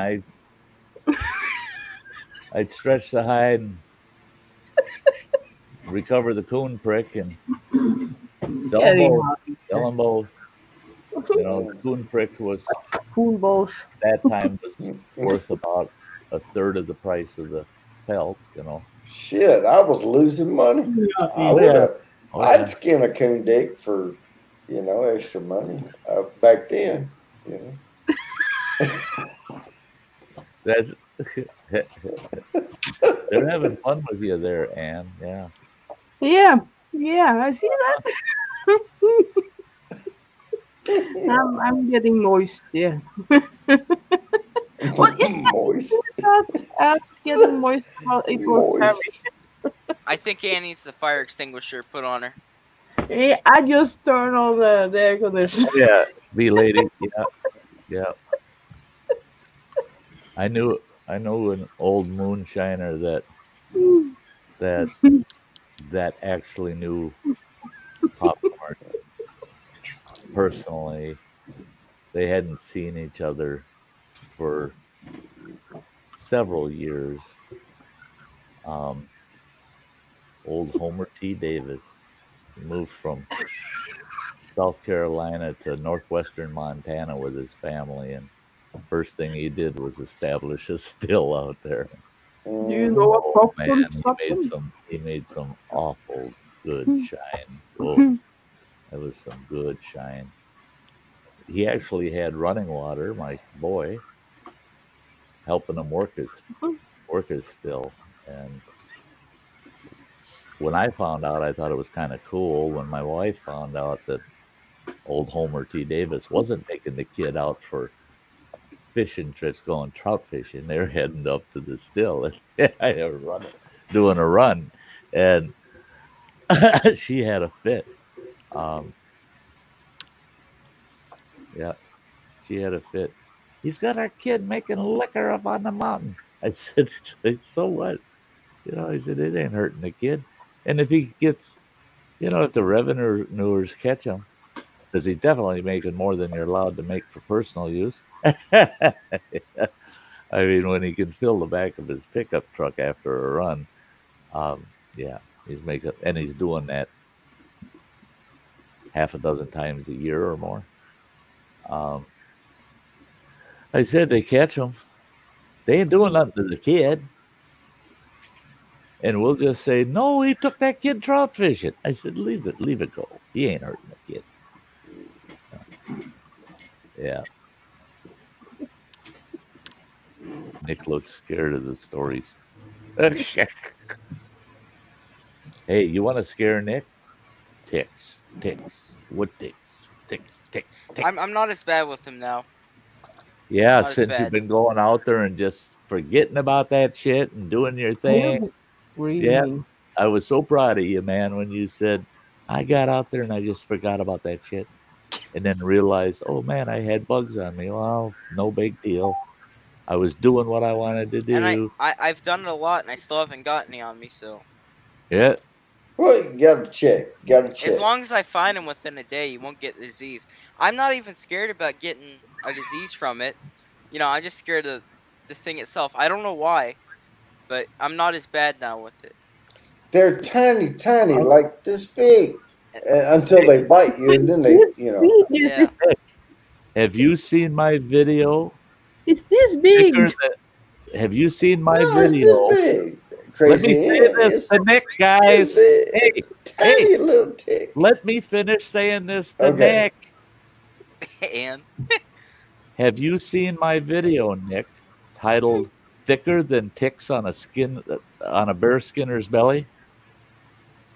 I haven't seen that, but you told me about that before. I'm going to send you the link, pal. You watch that video. Thicker than ticks on a bear skinner's belly. That'll freak you out. Is that the story you told me before? Woman? That's what the woman that was that she woman. prepped bear hides at a taxidermist, and she damn said near it was died. under the flap. She damn near died from the ticks. Yeah. Hey, key decoration. They removed so many ticks from her, it was insane, and most of them were the size of my thumbnail and gray and fat. It's nasty. Yep. And she had several belly rolls, and they were all under those flaps of skin. Oh, yeah, you gotta check everywhere. I think they removed. I can't remember because I took notes so that I'd have it the right count for my story, and it was about 20 under her hairline at the back of her neck, nape of her neck. She had about 20 of those, big, like my thumb, and she became lethargic and ill. Oh, I know. I had Lyme disease. Did I tell y'all about that? No. Get this though. They hospitalized her. They removed all the ticks. It took, I can't remember what it was. It was like 9 days before they could release her from the hospital. They got her back, at least her health back, that she could go home. She's passed all of the Lyme tests. She's never got Lyme's disease from those ticks. Wow. You know what? I thought, and this true story. So if it helps somebody, it helps somebody. I thought I had like low T or something. I didn't know what was going on. So I go to my doctor and I'm like, I don't know. I just don't feel right. You know, I don't have motivation. I'm tired. I don't, you know. So he's like, well, let's draw some blood. Let's do some things. Come back positive Lyme disease. Pre-stage one, right? Yep. And he's like, okay, we're going to hit you with this and this and this. Went back 6 weeks later, clear. Felt like normal, you know, back to my regular motivation, all that. He said, if you had waited one more week, you would have had problems with this for the rest of your life. But since we caught it early, yep, you're good. You know.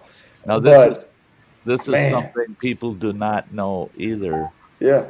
Is that there is they consider it a short order vaccination for Lyme disease. If you get bit by a deer tick, get your ass to the clinic, they can inoculate you and it'll kill that virus before it sets up housekeeping. Yep. And our biologists for the last tribe I worked for, they had, okay, now we had 6 biologists in the Department of Natural Resources for the tribe.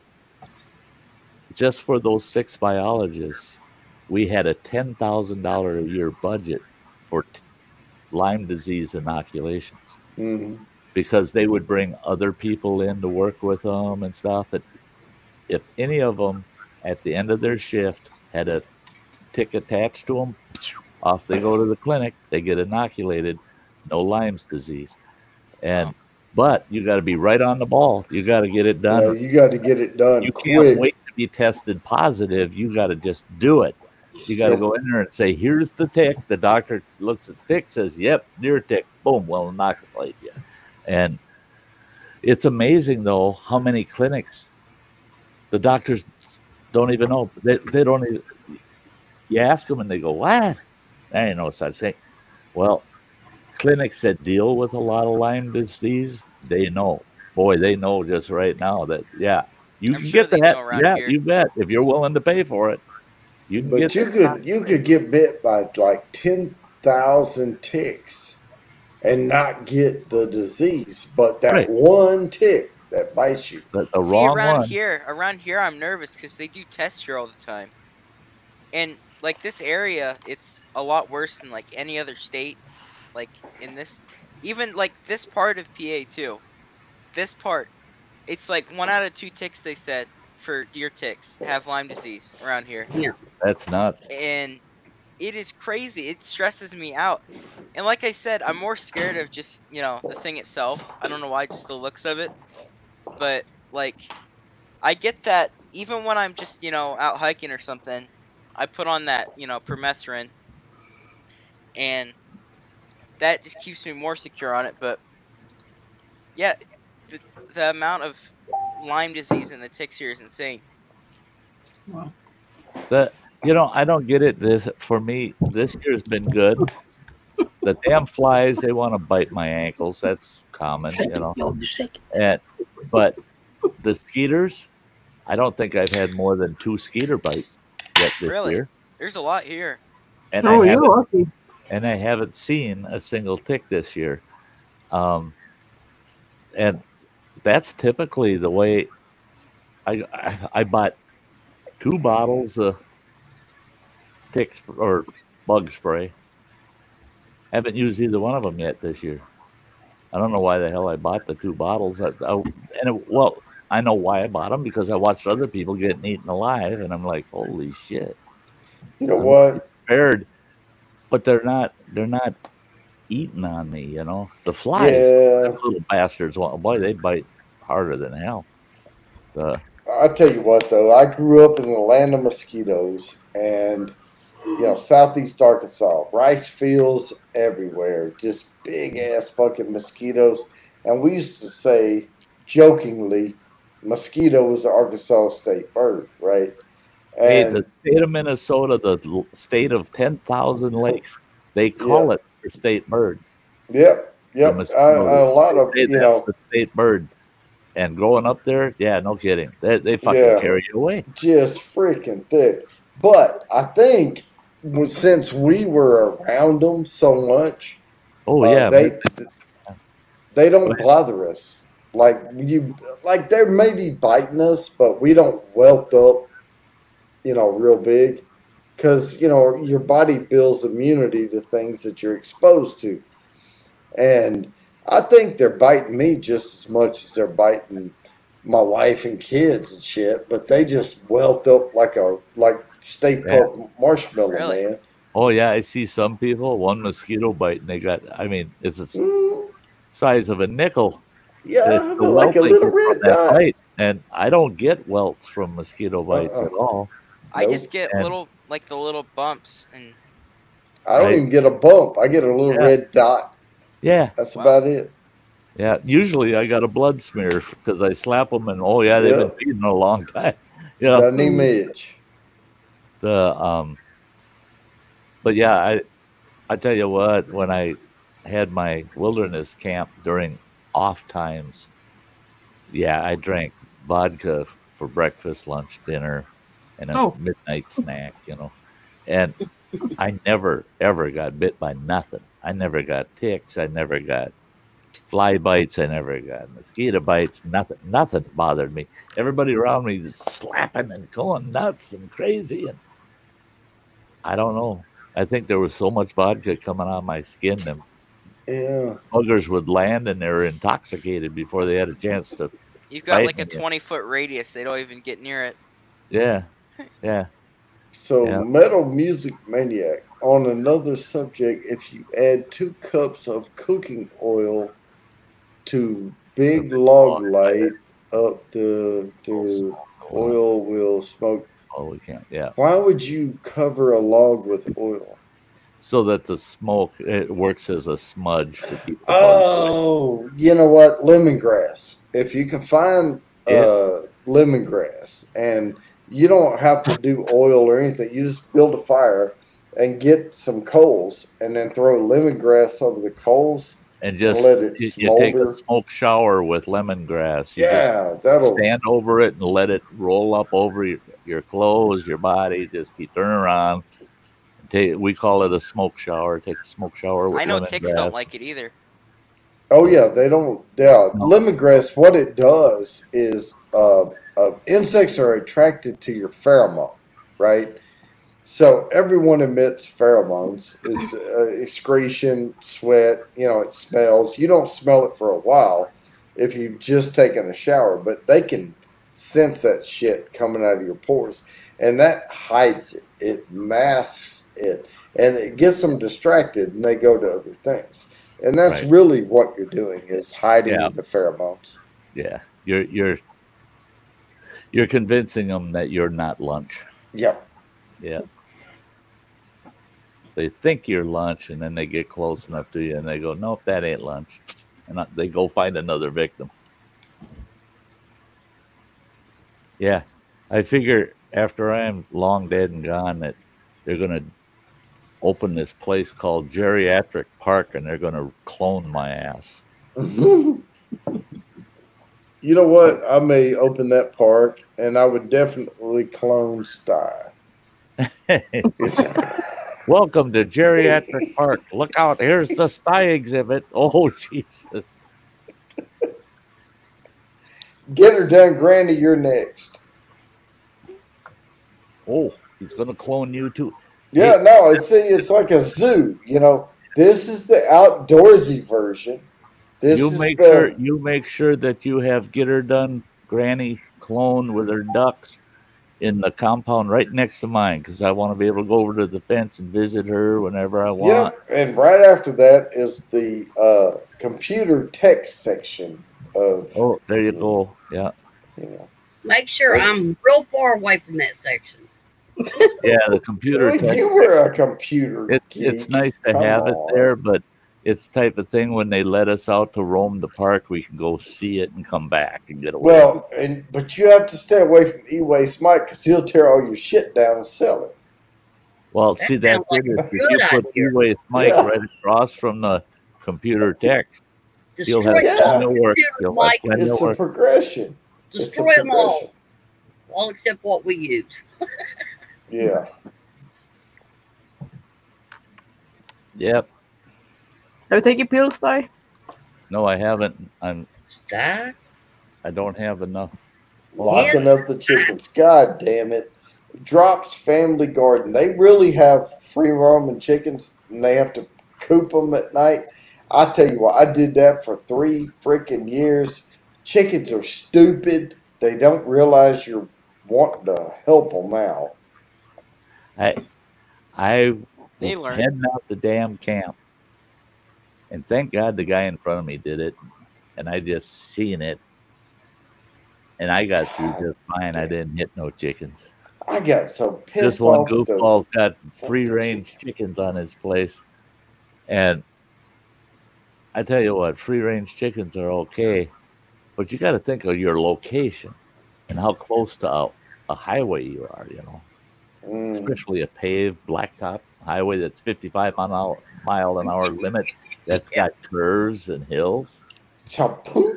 We come around this curve, this guy up in front of me comes around that curve, and all of a sudden I see him, whoa, doing this. over, and I see fucking chickens running everywhere. And he hit 3. He managed to squash 3 of them. And I'm going by, and that guy had to have about 450 freaking chickens in his yard. And about a third of them were on the road. I thought, no, not a good place for free range chickens. It was pretty cool. It was pretty cool because when I got, I spent 9 days out there. When I come home yesterday, drove past the same place, and I backed way out of it. I thought, oh, that guy and his damn free range chickens. Get there, and all of a sudden, here's all this. It had to have been 400 yards, I bet you, of chicken wire, 4-foot chicken wire stacked double. So it's 8 foot for about 400 yards. And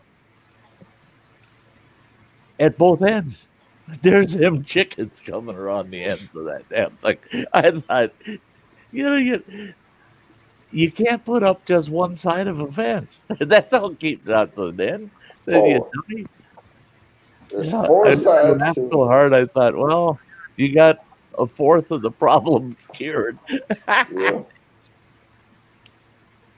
I know our chickens, like, man, they're coming on 9 years old now. And I haven't lost any of the chickens to, like, an animal or anything. They have gone on the road before, but, we always watch them and everything, because we don't keep them, like, for food or anything. They're just, pets. But Night, Mr. Bunny. we always watch them and everything, and sometimes, they get distracted. They'll keep their head down, and that's what normally gets them. Their head's down, they're eating, they keep walking and walking and walking, and then they're finally there, and it's just too late. But, I mean, you'll push them away from the road. Even now, I mean, these chickens are 9 years old. They're really smart. Like, they are. I don't know what is with them, and they still go right to the road. Yeah. Chickens love to peck gravel along the shoulders of the road. Well, they need gravel in their gizzard. And they love to go peck that gravel. And we found, because we didn't have a bunch of free range, but we had quite a few free range on our place. And boy, I kept oyster shell down for them all the time for the free rangers. And they had all the oyster shell they never ate it for me. And they and our free rangers, we didn't turn them loose to free range until they were adult. So they were coop raised, and all they got was eggshell, or oyster shell. And so once they learned to that they get all that oyster shell, it's right there. We put it out for them, free ranged them, and only once in a great while we see a couple out along the shoulder of the road pecking gravel. And the thing is they get out on that road and they're pecking gravel, and they see gravel across the road, they just walk across the goddamn road. They don't give a shit. Yeah. Or they see bugs all over the blacktop. They're out there. Oh, gee, look at that! There's bugs on the road. Yeah. Are my chickens fenced in?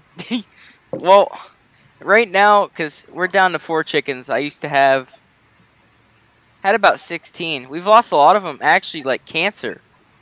Cancer has been the main thing that's killed a lot of them, which is surprising. I'm talking probably 7 chickens. But they go in at night. Well, they come in here at night, the 4 that are left, and they sleep on a counter, their own counter. And then Tom and the ducks, they're out at night in their really fancy chicken coop. I mean, it's like almost 1.5 times bigger than my room, and Tom's got half of it to himself.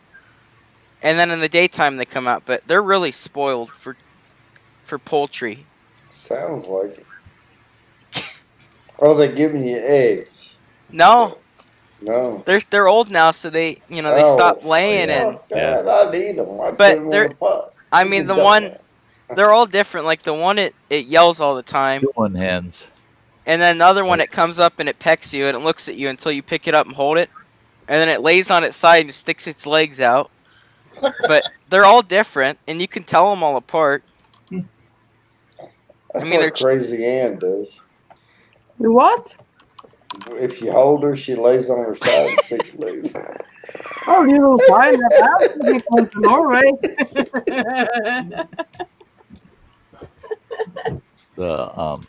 Never know. You never know. You just never know. You never know about me, you know. There's an old chicken farm right down the road from here, and the buildings are amazing. They're these huge.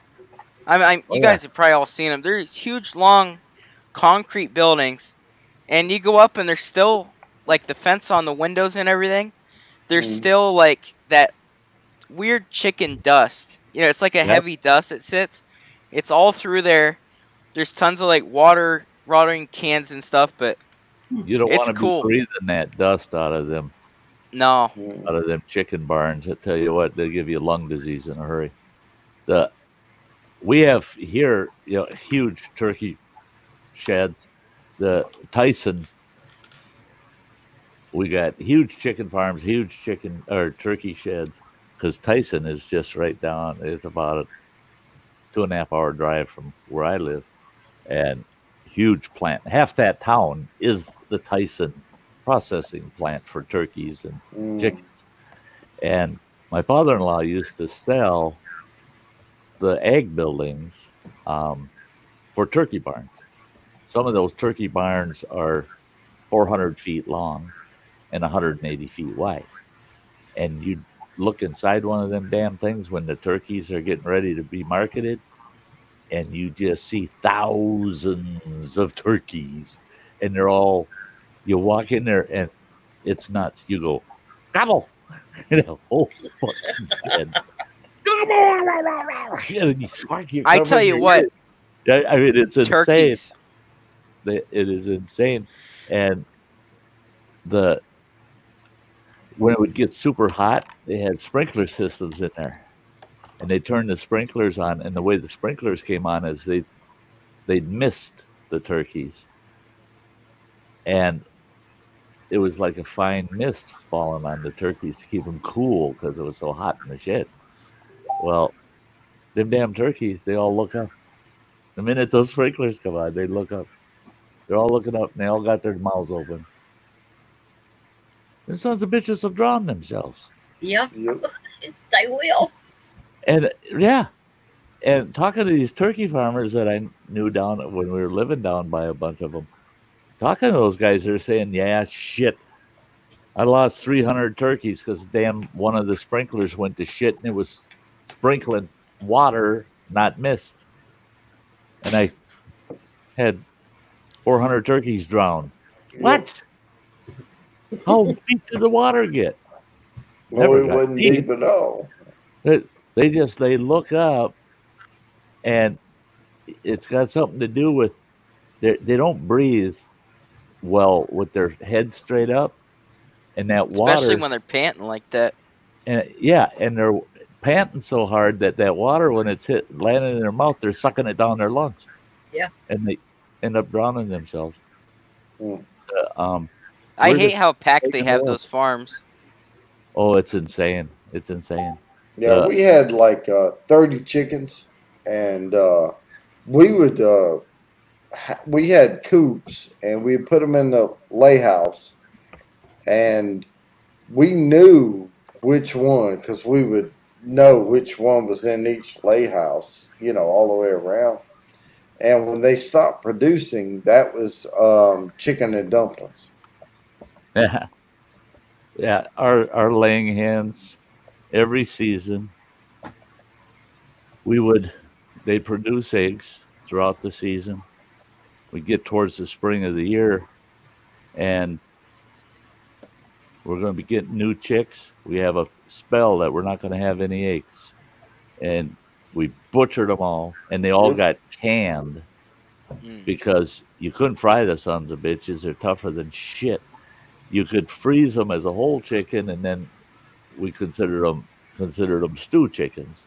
You're going to put them in a pot and cook them slow for a long time, and it gets them tender. But you couldn't make fried chicken out of the damn things because they're tougher than shit. Well, they have no fat layer. No. Yeah.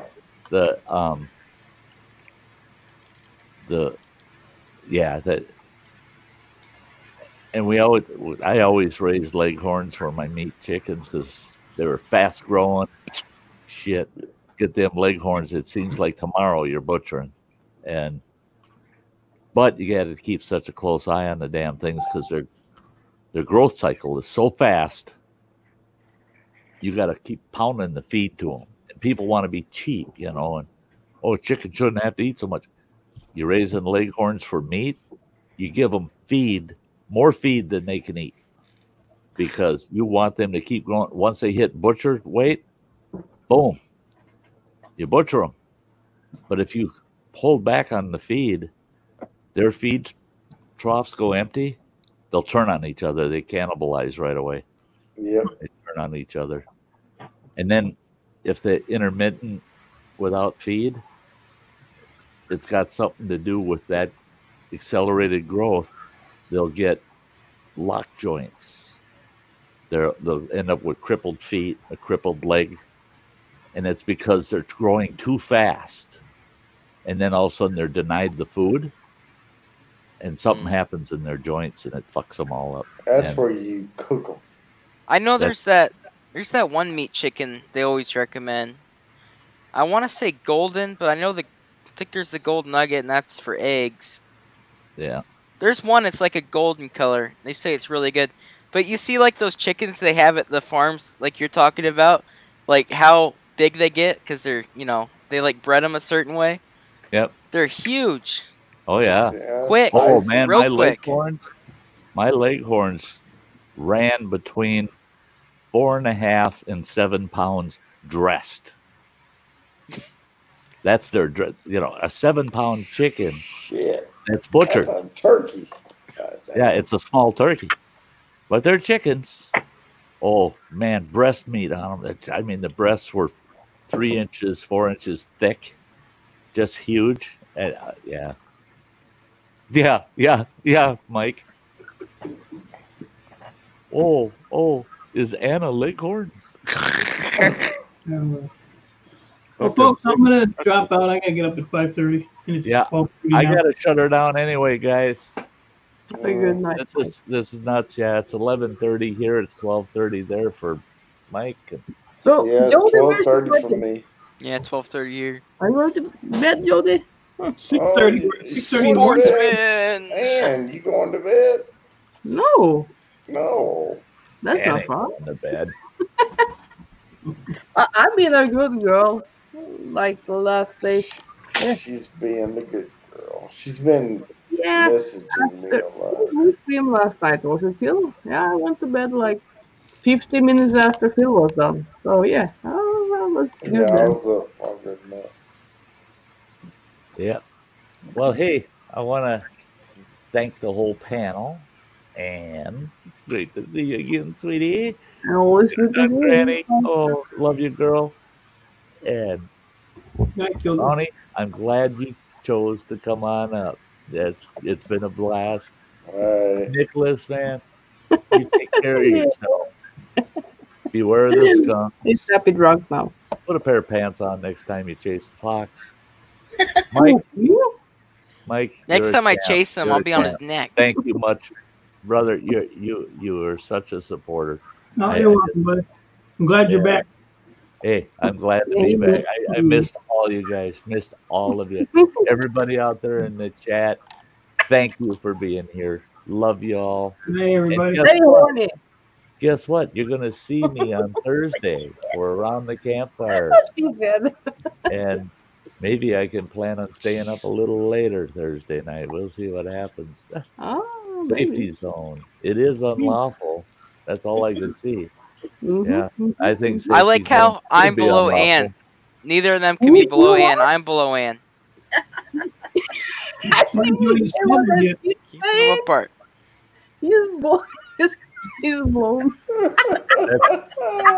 Wow. All right, what Ann? Do you know what to even say, Nick?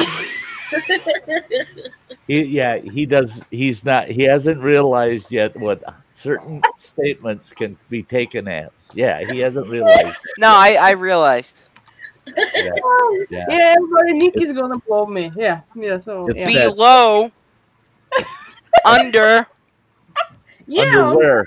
it's under there. Underwear. Hey, I never had a problem with being on bottom. I wish I was in you know, Nicholson's seat.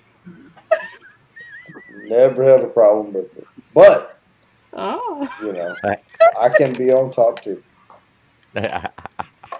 All right, you guys.